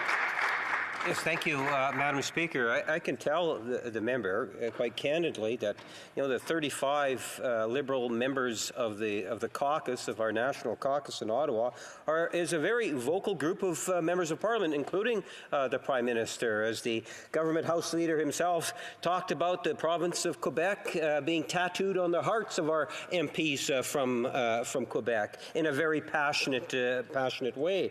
I've listened to a lot of the debate thus far. And when I hear members from the Bloc Party talk about the trade agreement, they're in essence raising two issues. They're talking, Madam Speaker, about the aluminum industry, and for the first time ever, we have guarantees for that industry, and they're talking about supply management. It was the Liberal Party that brought in supply management, and it is the Liberal Party that's going to protect and continue to protect supply management. We understand the industries, whether you're in Newfoundland, Labrador, to BC, all the provinces, including Quebec, in between. We're very passionate. We believe that this is the best agreement, and we are not alone. Province of Quebec, the Premier, and many other individuals throughout are supporting this agreement, from Labour to business, you name it. My question is, will the Bloc reconsider and support this progressive piece of legislation? The Honourable Member for Repentigny.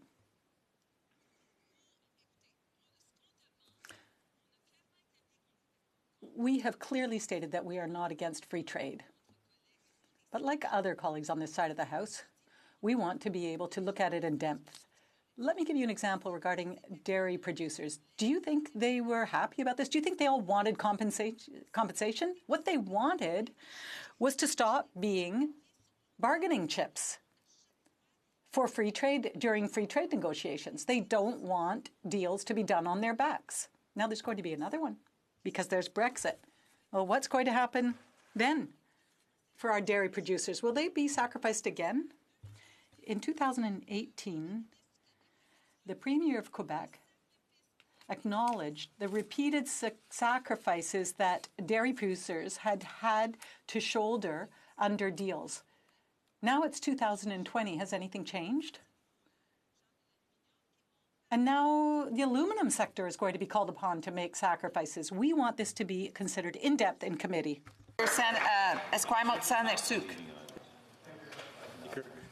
Sometimes British Columbia and Quebec seem oceans apart, even though it's all land in between. But there's a couple of things when we come to free trade we have in common. One of those is, of course, we produce aluminum in British Columbia as well. And the second one's very important to me is dairy on Vancouver Island. And so I wonder if the honourable member sees the same concerns that I do. Whenever we cut into dairy production in Canada, we not only endanger the income of farmers, but we endanger both the quality of our dairy products in Canada because of the lower standards in the United States, and also our food security locally and our ability to supply our own markets with good, high-quality food. And that's a very big issue on Vancouver Island. So I wonder if the honourable member shares those concerns. The honourable member for Repentigny. Thank you very much, Madam Speaker. And I'd like to thank my colleague for raising this issue of food security. You know, there are numbers that tell us that there were over 17,000 tons of cheese that without these deals would be made with our milk, with Quebec milk, and our standards are superior to those of the States. So I absolutely agree with my colleague in saying that our food security is an important issue and may be jeopardized by this deal. We want the milk to come from here. The honourable member for Abitibi-Témiscamingue. Thank you very much, Madam Speaker. I learned something new when my colleague from Repentigny spoke. She quoted Mr. Simard. He represents the Aluminum Association of Canada. And I'm wondering if she could repeat it, because I'd like to take it down, write it down, rather. The honourable member for Repentigny, a brief response, please. Well, thank you, Madam Speaker. How many minutes do I have? About 28 seconds? Well, I'll bring it to him. However, I'd like to thank my colleague, because I'd just like to recall that the arguments that were brought forward on the part of the government with respect, for example, to what Premier Legault said, and I think we've dealt with that, included quoting Jean Simard. But Jean Simard himself said that aluminum should have the same protection as steel. Reprise au débat. The honourable member for Saskatoon-Grasswood. Thank you very much, Madam Speaker. It's a pleasure to rise in the House here tonight to talk about this bill, C4, the Canada-U.S. Mexico Agreement Implementation Act, better known, I guess, over here as NAFTA 2. And Madam Speaker, since it is my first time addressing the chamber in great length here tonight, since the October election, I want to take a moment to thank those that have sent me here for my second term on Saskatoon-Grasswood. I want to thank my volunteers. They made it possible for me to come into the chamber tonight for the 43rd Parliament. And most importantly, and I think everyone here in the House would agree, that your spouse is the most important. Yeah. And in this case, yes, my wife, Anne, she's had to put up with me for 42 years now, and it's a long time, but this has been a great journey that we've had, and for the first time since the election, I also had my two children, Courtney and Jeff, Dornoch and Saskatoon-Grasswood, which is probably another story, but we certainly enjoyed it as a family. So, Madam Speaker, it's really my privilege right now to talk about this bill because it is the most important bill, I believe, that we could see here in the 43rd Parliament. It affects every territory and province in this great dominion that we have.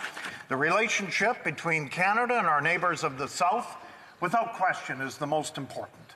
We do the most trading with our partners from the United States, and 75% of our exports and over 50% of our imports between the goods and services are bilateral trade with the United States. Madam Speaker, has almost $900 billion. The original NAFTA deal that was put together by Prime Minister Mulroney and the Conservative government has done this country a great deal of service. We've all enjoyed free trade. And at this time, I would also like to address the member from Abbotsford who spoke earlier on this bill. He, without question, is one of the greatest trade ministers we've ever had in this country. We went from 5 agreements all the way up to 55. He is world known. I went to Taiwan. They had nothing but great things to say about the member of Abbotsford and the trading agreement that he brought during the Harper years. And it should be recognized here in the House that this member is still with us. He's a valuable contributor and spoke the other day on this agreement and had several very good points. Madam Speaker, it was kind of a surprise. Mexico is our 3rd largest trading partner. So further to this agreement, NAFTA 2, or whatever you want to call it, is very much front and center in this country.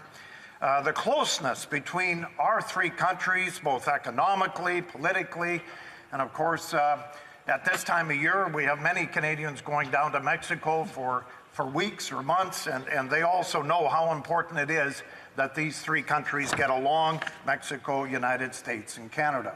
The importance, though, of this trading relationship is felt particularly strong in my province of Saskatchewan. We are a trading province. We have a population of 1.2 million people, roughly. We export more than we take in. We always have, hopefully always will, from agriculture to energy to manufacturing. Much of our provincial economy, and I would say more than 50%, is dependent on both trade within Canada and outside of that.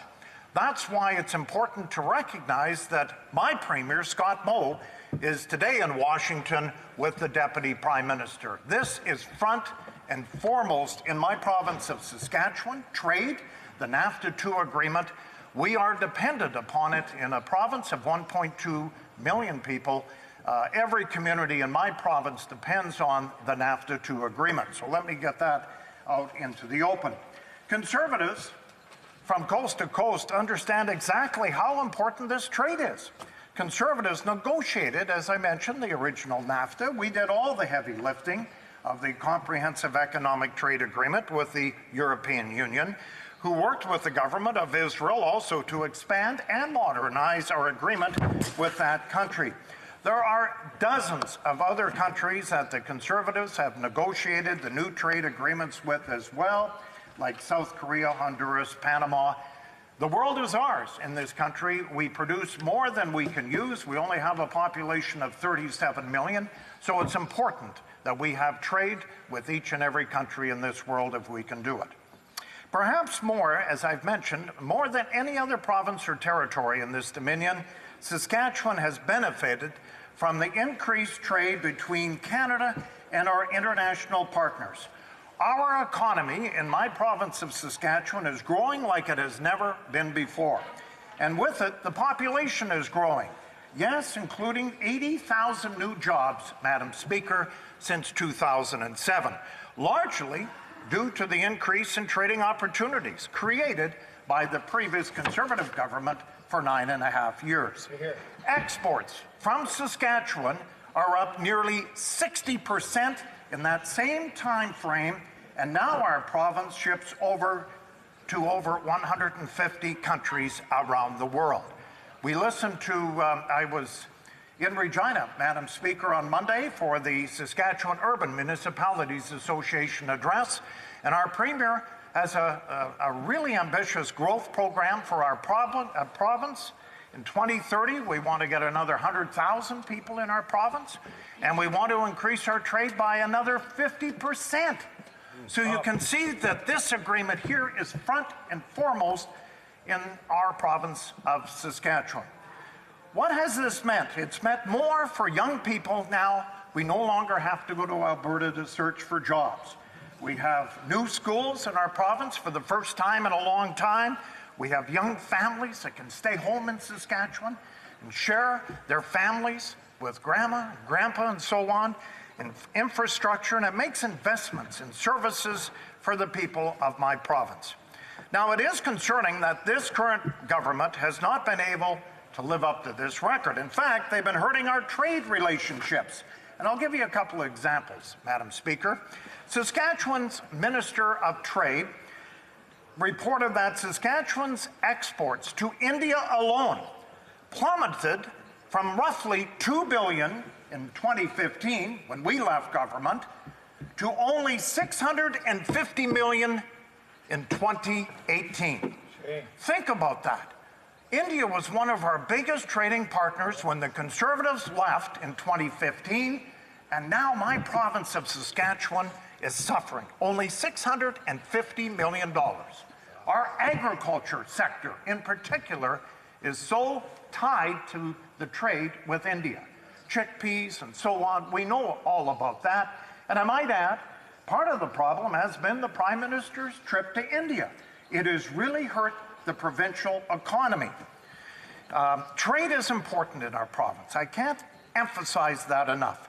In light of the current government's weakness, Madam Speaker, on this file, to compensate and to further our province's trading relationships around the world, Saskatchewan provincial government has had to open new provincial international offices in Japan, in India, and in Singapore. Think about that. Our provincial government has had to go out and seek new trading partners because this government has let us down in our province of Saskatchewan. So we've now got trade offices in India, Singapore, and Japan. These kinds of actions are so important because the people of Saskatchewan know how difficult it can be when you're facing uncertainty in our trading relationships. Saskatchewan caucus has heard over and over again from our producers, our workers, our unions, about how the U.S. tariffs on steel, along with aluminum, hurt Saskatchewan workers and producers. In closing, Madam Speaker, I just want to say this. I want to thank a number of people from our caucus because they have raised some flags in this trade agreement. From Kamloops, Thompson, Caribou, the softwood lumber issue, where we have lost tens of thousands of jobs for BC.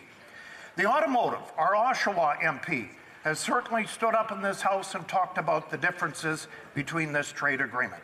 The aluminum, and our member from Chicoutimi-Lache Fjord, the Quebec aluminum, we all know, Madam Speaker, is the greenest and best in the world, and yet we're being penalized with this NAFTA 2 agreement. And it appears to be a cap on milk exports that we've talked about before in the House. So in closing, Madam Speaker, it will be an interesting time. We want to see this go to committee. We want to bring in many stakeholders because it's the stakeholders that in the next 6 years will have the biggest say on this NAFTA agreement. Thank you very much, Madam Speaker.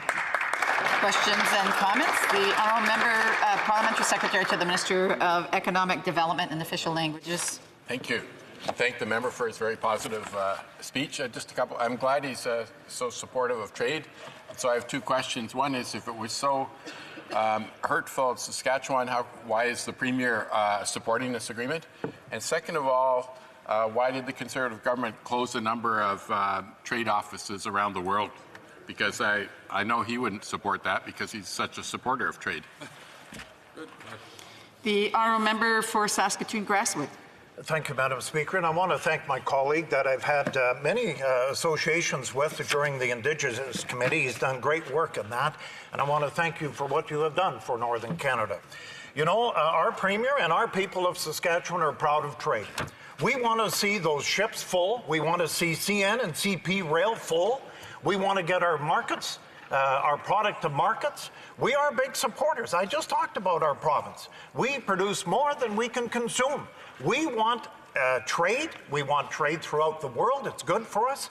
We produce the finest agriculture products in the world. Hear, hear. And we're proud of that. We're proud of our chickpeas. We're proud of our wheat and canola. And I should say on canola, we are concerned because the agreement with China kind of fell apart last year, and it really caused a lot of stress with our agriculture sector, and they're still in flux as they head to seeding in a couple of months in our province. Commentaire, l'honorable. The honourable member for Windsor West. Thank you, Madam Speaker. I'd like to thank the member from Grasswood, Saskatoon, for his intervention. Obviously, one of the things about trade that's very important is reciprocity and having comparable markets and comparable, rules and opportunities. One of the things that isn't taking place, and I asked for his opinion on that, is an issue I know he knows about, but I've been working on, is single event sports betting. In the United States, they are moving towards the actual legalization and single event sports betting across the entire country, leaving Canadian markets at a disadvantage, not only just for border communities like mine, but across provinces. And so we've asked basically the federal government to just give each province the opportunity to decide for its own if it wants to have that. And that's what the initiative is. If provinces want to choose to have single event sports betting in a regulated industry, they do that. Otherwise, we're still in the black market or in the unregulated and also the unaccountable market. So this could bring in some more opportunities. So I'd ask him for comments on that. Thank you. The honourable member for Saskatoon Grasswood. I want to thank the member from Windsor West and all the work that he has done previous on this bill. Hopefully it can come forward in the 43rd Parliament. It is very important, I think. You know, there was a time, because I had an illustrious career in sports for over 4 decades, we never had professional teams in Vegas, because gambling was so-called outlawed. And then all of a sudden, you got the Las Vegas Golden Knights, which I should say, their general manager comes from Saskatoon, Brad McCrimmon. They're doing very well. And now, Vegas is going to have an NFL football team. So yes, we need this type of legislation in this country. These are the black market. I'll just give you an example. Bodog was started by a gentleman in Lloydminster. And, here's an opportunity. He had to go outside the country. And, these are the opportunities we're missing in this country because of this legislation not being passed in the last Parliament, and we're hoping it comes forward here in the 43rd. For a brief question, the honourable member for Bow River. Thank you, Madam Speaker.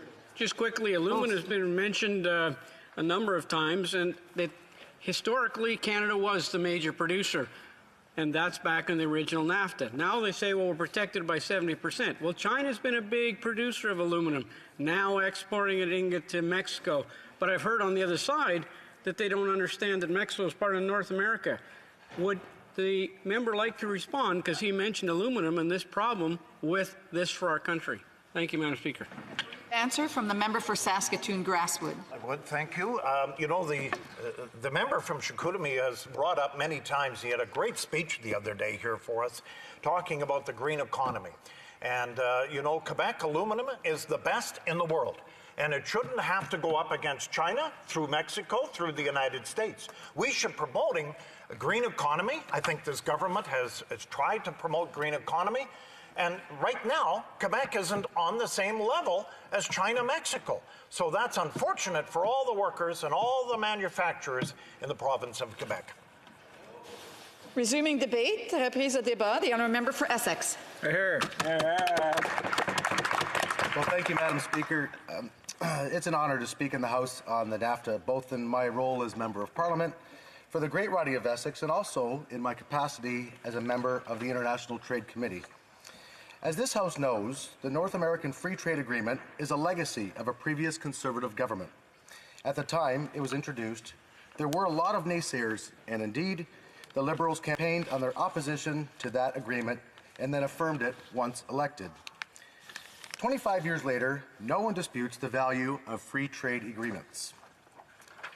Under the former Prime Minister Stephen Harper, Canada signed a record number of trade agreements with over 40 different countries, giving Canadian entrepreneurs unprecedented access to markets across the globe. The Conservative Party's record is clear. We support and want free trade with the United States. Canada's prosperity is tied to a vibrant export market. In Windsor, Essex, we recognize the importance of trade, particularly for our local agriculture industry and automotive sector. The U.S. is our largest trading partner. $2 billion a day in trade crosses our border, representing 75% of all Canadian exports. The region of Windsor-Essex, which encompasses my riding of Essex, boasts the busiest border crossing in North America. Canada's trade levels with the United States are somewhat in order of 9 times more than our next largest trading partner, China. As my colleague representing Abbotsford, who was trade minister while under the Harper government for 4.5 years, said, the United States will always be our largest trading partner, and we better get that relationship right. He called this deal a squandered opportunity. A quick list of what Canada gave up or failed to do. The new NAFTA does nothing to address long-standing softwood lumber disputes. This trade negotiation was a perfect opportunity to resolve the Buy America provision. Mexico got a chapter on this. Canada got nothing. The Liberals agreed to major concessions on dairy, eggs, and poultry without any American concessions in return. The Liberals agreed to a U.S. veto on any trade negotiations with the non-market economy, such as China. Aluminum was not given the same protocols as steel. Why not? Shame. Despite these flaws, the bottom line is that businesses thrive in a climate of stability. As the Canadian Chamber of Commerce said, over the last 3 years, Canadian businesses have sought certainty on the future of the North American trade relationship. The CUSMA was an imperfect but necessary agreement to provide greater predictability in our relations with Canada, Canada's largest trading partner. As the spokesman for the Business Council of Canada put it, the new NAFTA is good enough for Canada, something to get us through this administration. I echo my colleague from Calgary-Minimore. Canadians deserve more than good enough. Nevertheless, after years of uncertainty, the majority of Canadian businesses and labor want this deal ratified. Despite this cautious support, many have also expressed concerns about the details and want to know how this deal is actually going to affect them. That is our job as parliamentarians to find out, and even more so, given the record of this Prime Minister in dealing with other trade agreements, including the TPP, which was badly mishandled by this government. We saw a repeat of these unnecessary delays during the new NAFTA negotiations. The Liberals did not work with opposition parties during the negotiation and ratification process, and now are rushing to get this deal done. They have not provided documents outlining the economic impacts of the new trade deal, despite numerous requests from opposition MPs. On December the 12th, members of the Conservative caucus requested the release of the economic impact study. It is now 56 days since the request, and we have yet to see the report. Shame, shame. Shame. We do not intend to simply rubber stamp this deal. One example to illustrate the kind of data that is needed, an issue close to my heart. Labor has supported the clause that requires that 40% of cars produced in Mexico be completed by workers making at least $16 per hour US. There is an assumption that automotive manufacturing jobs will migrate north, and that would be good news for the workers in Windsor, Essex, if that assumption proves correct. But because of the lack of analysis, we don't know how many jobs are expected to be created in Canada. An economic impact study would provide a frame of reference for us to track those numbers. Let's look at another crucial sector, dairy. As the Canadian Federation of Agriculture pointed out, concessions made by Canada for supply managed products will only once again negatively impact farmers in these sectors. I have met with dairy farmers in my riding of Essex, as well as in my office here in Ottawa. Milk classes 6 and 7 have been eliminated, and 3.6% of the Canadian market is now opened up to imports. The deal also dictates thresholds for Canadian exports on milk protein concentrates, skim milk, powder, and infant formula, something Canada has never agreed to before. Further, if the industry exceeds the thresholds, Canada will add duties to the exports, making Canadian products more expensive and less competitive. As the dairy farmers suggest, this sets a dangerous precedent that could affect other sectors in future trade deals as it applies to exports to all countries, not just the signatories of an individual trade agreement. The dairy farmers of Canada have done an impact study.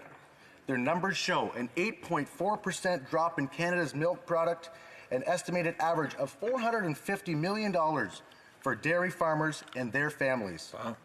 They further project that by 2024, Canada will have conceded 18% of our domestic market to foreign production. Another concern is whether foreign dairy products will adhere to the same production standards as produced in Canada. I am told that all milk produced in Canada is free of the artificial growth hormone RBST, which is not the case in the U.S.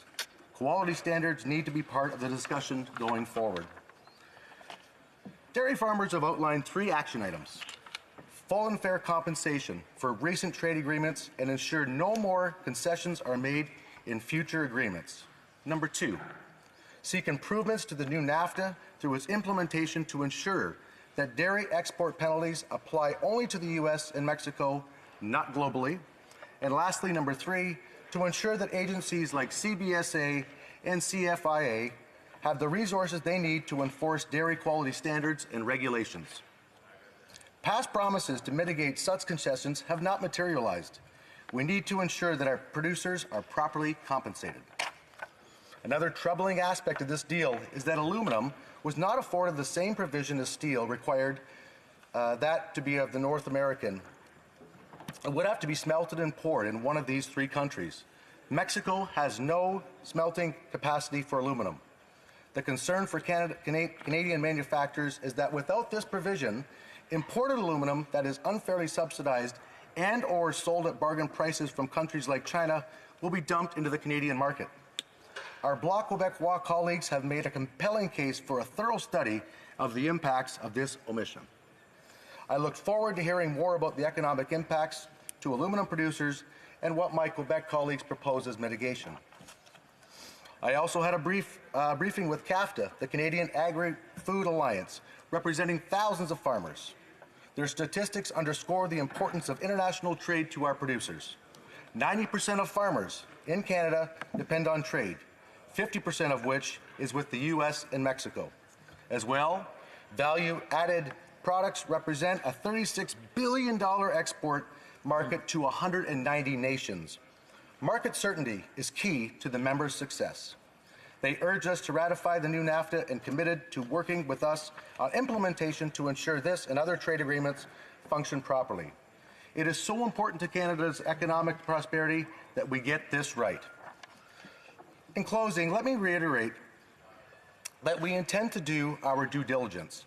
We need to see the ramifications, to identify the new NAFTA's weaknesses, its implications for future trade deals, and to ensure there is a plan for those sectors and industries that have been left out, and to do what we can to mitigate negative impacts.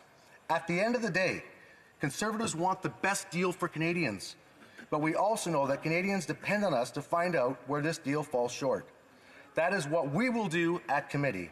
Along with my colleagues, I look forward to giving the new NAFTA a thorough examination. Thank you, Madam Speaker. Excellent. And comments. The Honourable Parliamentary Secretary to the Minister of Economic Development and Official Languages. Sorry, I just have to reiterate the benefits for aluminum in case the member didn't hear. It wasn't here when I made them up before. Canada, Mexico, and U.S. are in the agreement. They're in North America. Right now, there's no protection. He talked about dumping. That could happen now. There's no protection. There'll be some protection after this agreement, a lot more than there is now. The regional value content will go from 62.5% to 75% for cars and light trucks. 70%, if a company in Mexico or in the United States or Canada buys aluminum, 70% of it has to be North American content. That they can't bring that, the car company can't bring that from China. And 75% of the 7 core products have to be made from our aluminum. So, and products, aluminum can be dumped into products, but often the car producer itself buys the products for, buys the aluminum for all the product producers, the parts producers, because they've got the economy of scale and they can buy it cheaper. Honourable Member for Essex. Thank you very much, and I appreciate the comments from the honourable colleague across the aisle. I guess I would say that I guess I wasn't in the House. You're correct. I was down at committee, so I may not. I'm very sorry. You're not the individual member. I guess I'll just put it this way then. In April 2019, before the decision to ratify was made, the U.S. International Trade Commission produced a 400-page document on the likely impact on the U.S. economy and on specific sectors. By contrast, the Liberals have yet to produce an economic impact study for us to review. We're not trying to hold up the deal. We support trade in principle, but it is our democratic duty to study this deal in depth in the best interest of all Canadians. Questions et commentaires. L'honorable député de Lac-Saint. Questions and comments. The honourable member for Lac-Saint-Jean. Thank you, Mr. Speaker, and I want to thank my honourable colleague for his very good speech. I'm pleased that he did consider the fact that the Bloc Québécois has been working really hard on the aluminum file. You know, at the beginning, the Liberals said that we were the only ones who cared about the aluminum issue. But now it seems that the Conservatives are with us on that, and the NDP as well. Even the Deputy Prime Minister seems to be open to our proposals, and I think that's great. So a question to my honourable colleague. Would he agree with me that currently, when it comes to aluminum, the Liberals are the only ones who are alone?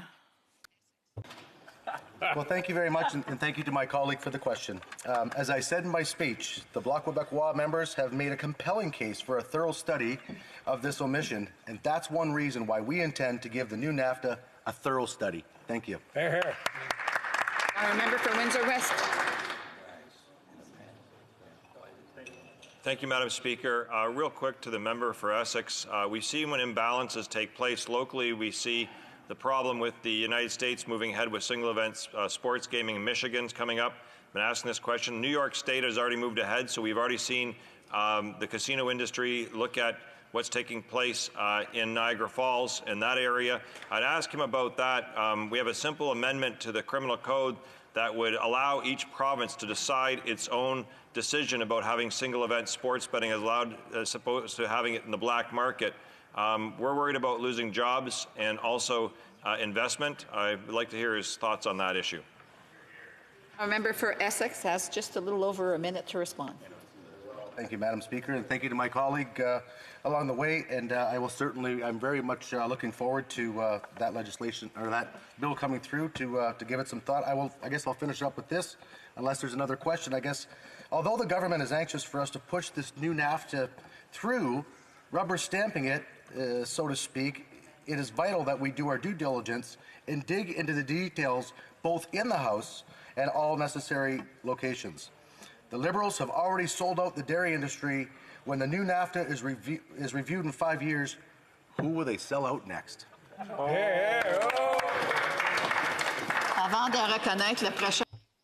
Before recognizing the next speaker, I just want to mention that I will have to cut the speaker off because we won't have enough time for the entire speech. So resuming debate, the Honourable Member for Abitibi-Témiscamingue. Thank you very much, Madam Speaker. Of course, please feel free to cut me off when necessary. The new NAFTA is not a terrible agreement for Canada, particularly the rest of Canada. It does preserve Quebec's cultural exemption. It preserves the automotive and steel sectors in Ontario, and it protects Canada against lawsuits from American investors. However, the Bloc Québécois represents Quebec, its economy, and its workers. And it seems that once again, unfortunately, in these negotiations, the Government of Canada made concessions at the expense of Quebec, at the expense of regional economic development in Quebec. And we can't accept that. I'll explain why. First of all, aluminum. I've spoken to my colleague from Repentigny to try to figure out what Mr. Simard from the Canadian Aluminum Association actually said, and I think it's important that we repeat that. When my colleague, the member for Joliette, asked him a question, in other words, would you prefer to have had protections as for steel, Mr. Simard said very clearly in the Finance Committee, yes, that's what we asked for, and that's what we were about to get. But at the end of the negotiations, Mexico said no for strategic reasons. And I think that strategy is clear. So, Madam Speaker, Canada sacrificed Quebec's aluminum sector in its negotiation. Canada is allowing Chinese aluminum to flood the North American market through China.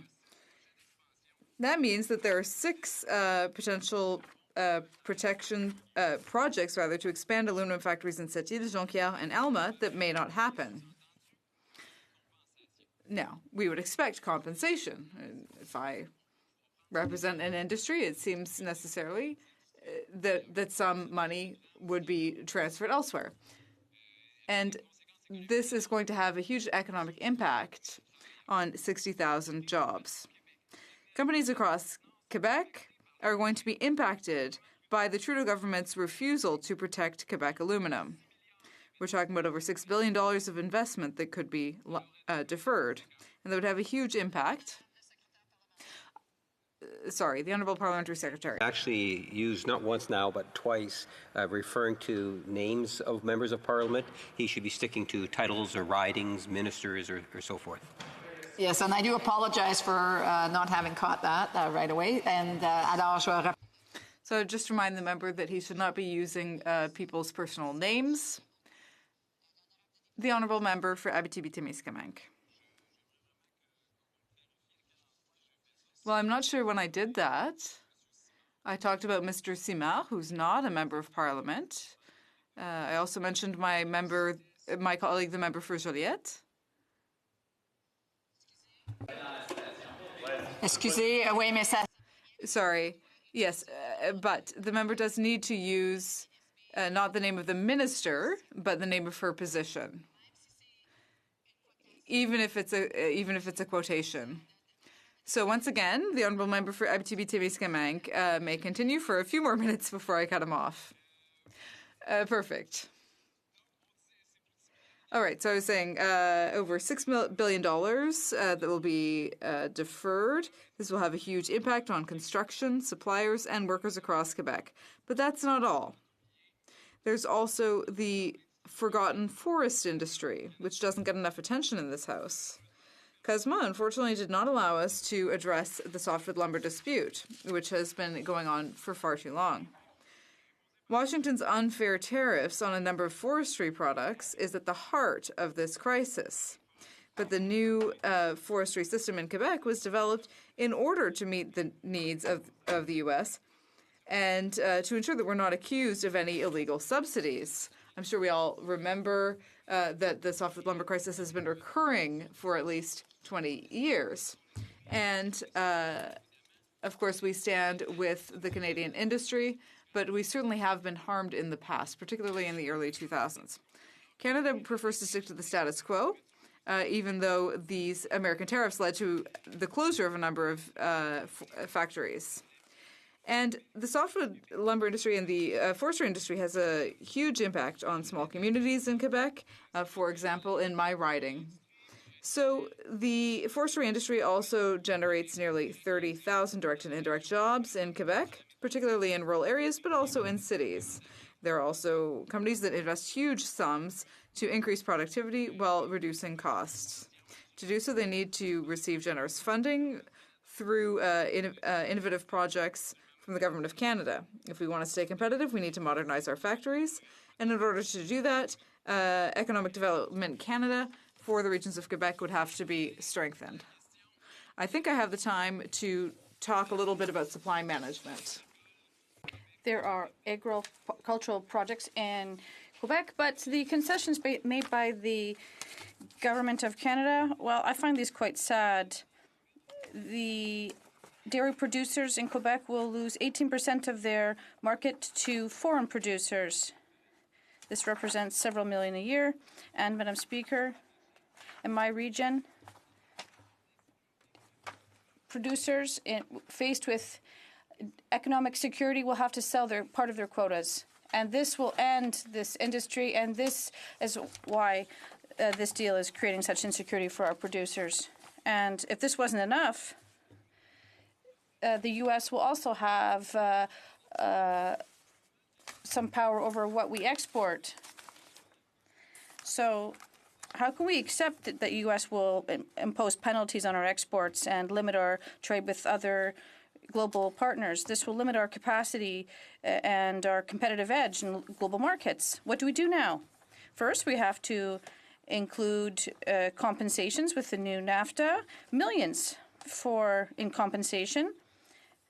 for dairy producers, and this concessions really hurt dairy producers, and we have to require penalties to be imposed. And this doesn't really suit dairy producers.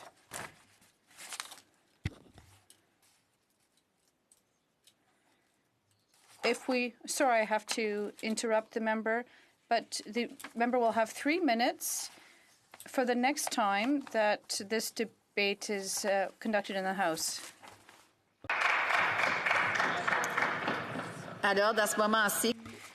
Pursuant to Standing Order 38, a motion to adjourn the House is deemed to have been made and seconded at this time. Is that this House do now adjourn. The honourable member for Leeds, Grenville, Thousand Islands, Rideau Lakes. Well, thank you, Madam Speaker. This Liberal government's track record on ethical breaches is astounding.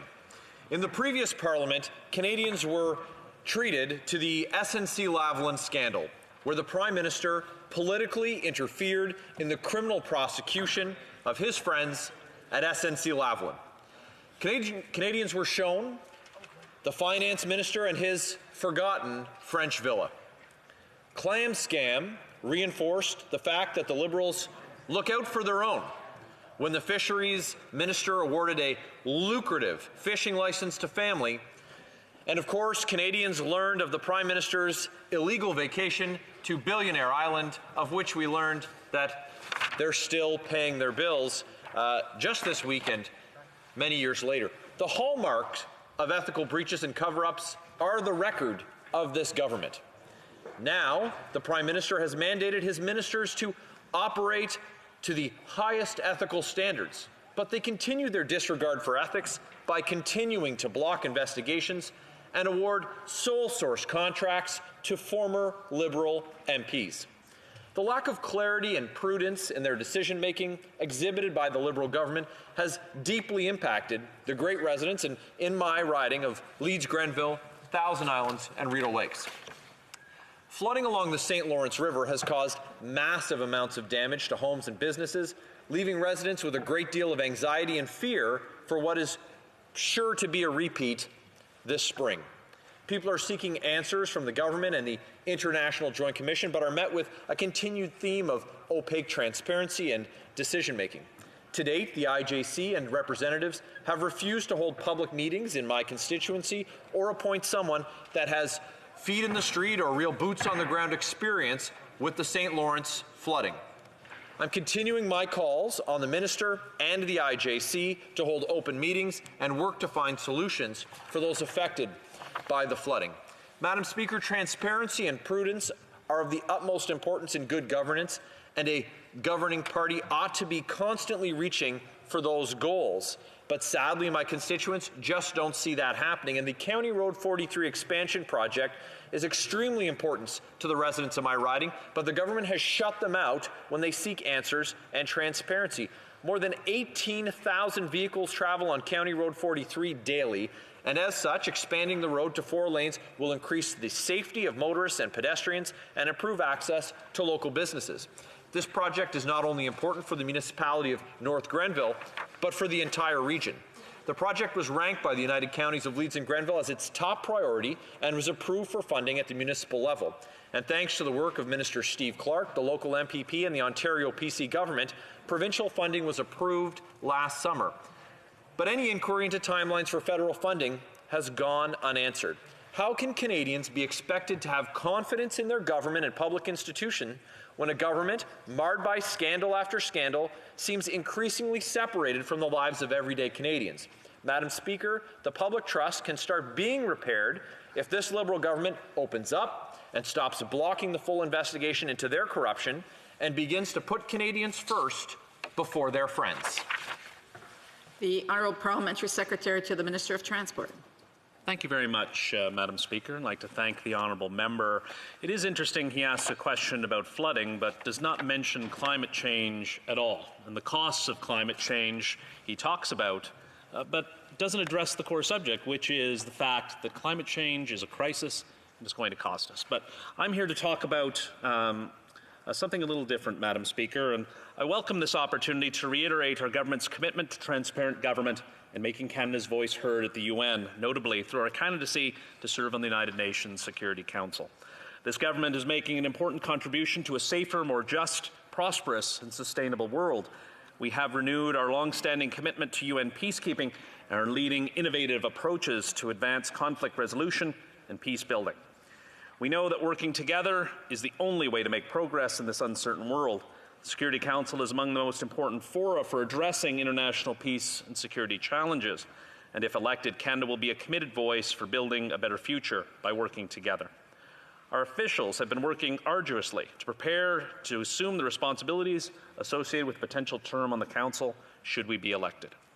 As a positive, constructive and responsible contributor to this important body, we have a heavy responsibility and we must be ready to engage on a wide range of issues to international peace and security. Indeed, Canada would serve on the Security Council alongside key world powers, providing direct access to advance our priorities and interests bilaterally and around the world. Global Affairs Canada is arranging for specialized training on Security Council, working methods, procedures, and related issues, which will equip our teams in Ottawa and New York to engage on key global issues relating to the Council's work. Building up our teams on the Security Council matters is a valuable activity irrespective of the result of the vote on our candidacy. Since Canada engages with the Council in many other ways as an active UN member state, the planned training is commonplace of Security Council candidates, the majority of whom undertake similar training for the same organization each year, including 7 of the 10 elected members of the Council. The supplier identified so far, New York-based Security Council report, is a highly specialized, reputable nonprofit organization with a mission of advancing transparency, effectiveness, and accountability of the Council. It is a leading provider of training in Council procedures and working methods, and nations competing with Canada for the same UNSC seat have already received this training. The standard of procedure has been followed in line with Treasury Board contracting policies in the development of the planning training. No contract has been awarded yet.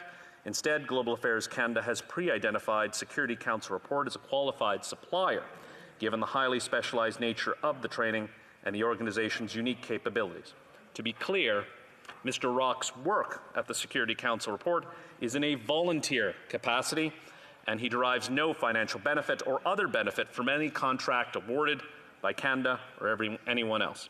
Madam Speaker, I'm proud of everything our officials are doing to prepare to make the most of the potential term at the Security Council.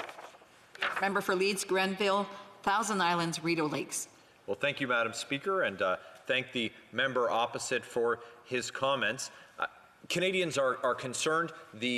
Just today, the Pascalito report was released from the Ethics Commissioner as part of a litany of ethical concerns and breaches raised coming from the Liberal benches. And when it comes to Mr. Rock, who seemed confused about why there would be an ethical question raised, we know that Mr. Rock took a free trip to a fishing lodge owned by the Irving family when he was serving in this place.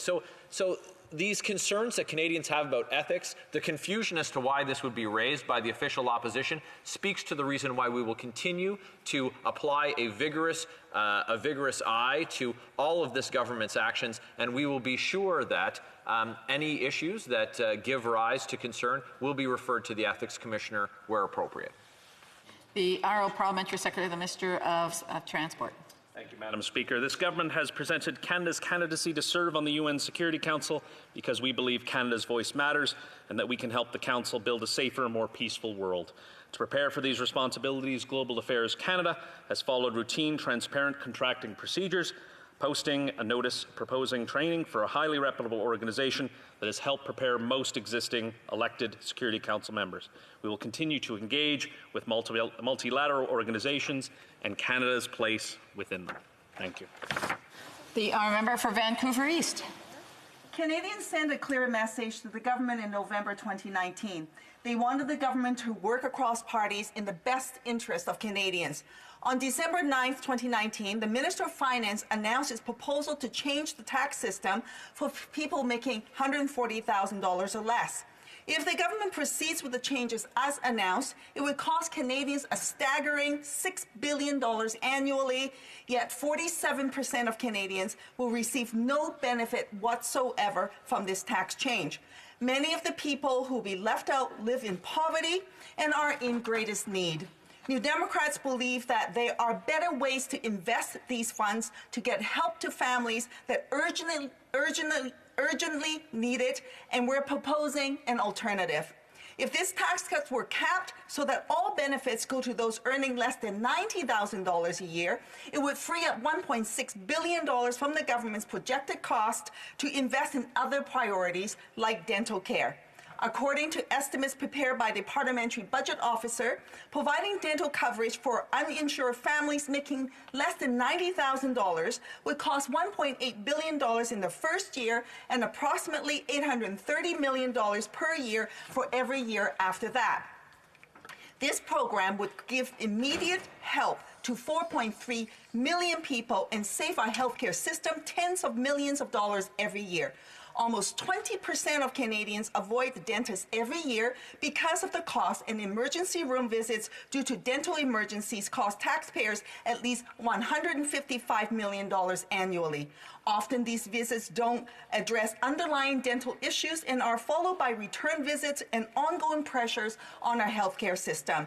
Also, I've met seniors who told me that they've had to blend their solid foods into liquid because they're unable to chew the food properly. The program the NDP is proposing would save households at least $1,200 annually and still allow the government to push forward the proposed tax cut to families earning less than $90,000 a year. We believe that this is a constructive proposal that would make a meaningful difference in the lives of millions of Canadians, particularly the people who are in greatest need. The government's intention was to have the Parliament vote on their proposed tax changes on December 11th, 2019, before Parliament adjourned for the holiday season. That vote was deferred after the NDP proposed the changes. The NDP is still waiting for a response from the government on our proposal. We're encouraged by the mention of dental care as an idea to explore in the throne speech, and this proposal is a great opportunity to give meaning and action to those words and to demonstrate that a real commitment to helping Canadians who need relief now. It's a chance for the Liberals to show Canadians that they are willing to work with opposition in a minority government to deliver much-needed services to Canadians. My question to the government is this: will they be willing to work with the NDP to deliver dental services to seniors, children, and families making $90,000 or less? Honourable Parliamentary Secretary to the Minister of Transport. Thank you so much, Madam Speaker. All Canadians deserve to share the benefits that come from an economy that is strong and growing. And right from day one, our government has taken action to ensure that all Canadians have the opportunity to do so. We created the Canada Child Benefit, which is providing more money to those families who need it the most. By doing so, we have helped lift nearly 300,000 kids out of poverty and give them a better start in life. And because we boosted the Guaranteed Income Supplement, close to 900,000 seniors are now benefiting from greater income security, 70% of whom are women. This help lifted 57,000 vulnerable seniors out of poverty. With the introduction of Canada's first ever national housing strategy, a 10-year $40 billion investment that will give more Canadians a place to call home, we are lifting 530,000 families out of housing need and reducing chronic homelessness by 50%. We also introduced a tax break for the middle class that took effect in 2016. That tax cut is benefiting more than 9 million hard-working Canadians. Today, a typical middle-class family of four will receive on average about $2,000 more each year as a result of this middle-class tax cut and the Canada Child Benefit. In December, as one of our first actions in our new mandate, our government proposed to lower taxes further for the middle class and those working hard to join it. Specifically, the proposal is to increase the basic personal amount that people can earn before having to pay federal income tax. By raising the basic personal amount to $15,000 by 2023, we would be cutting taxes for close to 20 million Canadians. That would also mean that nearly 1.1 million more Canadians, low-income Canadians to be precise, would no longer be paying federal income tax at all. By 2023, single individuals would save close to $300 in taxes each year, while families, including those led by single parents, would save nearly $600 in taxes a year. And to ensure that the tax relief goes to the people who need it the most, we would phase out the benefits of the increased basic personal amount for wealthy individuals. With more money to cover their necessities, Canadians can focus on new opportunities for themselves and their families, and less on simply making ends meet. It's what our plan to help the middle class, Canada's middle class, grow and prosper is all about, and our plan is working. The honourable member for Vancouver East. Thank you very much, Madam Speaker. I'm pretty sure that the Parliamentary Secretary to Transport did not hear my question. My question was, will the government be willing to work with the NDP to deliver dental care to seniors, children, and families making $90,000 or less? And you know what, Madam Speaker, I'm so disappointed that the government didn't even bother to ensure that the Parliamentary Secretary to the Minister of Finance respond to this question. Instead, we got a member who is the Parliamentary Secretary to Transport to read off a message box without answering the actual question that I posed to him. So, Madam Speaker, it is not a good way forward in a minority government for this government to operate in this way. Very disappointing. The Honourable Parliamentary Secretary to the Minister of Transport. Thank you very much, Madam Speaker. I'd like to thank the honourable member for her passion on this subject, and she even referenced the Minister's response, Minister of Health's response in regards to this. But as she is fighting for those most vulnerable, I'm outlining the government's strategy to helping those most vulnerable in our society, and how we've fought from day one to reduce poverty. We are ahead of our poverty reduction targets, and we are fighting for those most vulnerable, and I'm proud of that fact, not only in St. Catharines, but across the country. Our plan is working. We can do better. We can always fight to do better. I know the honourable member referenced the Minister of Health's comments in regards to dental care, and that's an exciting opportunity to work forward in the future. Thank you very much, Madam Speaker. The motion to adjourn the House is now deemed to have been adopted. Accordingly, this House stands adjourned until tomorrow at 10 a.m. pursuant to Standing Order 24-1.